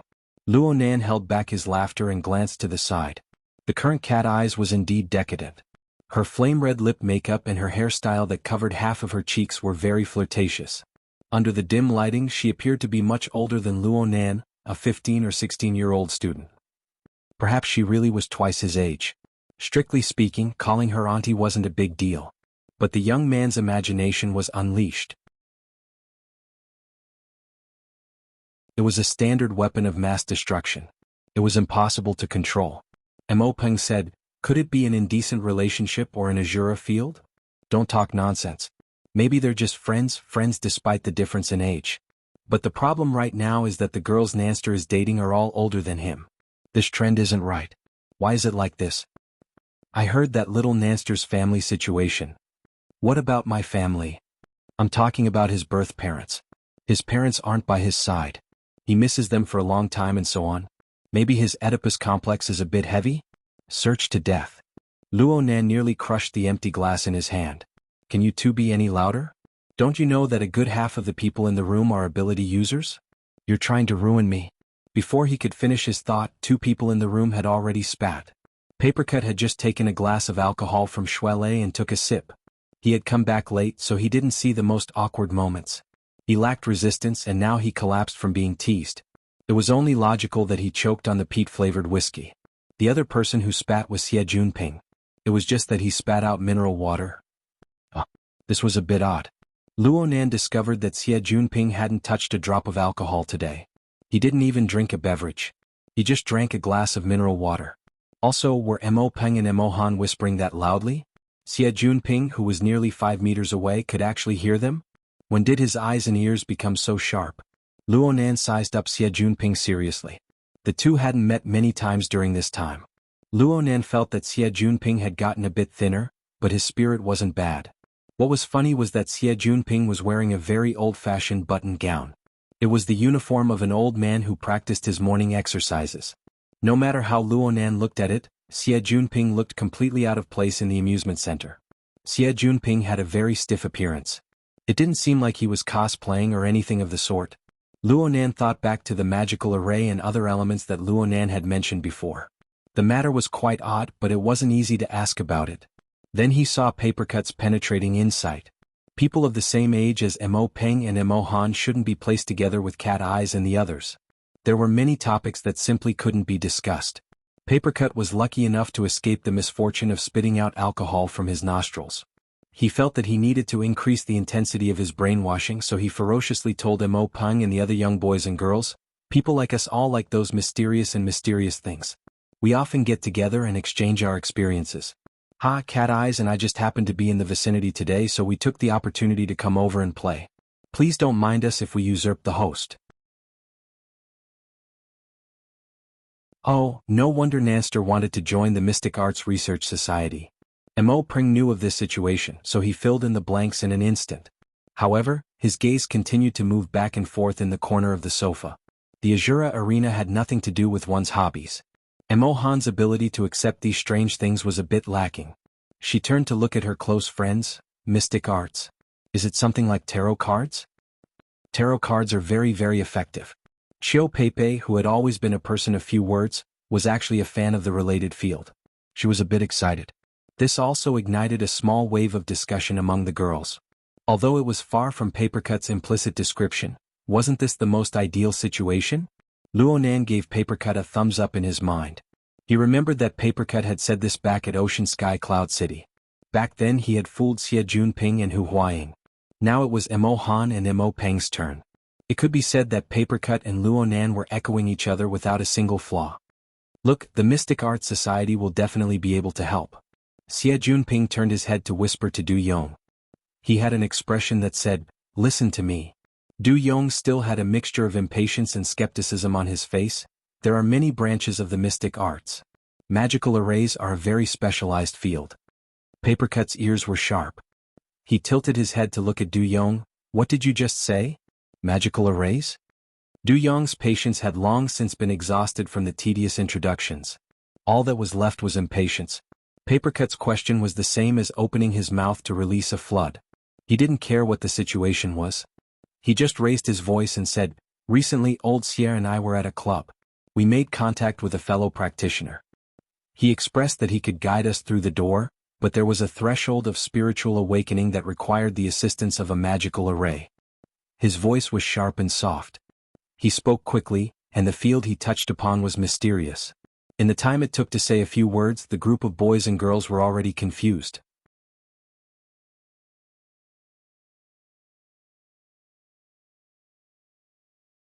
Chapter 405. Seeing this, Papercut gave Du Yong a meaningful glance. He wanted Du Yong to slow down. However, Papercut still did not understand Du Yong. This neurotic fellow was already on the verge of collapsing from all his hard work. He would not stop talking. Hu Huaying saw the problem and wanted to stop him, but in the end she was unable to. This brother was completely stuck inside. He just treated everyone present as part of the Mystic Arts Society. He minded his own business and said, "Let me use the projector." He fiddled with his wristband and connected the data to the projector. A dazzling complex diagram appeared in the center of the room's gaming area. It was a combination-type magical array, and it looked quite complete. The magical array was roughly divided into 4 layers. The overall composition was a deep blue color, and the symbols at the key nodes were dark red and dark gold. The overall color of the array was restrained, but it was very gorgeous. Wow! Mo Peng and the others gasped in surprise. A neatly pieced together, a perfectly organized diagram. It possessed a very artistic feeling. Those special symbols, configurations, and connecting lines were filled with a mysterious beauty that seemed awesome even though they did not understand it. They did not understand Du Yong's theory, but they could feel the shock from it. Of course, it was more suitable for their imaginations. Du Yong grew more and more irritable when he saw this diagram. He fiercely waved his hand twice, warping the light and shadow of the magical array. It took a moment for it to return to normal. "It's this damned format. Damn it." Luonan was quite sensitive when he heard the word format. He raised an eyebrow. "It's not that format. It's the file format." Xie Junping knew what was bothering Luonan. He saw that his companion was unable to communicate normally, so he took the initiative to explain, "The wristband doesn't support the file format of this design diagram. We can only enter read-only mode and look at the projection. However, the computer in the projector in the private room was fine, so we copied it and modified it. We didn't expect it to suddenly reset, so we didn't have time to save it. All our efforts were gone. However, even if we didn't save it, the verification itself had failed." He was in a terrible mood in the VIP room, but he calmed down when he arrived at Luonan's side. He even laughed at himself. "Just a little bit more." Du Yong roared at Xie Junping, but his sharp and gentle voice didn't seem threatening at all. "It's all your fault. You should have given up earlier. Why did you cancel the subscription?" Xie Junping spoke to him kindly, You've already tried more than 10 times before. Do you remember what tutor said? If you make the same mistake 3 times, it will exceed the limits of rationality. You are full of dochi after that. I think it's not wrong to ask you to calm down. It's rare to see Xie Junping reasoning with someone. Luonan snickered to himself, but Papercut came over and whispered, "Do you think of anything when you see this thing?" "Yes, something not so good." Luonan knew what Papercut was talking about. Last time at Fudong Main Street's Frost River Reality, it was also a magic array. It was also a member of Acumen College's Mystic Arts Research Society. His name was Huang something. Just like that, the forged human-faced arachnid became the experimental product of the Order of Justice. Luonan was still extremely sensitive to such matters. Luonan's gaze rested on the projection of the magic array. From the perspective of the mystic arts, Luonan didn't have much to say. At most, he had a bit of a basic concept. However, from the perspective of the operational structure of energy and information, he had a bit of a right to speak. He tried to straighten out the order laws and principles inside, and he started with the 3-level structure of formatting theory out of habit. He was in trance for a time. On the other side, Papercut directly asked Luonan, "This magic array can be used immediately, right? What I mean is that you don't need to arrange and engrave it. You just need to use the light from the projector." Yes. This is what tutor meant. Du Yong nodded like he was pounding garlic. He was actually able to see this point with a single glance. Du Yong's confidence in Papercut and the society instantly rose. "Did you hear that?" Papercut wanted to talk privately with Luonan, but he saw that this bro was already entranced. Papercut could only give Luonan a light nudge, telling him not to rush into a domain that others could not understand. First, figure out the surrounding information. Once you have a direction, you can talk about professional matters. This way you don't have to worry too much. This was the advice of a veteran. Luonan was quite convinced. However, Luonan really did have a vague idea after sweeping a few glances, and it wasn't from formatting theory. It was a very rare situation. Luonan reluctantly glanced a few more times, temporarily turning his mind to the plane of reality. He inexplicably glanced over and saw that Cat Eyes had been tasting wine in the sandy corner all this time. She had poured an unknown number of cups. Cat Eyes is in a bad mood. I can tell that she's in a bad mood. Let's not bother her for now. Papercut indicated for the two of them to go first. He felt that Luonan wasn't paying attention, so he repeated the information he got from Du Yong. Only then did he laugh. It's a very familiar situation, right? Luonan nodded. Papercut wasn't present at the time. He must have read the operation briefing in detail afterward. And the main source of information for this briefing was Luonan. Of course he wouldn't forget. It's exactly the same as last time. Are you talking about the Order of Justice? It shouldn't be. If it's the Order of Justice, the inner magic ring will certainly show an extremely clear balance or imbalance. It's quite easy to recognize. I learned a bit after the event. It seems that the technique of forming a magic array through projection has spread over the past 2 years. Many orders are doing this. Then, Luonan felt that the direction was a bit chaotic. I currently have a direction. The main structure of this magic array is quite complete. It doesn't have those laughable mistakes or the rigidity that imitates ancient times. It isn't some kind of charlatan scammer. The difficulty of drawing it isn't high either. All you need to do is be patient. On the other hand, the so-called adaptive adjustment is quite interesting. It tests one's spirituality and creativity in related fields. It looks like a written entrance exam. Is the order recruiting? It's spiritual awakening. The name matches the reality.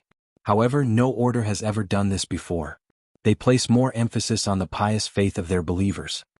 Luonan keenly grasped the most crucial piece of information. Never before? Definitely not. It might not necessarily be an order. It could be a firm like the Society or Her Majesty Empress Wu. Papercut grinned. This is the importance of surrounding information. I just asked little Xia.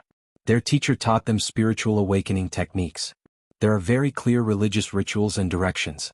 Luonan rolled his eyes. You can just say it directly. Creation. Which one?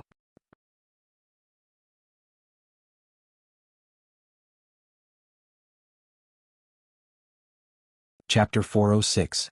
Do they really think they're the creator? Luonan was astonished. They sure have a big tone. Is it some world-class order? This is where the problem lies. Papercut shrugged. I just did a search. There's no relevant information in the database. Neither the society nor the military and political departments of Xia City have any records of this.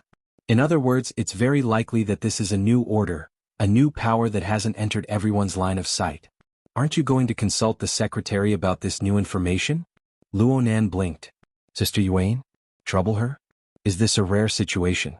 Papercut nodded. New orders that are so organized right from the start are indeed rare. Actually, there have been very few new orders in recent years.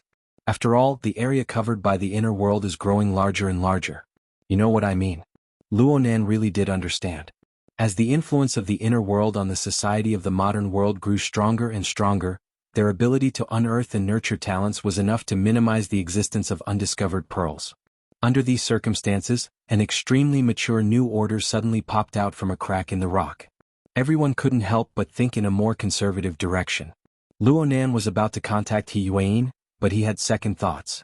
It would be best to let her take a look at the magical array. It could be considered a reference. He tried to communicate with Du Yong. Can you make a copy of the magical array?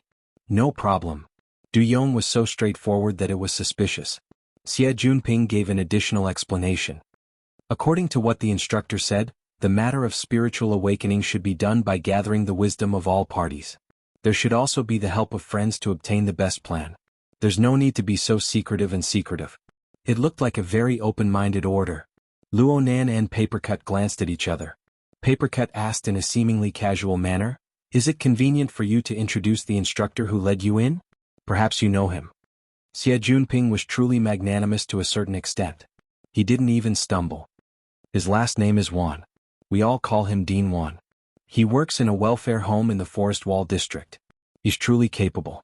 This sort of information acquisition simply didn't give one any sense of accomplishment. Luonan was shaking his head when a light bulb suddenly flashed in his mind. A scene appeared in his mind. It was the memory of him controlling ink to probe the Forest Wall district last week when he was outsourced scouting. He had once seen an ability user there. The ability user had the intention of preaching and preaching. Even children as far away as Trigate District went over to listen. Could it be that person? Of course, it was wrong to make random guesses, but the combination of preaching and Forest Wall area and other factors increased the chances of success. If it was really him, then that person's career would be much bigger than expected. Luonan didn't have any hard evidence for this conjecture. It was hard to explain with the special perspective of long-range perception, so Luonan didn't say much to Papercut. He received the document Du Yong transferred over and used the hexaear to converse with He Yuan. However, in the next second, the other side indicated that it was busy and the call was not connected. This wasn't strange at all. 8 or 9 o'clock in the evening was one of He Yuan's busiest times. Unless it was an extremely urgent matter, it would be pushed to the back. Luonan thought for a bit and created a temporary mission. He pulled He Yuan, Papercut, Shuele and Cat Eyes into it. Only then did he send He Yuan a message and a document. It was a multi-party sharing. Papercut glanced at it and said, "Oh, Cloud Map. This is the most suitable mapping software for creating magic arrays. It doesn't seem like a particularly closed sect. That might be good news." Luonan noticed that the file displayed a clear icon. The hexaear can read it. Of course, this kind of practical function still needs to be integrated into it. Luonan saw Du Yong gnash his teeth at the read-only projection, but he was unwilling to copy the file onto the computer no matter what. He felt that there really was something wrong with this bro's brain. Luonan sighed, "Forget it. Just use mine." He directly connected the hexaear to the projector. He didn't need to switch. He just opened it from the mission window. He set up an open mode of operation, removing the read-only restriction. Everyone could operate it. He casually swiped and left a clear mark on the magic array. The mark was preserved. In the next moment he cancelled the mark. He tried it a few times and confirmed, "You can modify it now. You can try to recall it and find the feeling. Let us see your train of thought. Relax, this will be preserved at all times." Luonan rubbed his fingers halfway through his words. He seemed to be deep in thought. The feeling of light streaking past was very interesting. It also gave him a more direct feeling toward the order and method of the operation of the magic array's energy and information. It made his already fuzzy inspiration become clear once more. His thoughts immediately sank into it. Du Yong was skeptical at first, but he soon saw the tool window of the cloud map software. His heart swelled with enormous joy. He was just about to operate it when he saw Mo Han and a few other girls trying to operate it out of curiosity. He didn't even think before he shouted, "Don't break the template." This shout was the limit of his reprimand. The gentle and quiet Chiu Pei was the most timid. She was so shocked that she took a step back and repeatedly apologized. Mo Han wasn't afraid of him. She was even more annoyed that he had startled her friend. She said disdainfully, "There's a rollback operation." "What are you afraid of?" Du Yong was truly shocked by his terrible memory. He shook his head over and over. At this time he displayed an extremely repulsive mentality toward all non-professionals. It was impossible to communicate with this kind of neurotic person. Papercut understood this point very well. He turned to look at the group of boys and girls. "You guys aren't going to play? We professionals. Enthusiasts can discuss it here." Mo Han looked at him with wide eyes. Hey. Are you guys trying to clear the place and drive people away?" Papercut obviously wouldn't bicker with a little girl. He turned to ask Luonan, "How about we change locations first?" He felt that things like data migration couldn't be simpler with the Hexier. He could also logically separate people. Many things would be easier to talk about. But when he turned his gaze over, he saw that Luonan was staring at the magic array without looking away. Luonan turned a deaf ear to Papercut's suggestion. Papercut could only bump Luonan again helplessly. Hold on." It wasn't easy for Luonan to come out this time. He casually responded with a few words, but his gaze remained fixed on the structure of the magic array. He even extended his hand to touch it. Du Yong's tolerance toward this fellow traveler was much higher. He especially liked Luonan's ability to concentrate. He even had some expectations. He couldn't help but ask, "You have some inspiration?" "Yes, I have an idea. I feel that this magic array lacks a bit of texture." "Which one?" "Texture. The reality of matter." Luonan also needed someone to communicate with him. He observed as he organized his words, "If you view the magic array as a building, then the structure and lines are viewed as rooms and pipelines. Your template is more like a blueprint. There are no materials. There are no fillers. It's just a three-dimensional diagram." What Luonan didn't say was that the magic array that Huang had set up last time had a solid medium. It was intrinsically a level higher than this one. It wasn't the fault of the map. It was the gap between people. And this gap wasn't in mystic arts knowledge. Du Yong was the former president of the Mystic Arts Research Society. He was a level higher than Huang, who didn't do proper work. Then, it was very likely that it was thoughts, desires, and other existences on the mental plane. Luonan didn't continue this train of thought. He wasn't a believer of the order of creation. Faith and desires had nothing to do with him. He was more interested in other directions. Could this texture be replaced by other means? More specifically, by the power of the soul or the power of interference. Papercut didn't want to disturb Luonan when he saw Luonan's state. The world in the eyes of a genius like Luonan was intrinsically different from others. The angle and depth in which he looked at problems were greatly different. Inspiration formed from such a perspective was extremely precious. Who would bear the responsibility if it was destroyed? After a moment of hesitation, Tianxi took the initiative to take on the task of dispatching. "How about we go play in Area A for a while? Junior Luonan clearly isn't doing his job as a host. I'll entertain him so that he doesn't continue to lose face for our Acumen College." "Wow, Sister C is so heroic." Tianxi's deliberate derogation clearly suited the appetite of this group of boys and girls. It also lowered their rejection mentality to the minimum. It was extremely effective. On the other side, Hu Huaying wasn't stupid either. She echoed Tianxi's words. "I agree with Head Tian's words.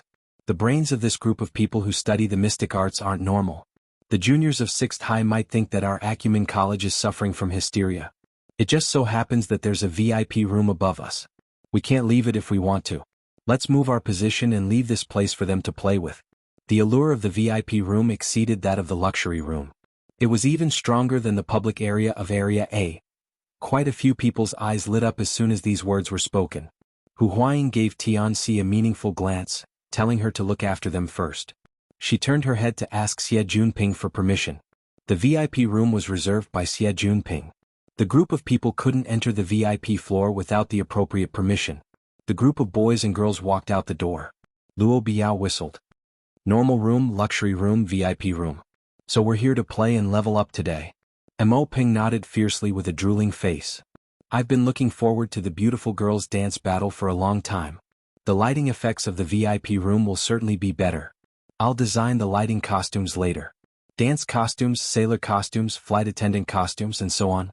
We'll take turns wearing them. You pervert. Ruan Zihui kicked him. Mo Peng laughed and suddenly pulled open the door to escape. But who knew that when he pulled, the weight wasn't right. It tightened and then loosened. Mo Peng used the wrong amount of strength. His body staggered and fell backward, crashing into Luo Biao. The door was pulled open as well.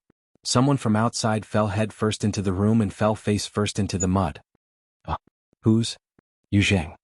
Though the figure fell to the ground, he was still recognized when he struggled to get up. At this time, Yu Zheng was wearing a set of external equipment that had anti-collision functions. It didn't hurt, but he was in a sorry state. Yu Zheng was having all sorts of trouble tonight. He had just crawled out of vomit when he fell face first into the mud. His chin had collided with the smooth floor, hurting his mouth, teeth, and tongue. A belly full of evil fire rushed to his head. He crawled up and shoved Mo Peng. Motherfucker, what the hell are you doing? Mo Peng was a bit embarrassed at first, but his expression immediately changed when he was scolded directly in the face. As for that push, it didn't really matter. He wanted to scold back, but he had more confidence in the end. He sneered and said, I wanted to ask you, how does it feel to be F***ed by a hand cannon in all kinds of positions? Yu Zheng's face turned pale, then purple. The only thread of reason in his brain suddenly snapped. He cursed again and swung his fist, smashing it towards Mo Peng's face. Things had happened hastily. Everyone was relying on instinct. Mo Peng was a bit plump, but he was a stout and nimble fatty. He had been smashed on the reality battlefield all year round, so his reaction speed was above that of a normal person. At this distance, he lowered his body and didn't use his fists or feet. He directly went for a headbutt. His round head, along with the sharp and angular tactical helmet, struck between Yu Zheng's chest and abdomen. The impact wasn't small. Yu Zheng's drunkenness hadn't dissipated yet, so he nearly vomited again after this collision. What was even worse was that his balance had been lost. Last time he fell forward and this time he fell backward. Fortunately, there was a place to lean on behind him. When he tripped, his shoulder hit someone's chest and the back of his head collided with something that was soft but not hard. Then he heard a stifled, muffled cry. Zhu Maoshuan's indistinct and hoarse cursing echoed in his ears. Fuck. Zhu Maoshuan was lying on the ground. He was also a bit stunned. It was reasonable to say that Yu Zheng causing a ruckus was advantageous to him. In any case, they were all students of 6th High and companions who had come together. If they really did cause a ruckus, the ones who would be making a fool of themselves would be that group of people. He could watch from the sidelines and taunt them a few times to take advantage of them. This was one of the best results he could think of. Even if Yu Zheng hadn't caused a ruckus, he would have urged him on from the back. But how did things suddenly turn out like this? After a brief moment of confusion, the feelings on his face and body finally had a realistic explanation. Yu Zheng was on top of him and sticky juice had splashed all over his face. The large cup of juice had even smashed into his head. Of course, the most painful part was the bridge of his nose. The back of Yu Zheng's head had smashed into it, and the bitter and fishy taste had mixed in with the juice and flowed into his mouth. It was clear that he had seen blood. Zhu Maoshuan could have dodged it. The elite society under his command appeared as a combat society most of the time. His skills were quite good. But the problem was that there were far too many people following behind him. There were 2 waiters carrying wine and fruit trays, and there were also 2 friends of scoundrels that he had brought along for the sake of raising his aura. The 4 of them blocked him tightly. No matter how good his skills were, it was impossible for him to break through. Sure enough, he shouldn't have come. What should have been a relaxing and pleasant journey of face slapping had turned him into the spearhead. That fellow Juling was not on the same path as him. That was why he had fallen into such a plight. It must be known that this was Frost River Reality Area A. It was one of the most densely populated areas in all of Xia City. This was especially true since this was Cloud City Water Village, a large residential area. The people who came and went were players from the surrounding colleges and high schools. They overlapped greatly with his life circle. He fell here with his 4 limbs facing the sky. His nose was overflowing with blood and juice was splashed all over his face. There seemed to be flashing lights all around him. There was no need for tomorrow. Tonight, his dignified appearance would be spread to every major college forum. This was Zhu Maoshuan's final rational thought. In the next moment, whatever face-slapping plan he had completely collapsed. Zhu Maoxuan roared as he pushed away Yu Zheng, who was still in a stupefied state. He struggled to get up and casually picked up the large cup of juice beside him. Disregarding everything else, he smashed it towards the most densely populated area in front of him. "I'll chop you bastards to pieces." A muffled crash rang out, followed by the screams of a girl.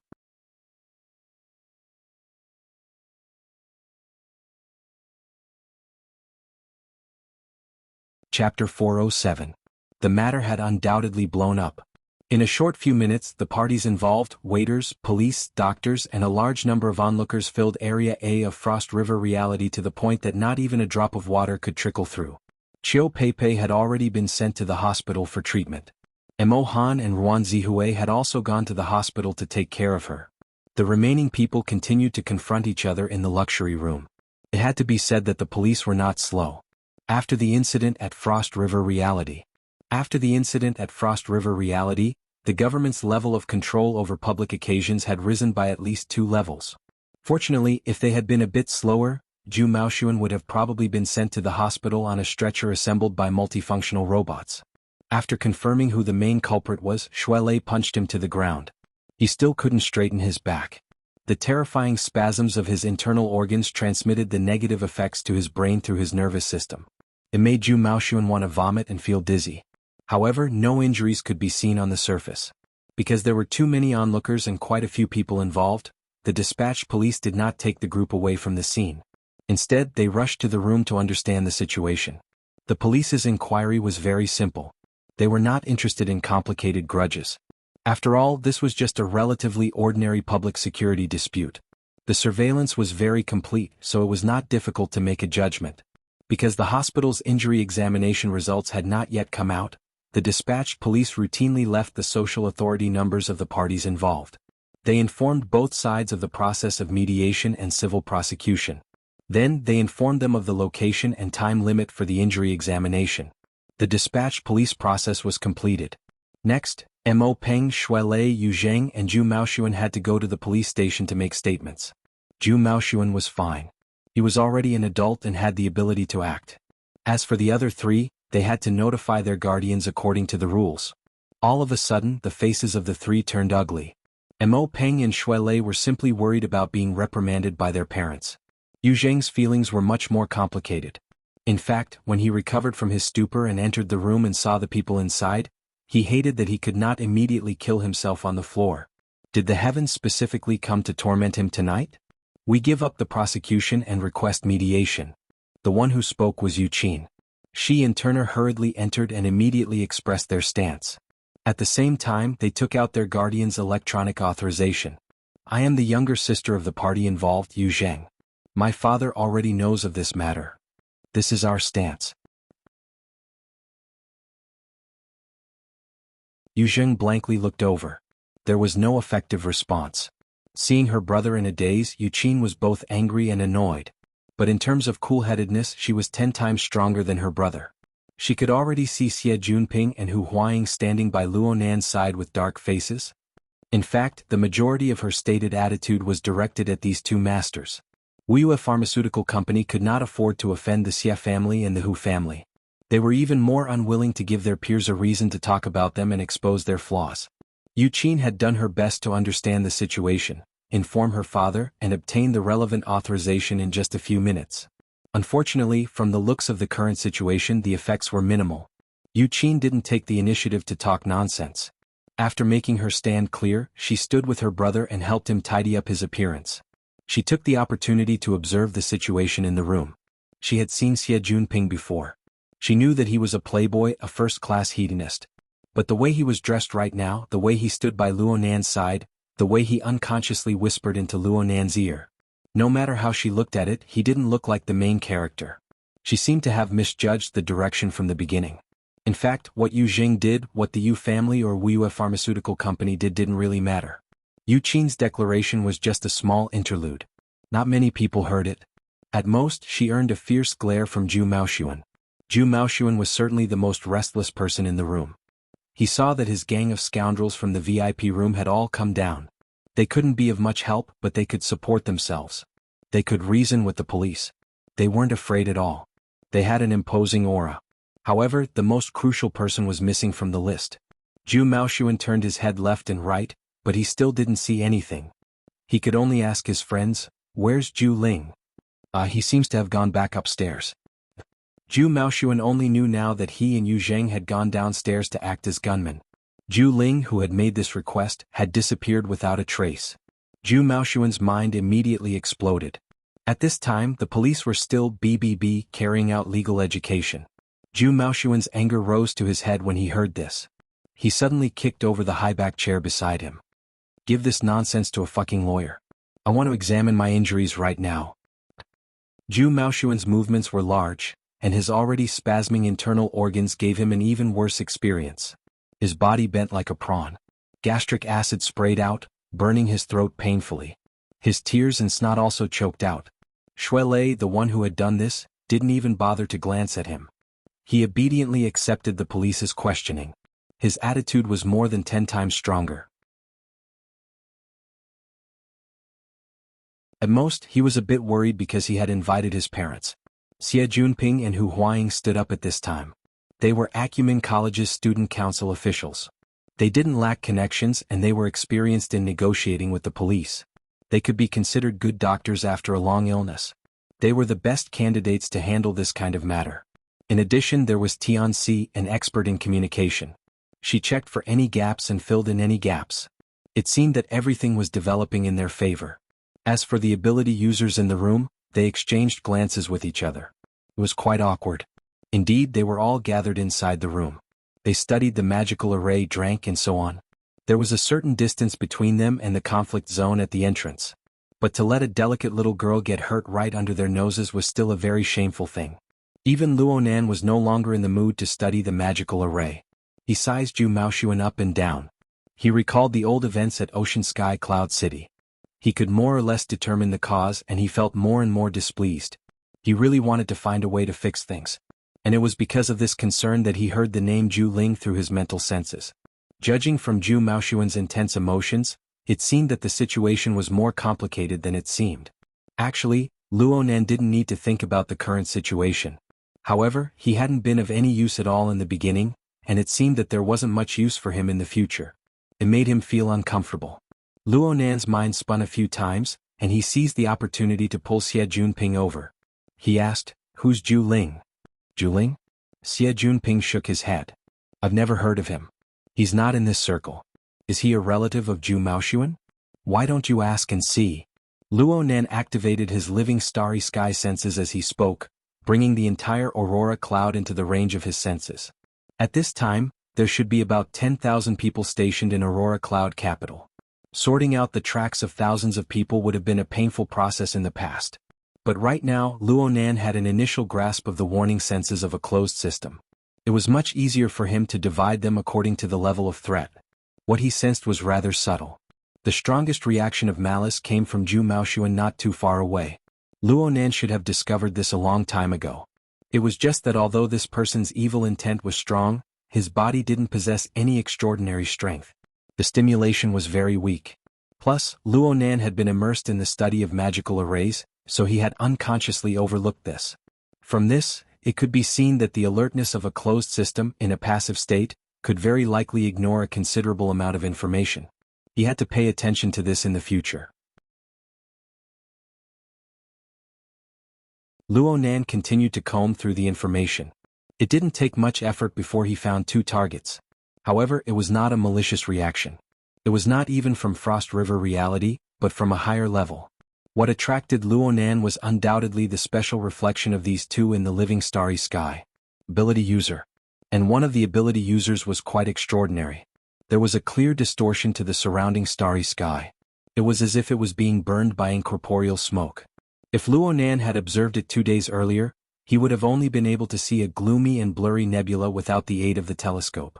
Making a preliminary judgment from this standard, this was already a B-rank ability user. There was another rather interesting point. Although there was a difference in strength between these 2 people, when comparing the constellation structures of the 2, there were quite a few similarities. Moreover, Luonan was quite familiar with it. An upright tetrahedron. A burner. It was not strange to see 2 burners in Xia City. The society statistics showed that there were over 300 of them. Most of them were in the military. A small portion belonged to Quantum Corporation. They were out for a stroll and a meal. It was quite normal to bump into them in Cloud City Water Village. These two people didn't seem to have anything to do with the conflict below. Luonan didn't feel any element of malice from them. The living starry sky indicated that he didn't have any connection with these two people in any real sense. Luonan didn't want to complicate matters. He carefully examined the burner that he suspected to be a B-rank ability user. The strength it displayed was quite astonishing. Although its format of fire was restrained, its pressure had already penetrated the depths of the mental plane. In the general sense of the 3 levels, 1 region and 1 realm, it should have touched upon the edge of the abyss region. It would have been fine if this was compared to the mentally enhanced side, but everyone knew that burners were all fleshly enhanced. To be able to obtain this kind of result as an assistant section master meant that he was already on the same level as the ears of Truth Fairchild. Did Xia City have a burner of this level? He Yuan had explained the relevant information to Luonan, but he had no recollection of it. Out of caution, Luonan controlled his soul strength to maintain a distance from the material plane. He gave up on observing the burner's true appearance to avoid being captured. That would be awkward. Luonan memorized the location and removed his senses. He didn't discover anything else after that. It seemed that this was indeed an exception. However, the appearance of a B-rank burner required his companions to be notified. This was to avoid sudden events affecting them. This was experience and it was also a principle. He Yuan and the others had been emphasizing similar requirements in their lectures for some time now. Luonan immediately published this information in the temporary mission window. There's a suspected B-rank burner and a C-rank burner. The two should be together. Their location is above Frost River Reality. You're tuning in to the Han Li's Wuxia Adventures YouTube channel. We're so grateful for your support and don't forget to subscribe to join us on this incredible journey through captivating stories. Your generosity through donations truly makes a world of difference, as it's the primary source of revenue that allows me to expand and enhance this channel for you. Thank you from the bottom of my heart for being a part of this adventure.